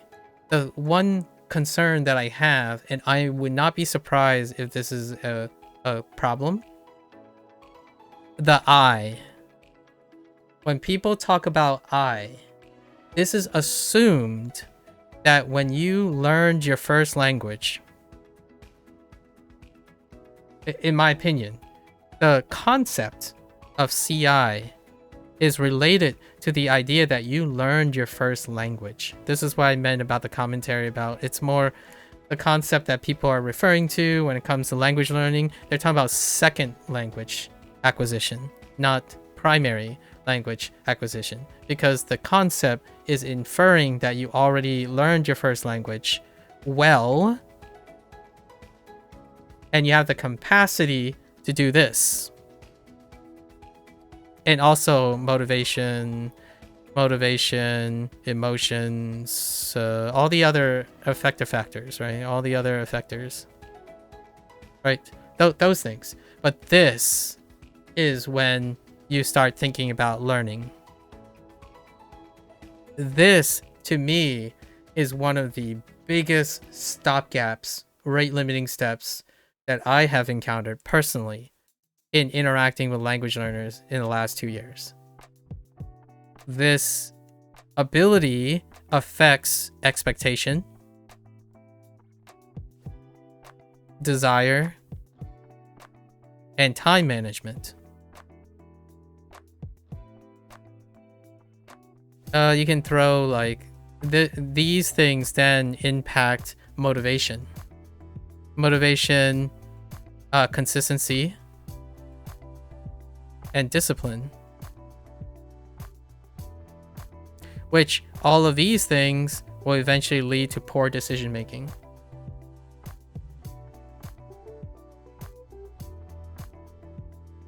And all of these properties are a consequence of learning, like a self-check learning ability.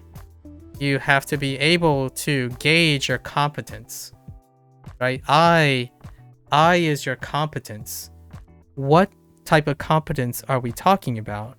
We're not talking about language competence anymore. Most people are referring to language competence. They're talking about I+1 in the language. My first thought is, well, if you have an I+1 problem in learning, language is downstream. Like, you can have the most contextually immersive thing in the world, and you could not remember a thing. Still having problems remembering a thing. Because that person has a rate limiting step. They have no idea how to process input.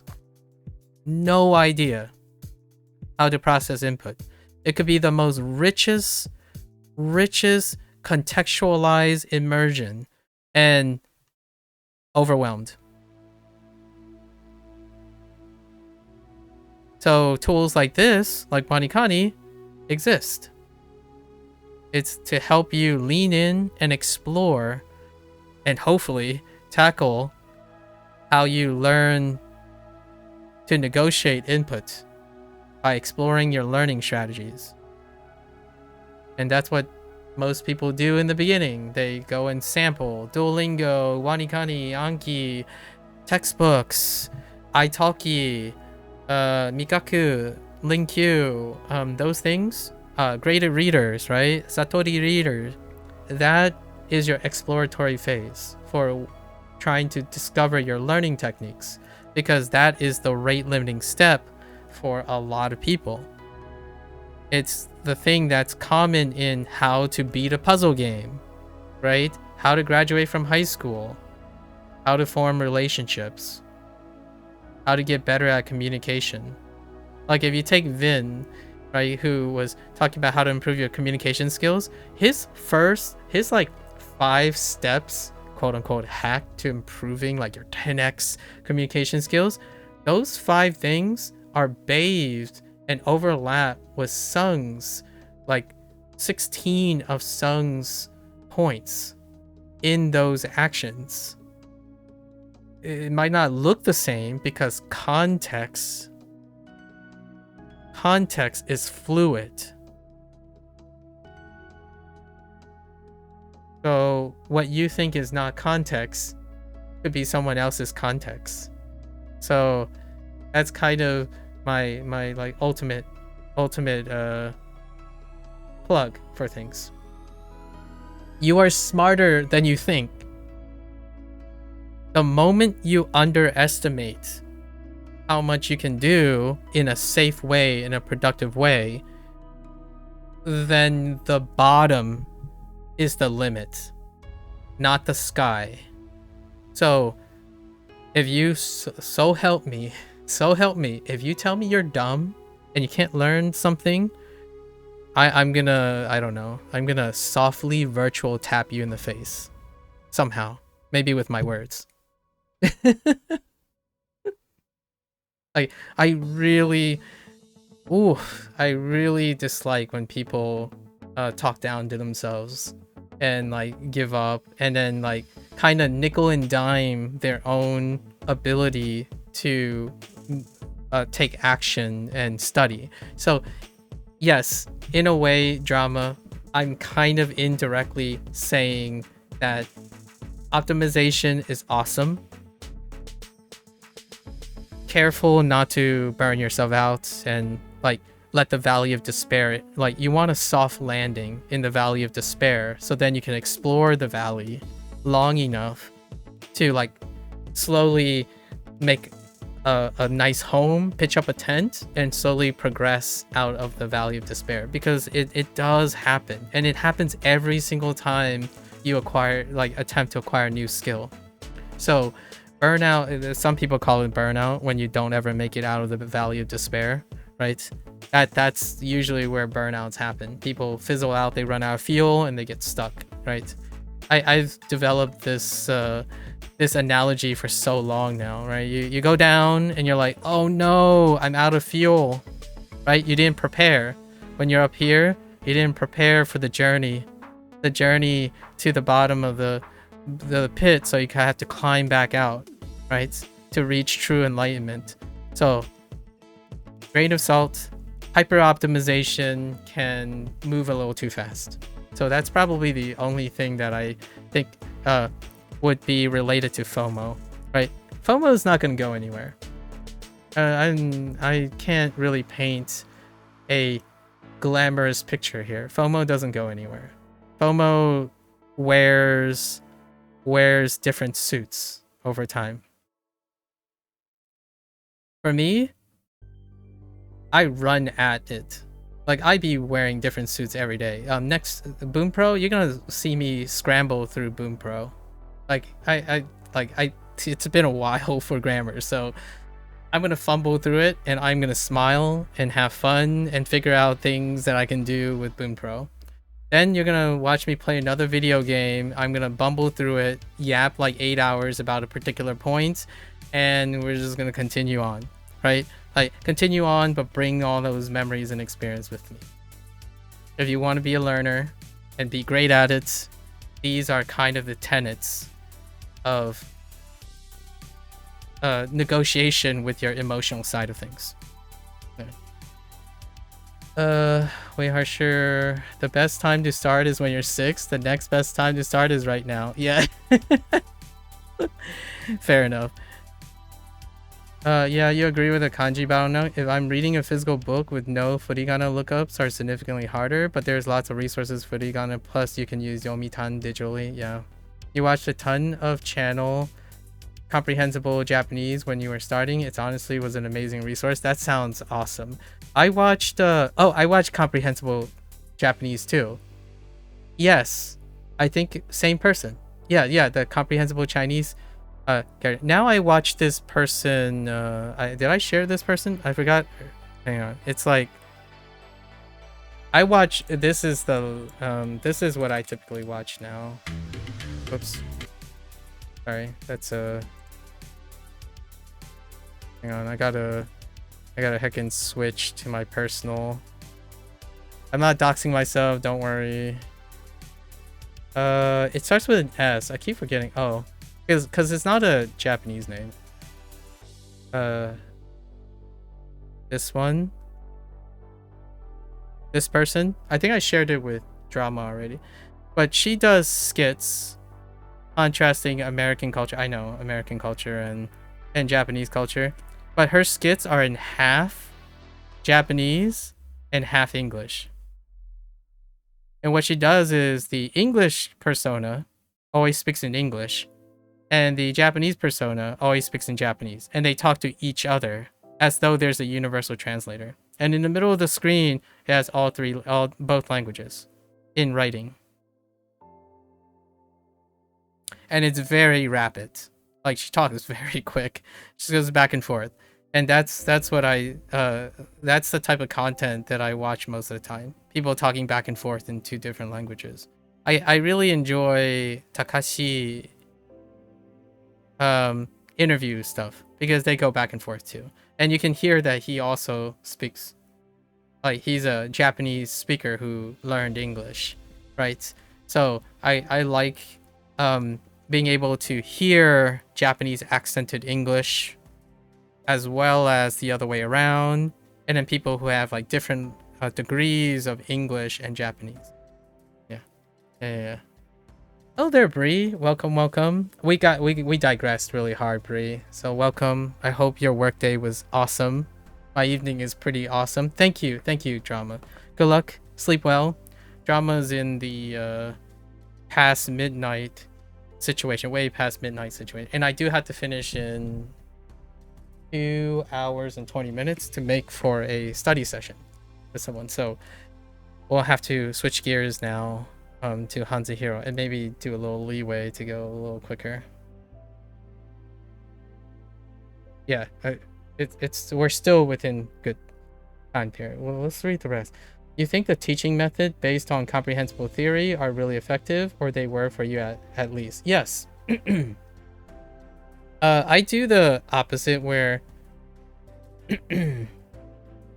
or I don't do the opposite. I like the comprehensible method. However, I haven't ever been in a situation where the comprehensibility matched what the person wanted. So like, for example, you can use comprehensible input, CI, when it comes to concepts and abstraction. And that's kind of tough to frame around, right? Most of the time, the younger kiddos, right, the young kids, simply want an explicit explanation. And honestly, I don't want to be too generalizing. This is going to be a little hot. But the concept of comprehensibility, right, input, that's called implicit learning. Like, I know that's a little hot, but oftentimes it overlaps dramatically with implicit learning. Basically, you're taking something, you're performing the action, observing the action, and implicitly you're learning what that is and how that's learned by the act. Now, it's not quite the same because comprehensible input is also not a participant. So one of the things that are behind the theory is that you're only doing input, right? Or you're focusing on input. However, implicit learning often deals with input and output at the same time. You're using output to generate input in a context to learn implicitly, right? So there is some overlap. And oftentimes when I think of a hot take, implicit learning is king, not... So now hear me out. But not everyone wants to do this. Not everyone wants to balance input and output and take a balanced approach. It's so much more attractive to think that you can sit there and input and eventually output lag doesn't take control at some point. And it creates such a large output lag that the barrier is so big that it has to take you to move to Japan to eventually realize the fruits of your labor. Implicit learning combines both of these. You're inputting and outputting as you're going. So how do I engage in implicit learning? When I see a CI vlog, I write about it afterwards. I talk about it afterwards. Today's basis for everything that I've learned from Sung's 19 points of how he like summarized his 13 years of experience with teaching people how to learn, I used nearly 80 to 90% of what's in that 1 hour video today. After seeing it 5 minutes before starting stream. And it is practicing 12 of the points that he made that I believe myself. I actually have like more. I have like 24 points, but I know why he stayed at 19 and made it 1 hour long. There are lots of considerations, but implicit learning is far more, in my opinion. It takes a lot of effort at first. However, implicit learning is the basis of retention meets encoding. You teach the thing you think you have learned to be able to tell if you comprehended the factors. You compare and contrast from before and after with your input and your output consistently while you're inputting. It sounds like a lot of work. It sounds like mental gymnastics. When it becomes a routine, you juggle more and more of that without breaking a sweat. And that is the king of implicit learning. It's a combination of input and output timed with each other. So I truly express, speak, contrast, and people challenge me, my understanding, by asking me questions. So streaming has become my output. And I do it immediately. When I doom scroll, how do I make doom scroll functional? I watch 15 minutes of doom scrolling if I don't have a story for the day. And I do it right before stream. Because if I don't do that, I don't remember why was it even important or how to even remember the content in that doom scroll if it doesn't serve a functional application to learn it from. And I can't even demonstrate to myself or anyone else that I actually understand what I just learned or what I thought I learned. And a lot of times when someone watches something and I would watch it with them, I would tell them, hey, you write some notes and I write some notes, okay? And we'll compare. And I can't tell you how often it is that that person writes, they try to remember the exact details, like verbatim of something, so they got hung up on it, and their notes are like fragmented thoughts that they're trying to do something that is they're so ill-equipped to do. And my thought is, I wrote 4 words and I will spend 3,000 word, I will spin a 3,000 word essay on those 4 words I wrote down in the video. So that is, in my opinion, one of the biggest gaps between someone who thinks they have a life hack to integrating inputs or something. All that input, in my opinion, is hopefully helping you. So there's a silver lining in here, like this massive input. I like to think that the action of participating in input can allow someone to encourage them to work on synthesizing their input, like elevating their complex thought. Not all comprehensible input is treated equal. Actually, most input is not treated equal. The biggest gap between someone who is benefiting from comprehensible input, for example, or applying that concept with like MAKU and whatnot, is how they are thinking about their input. Like, there are people who spend like half their lives with their parents speaking a different language, and they are still unable to produce it. Like, day in and day out, there's input is not treated equal.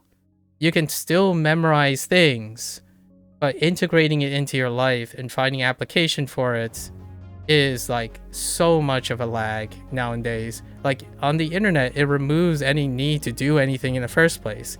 So to me, whenever I think about Krashen's work, it was great when there was an excessive use of output, like in school, in formal education. I feel like, with all due respect, it is out of touch with the current generation who legitimately do not participate in any form of output. They sit there, they do a recognitions test, they're like, oh yeah, I know that. Neat. I know that. Oh yeah, that, of course that's the right answer. Like, yeah, but you didn't do anything. You didn't learn anything. You literally said you know that, and then I ask you, can you explain that to me? And they would say, well, you know, it's like, that's the right answer. I'm like, okay, like, that tells me you didn't understand anything. You learned to recognize something. And that, to me, is what I'm imagining how people are learning Japanese right now. You think shadowing is good for that? Exactly. Shadowing is an output. When you're trying to shadow something, you're actually participating in it. You become a participant, like a silent participant. That's still more than doing absolutely nothing. Like, it's baffling, largely because I get where it's coming from. It works really well, maybe in an earlier generation when things weren't like just given to you, like information. Here's a tough one to swallow. At some point when someone hears me offer commentary about what they're doing, there is often a point where someone says, why can't it just be easy? Why can't there just be a video on YouTube that tells me what my problem is and what the solution is? I'll do it as long as they tell me what my problem is and what the solution is. And my first thought is, and this is going to be a really harsh truth, I typically do not want to be this direct. If you are asking that question, even if someone gave you the problem and the solution, you will not do it. You will likely fail to execute it. Because when someone gets to that point in their mindset, they are not looking to do something to solve their problem, even given the answer. They are looking for the problem to magically solve itself when they don't have to output anything. So whenever someone says like, oh, how do you learn how to be fluent in Japanese? You're going to have to output at some point. Like, yeah, all right, we'll just wait until I'm ready. Whatever that is. I don't really know. Nowadays, people who follow the tenets of input only, I can't even begin to imagine when someone studies Japanese for 6 years and they come to talk to me. It's like, hey, how do you solve the problem with output? And I would ask them, how long have you been learning Japanese? They're like, 7 years. I'm like, whoa. So you have waited 7 years with an emotional barrier that is so gigantic. How do you even open your mouth with 7 years of knowledge before even generating your first output? Like, how do you even know what to say? You have like 7 years of stuff. Yeah, 7 years is obviously too long. Sometimes we're talking about like 2 years. 2 years, 3 years. And usually why 2 years and 3 years? Or 1 year? 1 year to 2 years?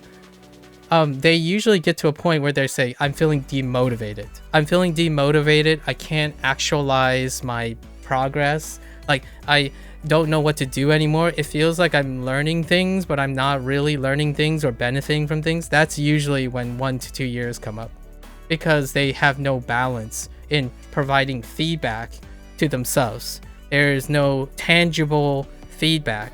And that to me is a lack of discipline. But a lack of discipline can be compensated to some extent with some output. So it's a balance of the two. If you want to keep on going, you also need to lean in on some output. If you become too demotivated, you've been inputting for a very long time, it's time to give yourself some feedback on output. If it becomes way too long, it becomes chronically inhibited. And that's why I'm honestly really worried whenever someone says like, oh yeah, no worry, I'll just speak Japanese and use Japanese. You don't even have to speak Japanese. Write Japanese. Think Japanese. Talk about Japanese. You haven't taught Japanese or like explain Japanese. Even with English, you're still engaging in something that you've learned. Not even those things. I think nowadays people believe that you just soak in the things. You're like a sponge. Think like a kid, you know, a child. A child just sits there sucking their thumb and then looking at things. Even a child doesn't even do that. Like, I'm gonna be honest, I don't know where that misconception is coming from, where children just sit there and sponge things up. Do you have any idea how often children don't do that? They do output. They output to learn those things. They take a concept and they run with it. Children don't sit there. I'm really genuinely kind of curious. where that misconception comes from, where children would sit there and they would simply learn by diffusion or osmosis without testing. Like, they immediately take that information and then use it and then see what happens. That's how that completes the cycle. Like, I don't understand what happened. Like, for example, here's a great example that happens every day as a child. A mother comes in, nags the child. The mother comes in, nags the child to clean their room, right? That's input. They were yelled, their room is unclean. That should be an input, right? Do you think they remember when the mother yelled at the child to clean the room? When they clean the room, though, they will understand and complete the loop of the consequences and things associated with the nagging. That's when the child actually learns something. They connect the association with what they're inputting with also what they're outputting. Like, it's both. The process is both. Now, I know some people are talking about sufficiency. I still agree. Input could be sufficient to inform something, right? We're not talking about sufficiency anymore. We're talking about comparison between a balanced approach and a all or none for sufficiency.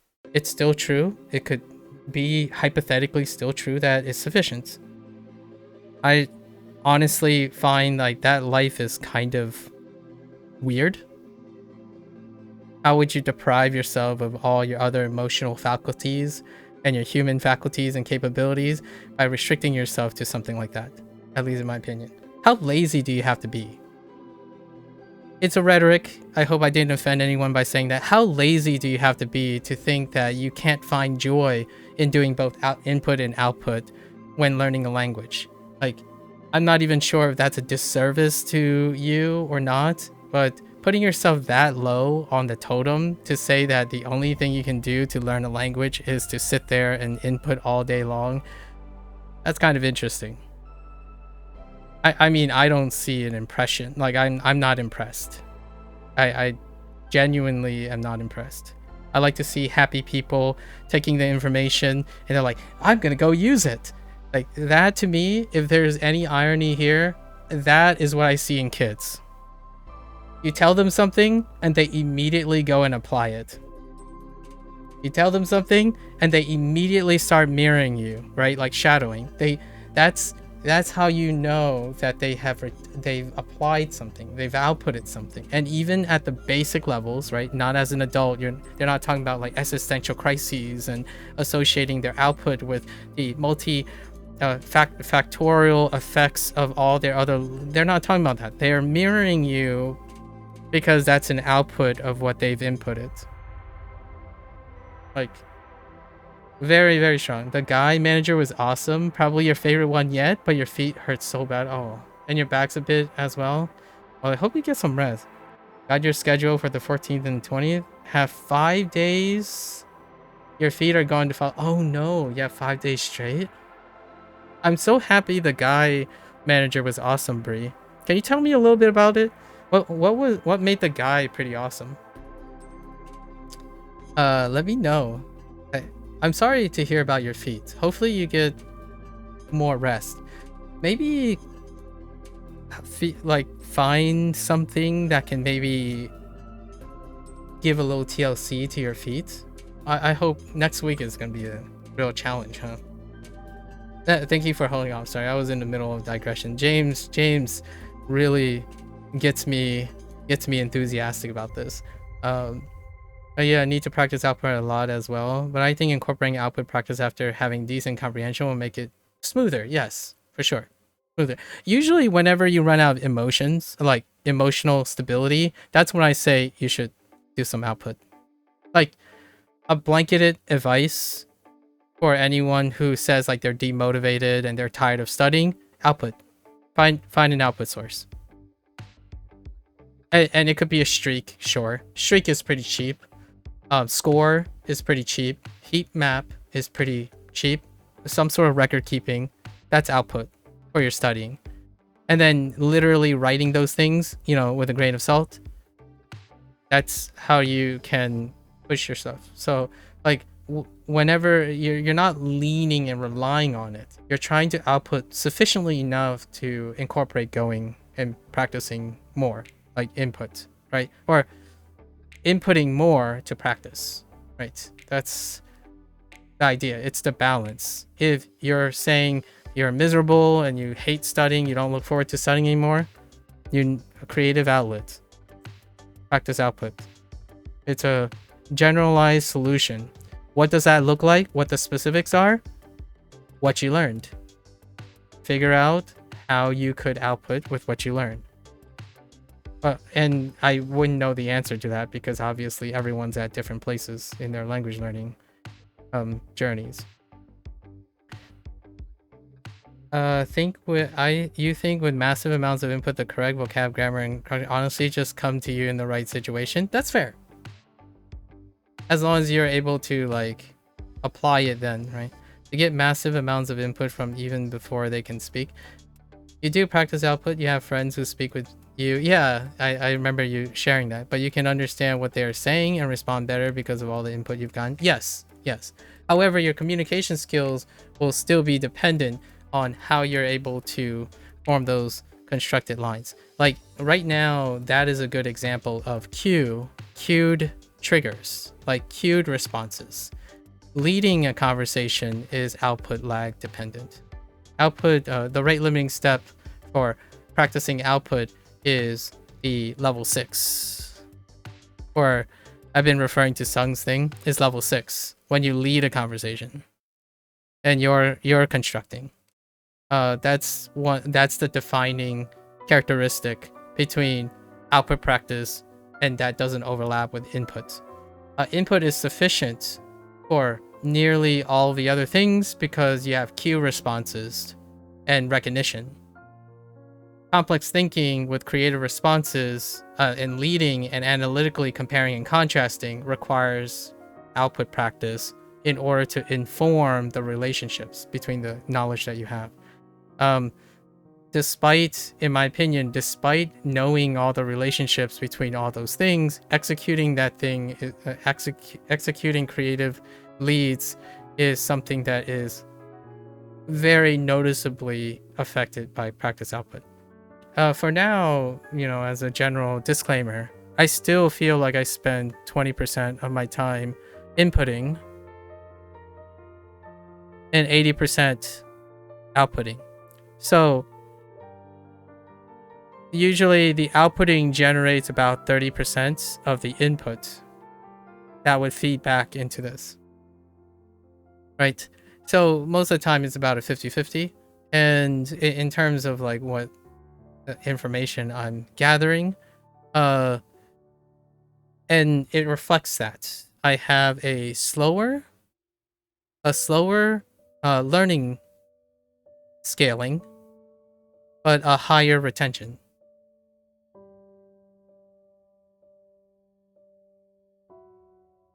So is that mainly writing? No, it's mainly listening, actually. It's mainly listening. I write when I can, but usually it's mainly listening and reading most of the time. Just listening. What I mean is sorry. Oh no, you're talking about output. Sorry, output, writing, speaking. You're right. Sorry, I mistook something. It is mainly writing, like Japanese writing specifically. You're talking about Japanese writing. Yes, I spend most of my time writing as opposed to speaking. Speaking, I don't have any goals yet. There's no priority for speaking at the moment. The way I speak is gonna be a hybrid. So I speak Japanese, English, and Chinese together. You have a native speaker read what you write? No. I do not believe it is appropriate in my prioritization to rely on a native speaker right now. Generally speaking, I typically interact with other people who are more multilingual. Although they still don't read my writing. Like, what I mean is, they don't read my writing in the sense that they're going to read it to tell me what I wrote, but they're responding to it based on what I wrote.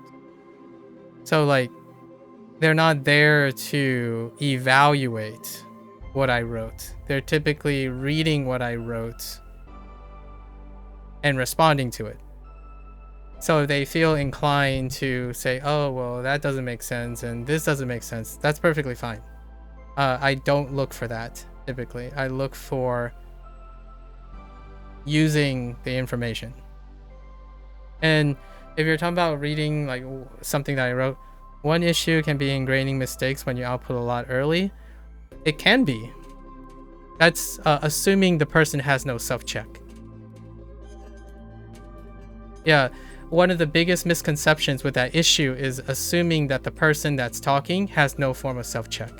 So for me, that's why I emphasize learning first. You need to understand how to learn, not the language you're outputting or the language you're inputting. You have to learn how to self-check first. It's constantly assumed that you have the comprehension skills and the basis for self-checking. I don't, even if you use immersion and you're saying it doesn't, one issue you have with outputting, it's the same with inputting.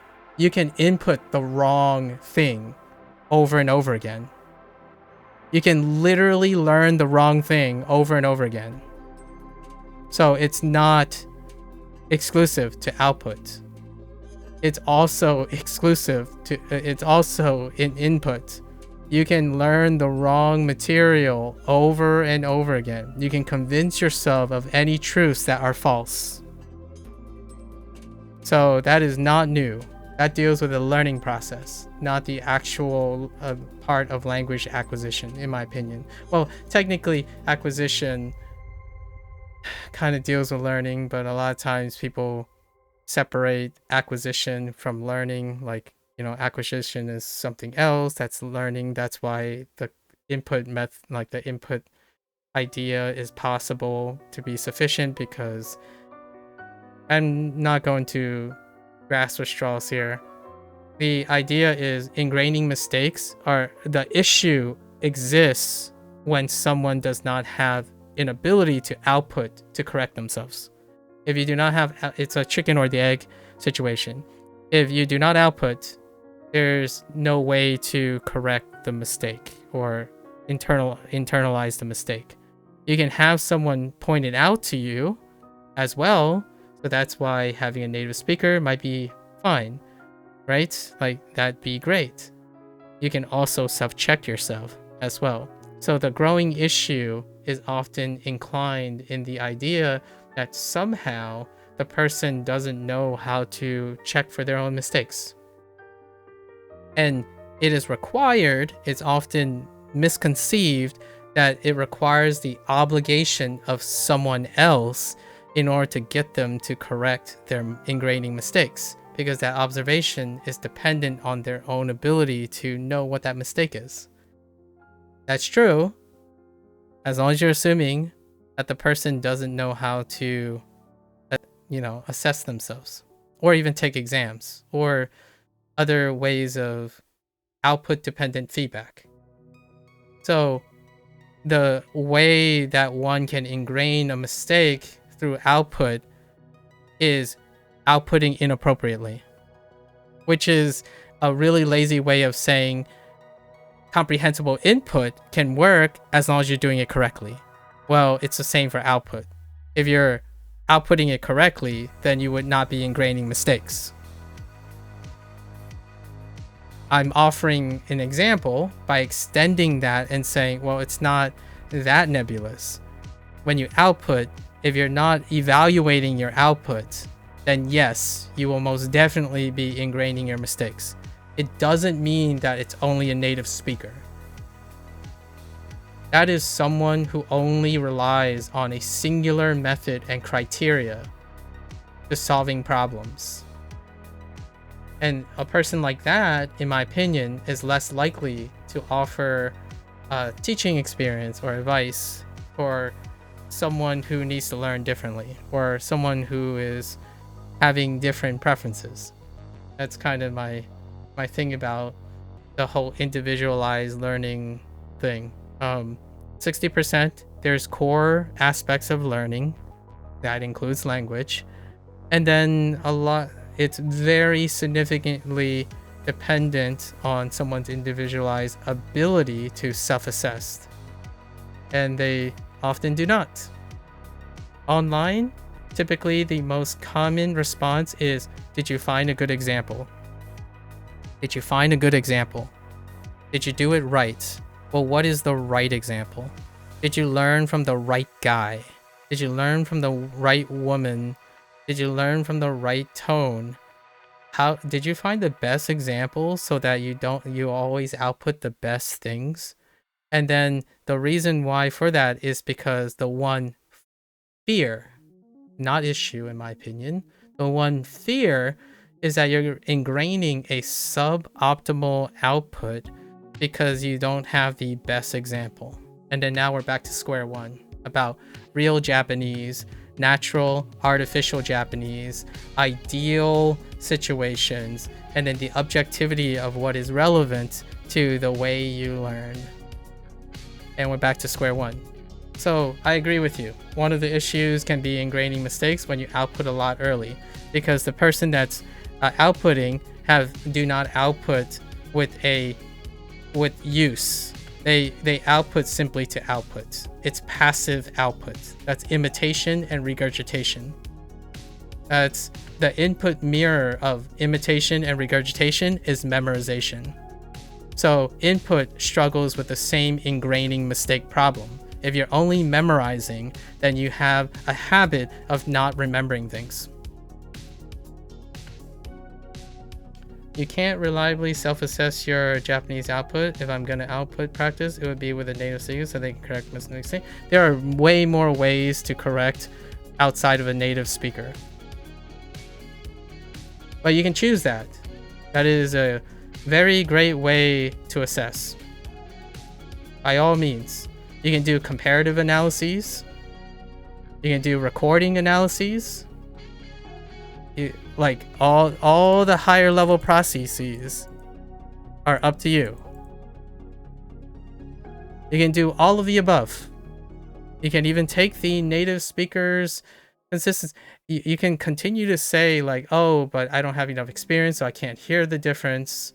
And you can also say, well, the native speaker would be able to pick up on things I can't notice. Sure. The native speaker can also not pick up on the things you're focused on.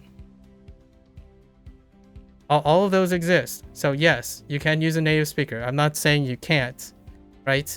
But there is more than simply a native speaker as the only exception. You can record yourself, listen to yourself. How do people practice communication? You can still record yourself and compare it to something else. Data analyses, comparing and contrasting based on your experience is also a high-level way of learning. It creates ownership and also creates an input of how to develop something when you don't have the availability of a native speaker. So while someone is sitting there, like for example, that type of advice, I'll produce a counter argument.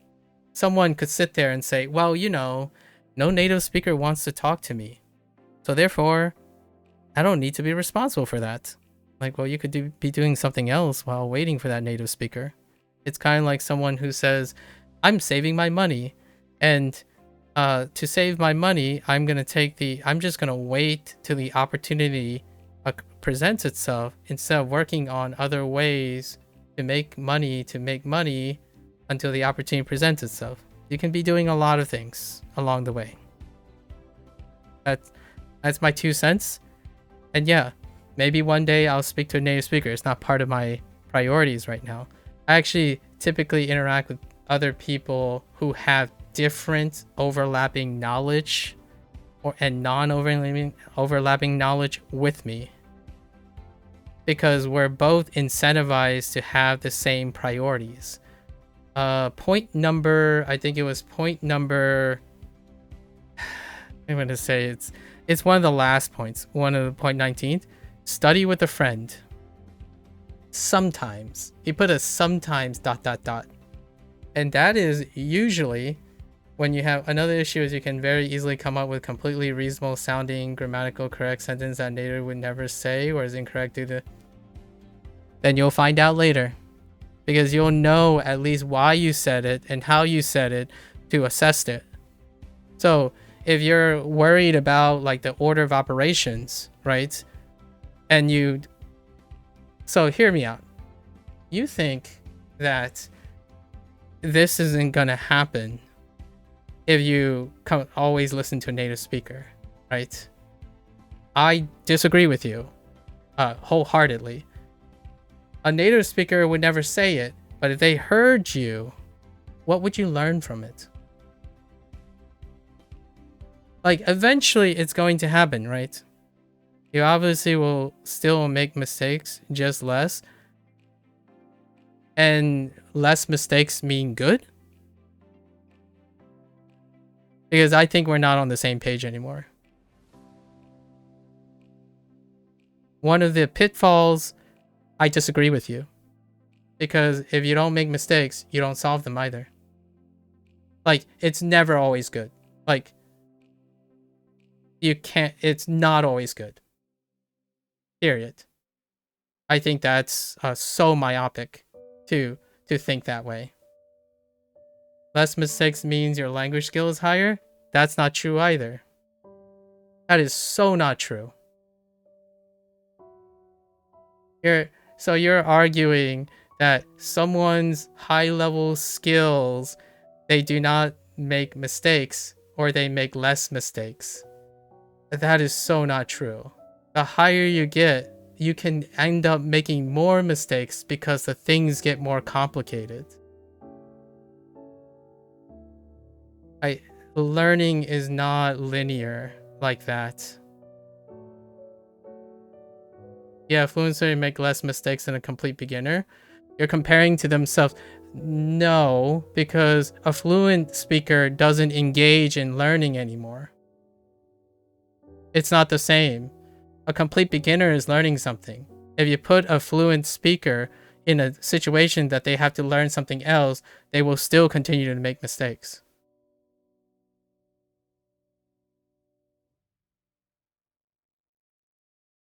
People learn when they're challenged. I disagree with you that it's always true. Like, native speakers and fluent learners continue learning for life. Yes, they do. They do. They continue. And they can choose to continue to challenge themselves or not.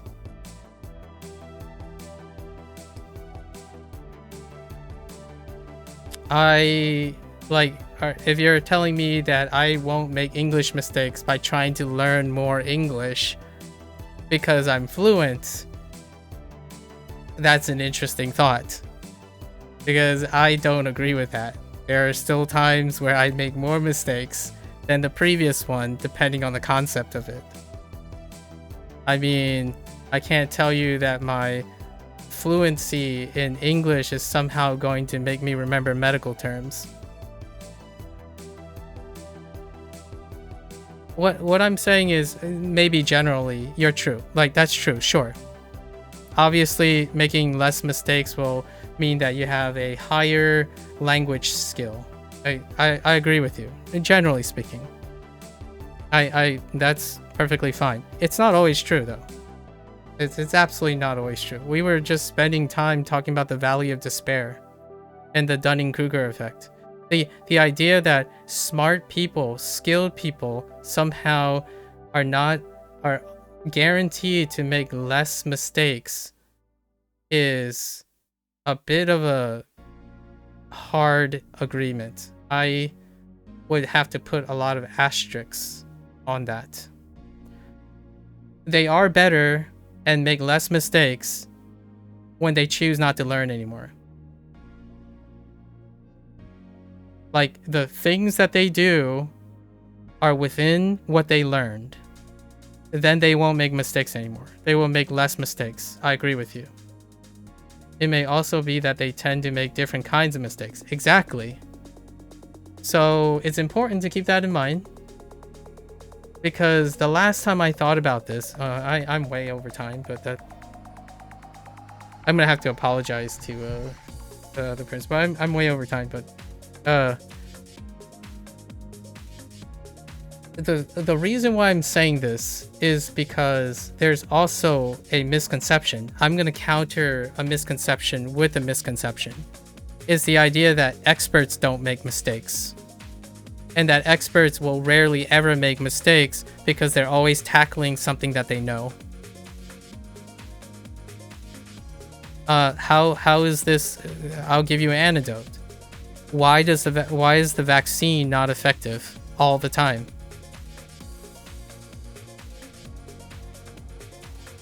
Like, why hasn't science solved this particular problem to 100% certainty?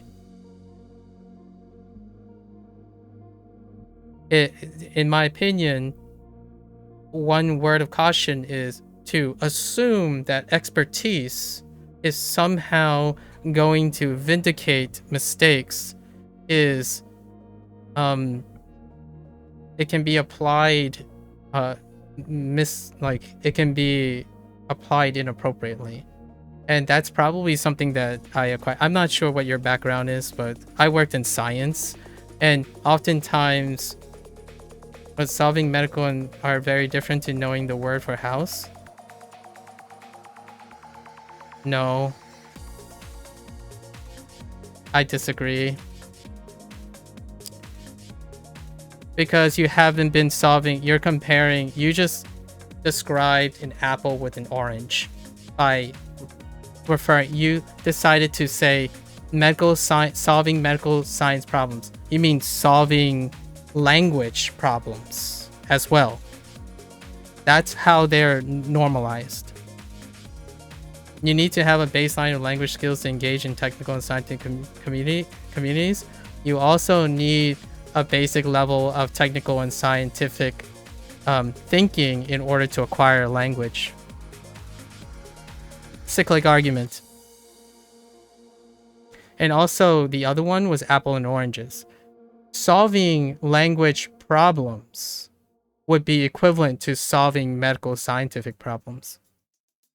Knowing the word for house is how to pipette something, how to measure with a beaker. This analogy is so inappropriate. You made an analogy that was apples and oranges to favor your arguments, and then you made another analogy which can be cyclically in reverse. You need basic scientific foundations in order to learn language skills. What do you think science is? So when you were talking about how native speaker is going to evaluate your corrective skills, the basis of foundations of science is that. It's comparative analyses. So all of those are cyclic arguments, in my opinion.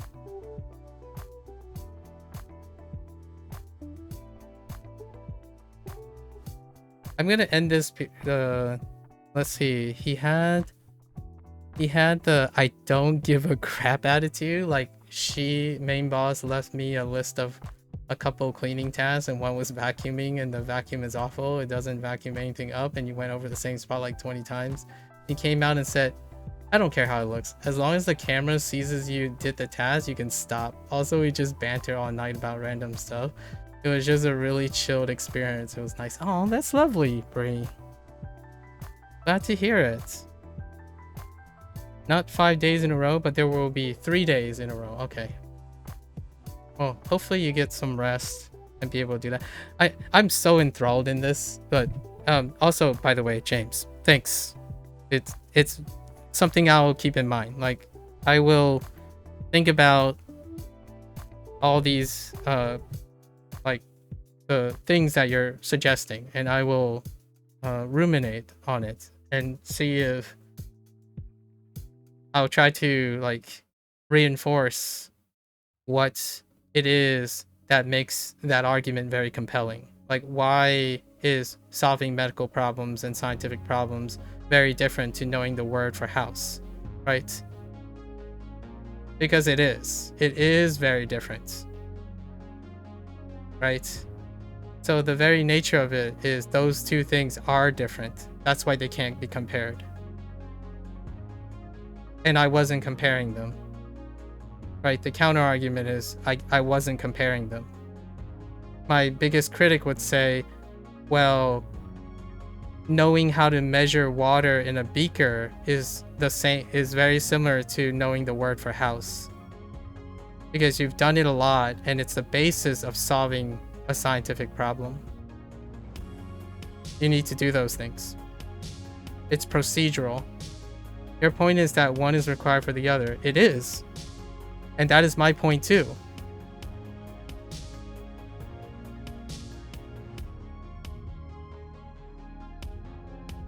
And I don't know what your point is. Like, so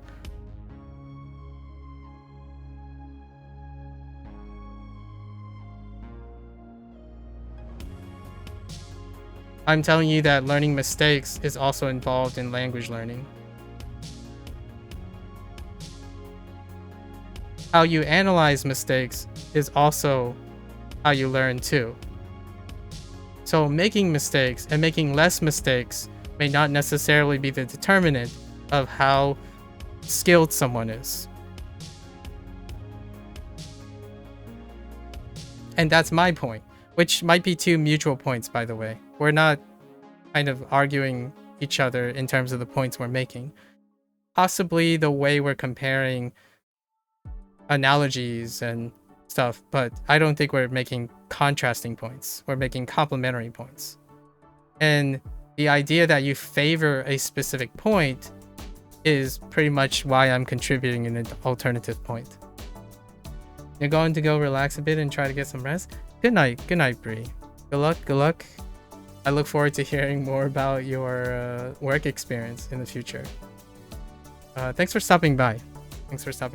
All right, anyways, I'll think about it. I'll think about those points and kind of come back to this discussion. I am way over time now.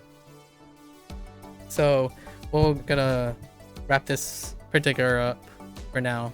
So that's a wrap for our WaniKani session, right? If you're gonna watch this later, arigatou gozaimasu, right? As always, feel free to follow along, pick up WaniKani, give it a try, let me know what you think. You're always welcome to provide more stimulation for yapping. Thank you, James. And then Drama already head off. I already thanked Drama for all the challenging discussions and counterpoints, right? What I have to say is, hold on to those thoughts. I want to challenge myself to think about this for a moment, because it's interesting. I haven't really strongly counter-argued against myself about these points.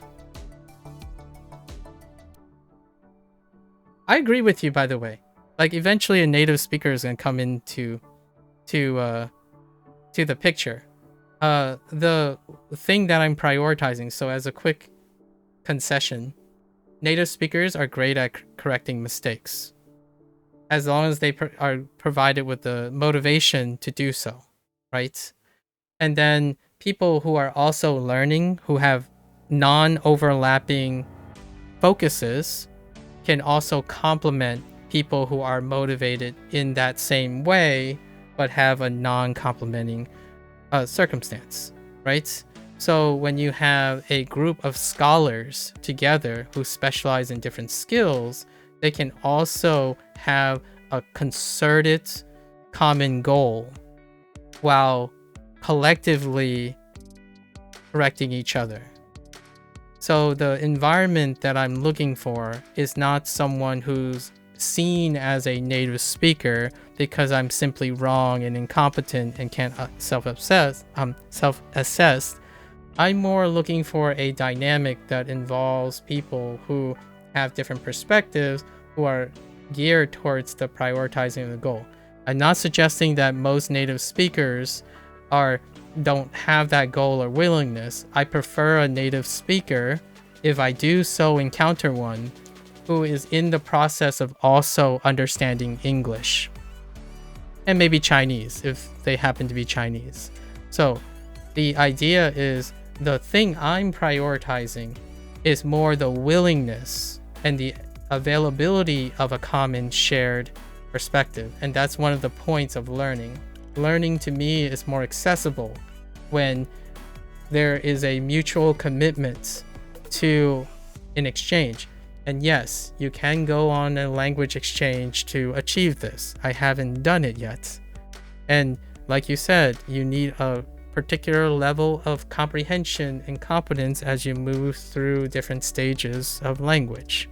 So in this case, I'm saying all of it is important and none of it is directly always true. Experts make more mistakes because they have to apply the knowledge that they take up the challenge. If you're trying to create and teach Japanese, for example, at a very high level, you are more likely to make a mistake in the execution of your knowledge.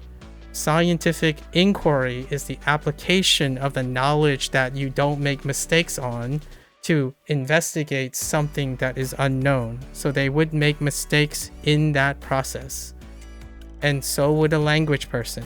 How do you develop new Japanese language techniques to teach to someone if you are highly skilled in Japanese? That is the concept of a native speaker offering you advice and critiquing your Japanese. They are also bound by their motivations and their skill geared towards teaching someone. So I much, in my opinion, want all of that. I'm a bit greedy. I like a Japanese teacher who's also interested in English. And their English is also in a place that creates understanding, bridging those things. Is that readily available? I don't really know. So that's probably my concession. The answer is both. I'm usually saying both. So skilled people can both make less mistakes and more mistakes. And neither of them are good or bad. Oftentimes, mistakes in scientific inquiry and investigating those mistakes lead to grand discoveries. In fact, a lot of times mistakes are the things that we're looking at in order to understand what is normal or what is correct. So mistakes lead to a lot of information, and that's still cherry picking. So I'm actually not saying it's always more mistakes, and I'm not saying mistakes always lead to good things, but I'm also not saying experts always make less mistakes. I think there are plenty of experts that would defy that logic, but perhaps I'm overblowing that situation. And that's kind of, we're not going to be able to wrap up what we talked about today. Yeah, I think anyone on the cutting edge or doing experiment will make a ton of mistakes. I think right now, people who are incredibly, hear me out. This is rhetoric. I don't want to, we'll talk about this in the future when I get more examples or like people introduce me more examples. High level specialists in Japanese have often encountered scandals on how out of touch they are in providing feedback to teaching. So whenever I think about things, yes, you're talking about high level skills, so they will still be very high level skills, right? Like what I mean is there's no question that their Japanese is really great and all that, but we're talking about it in the context of having the person offer feedback, right? The very first thing is having a native speaker correct your mistakes, right? So I was largely thinking in that context. The application of an expert's knowledge leads to mistakes. And one of the mistakes that do occur a lot of times may not necessarily be linked to language. So I concede that perhaps they will make less language mistakes. Right? If they were doing scientific inquiry, like what I mean is if I'm measuring stuff in science, I also would expect to make less measuring mistakes over time because it's procedural, right? The things Like, I wouldn't grab a beaker. I wouldn't grab like a graduated cylinder to fill up a gallon of, or like maybe like 10 liters of water. I would grab a beaker, right? Those things still are probably less mistake prone. The idea is the person is no longer learning. Yeah, the wider your skill set, the more tools you have to understand as well. You can clarify easier, put it in context easier, understand if it has better questions. Exactly. So I absolutely agree with you. Eventually, you could be my native speaker. I feel free. I'm kidding. Obviously, like if you feel confident enough to assess my writing in the future, definitely feel free. Until I mean, like I don't really plan on creating too many Japanese things right now. I'm usually inputting on stream, so perhaps. Okay. I could talk about this all day long. So thank you, James. I really appreciate it. I don't know if you're as enthusiastic as I am right now. If the feeling is mutual, I could kind of hear your voice in the way you're talking or you're typing. But this stuff is, I love teaching. Like, I love talking about this type of thing. It doesn't get old, at least to me. And hopefully the feeling is mutual.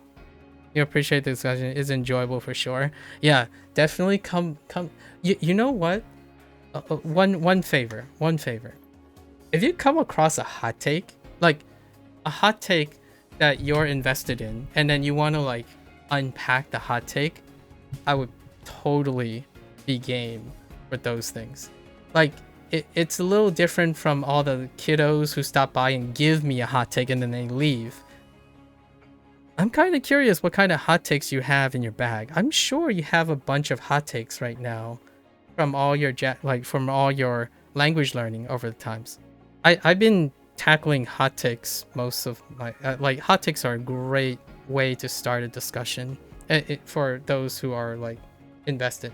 So definitely keep on lookout for hot takes. One of my favorite hot takes to like kind of bounce off of is think like a child.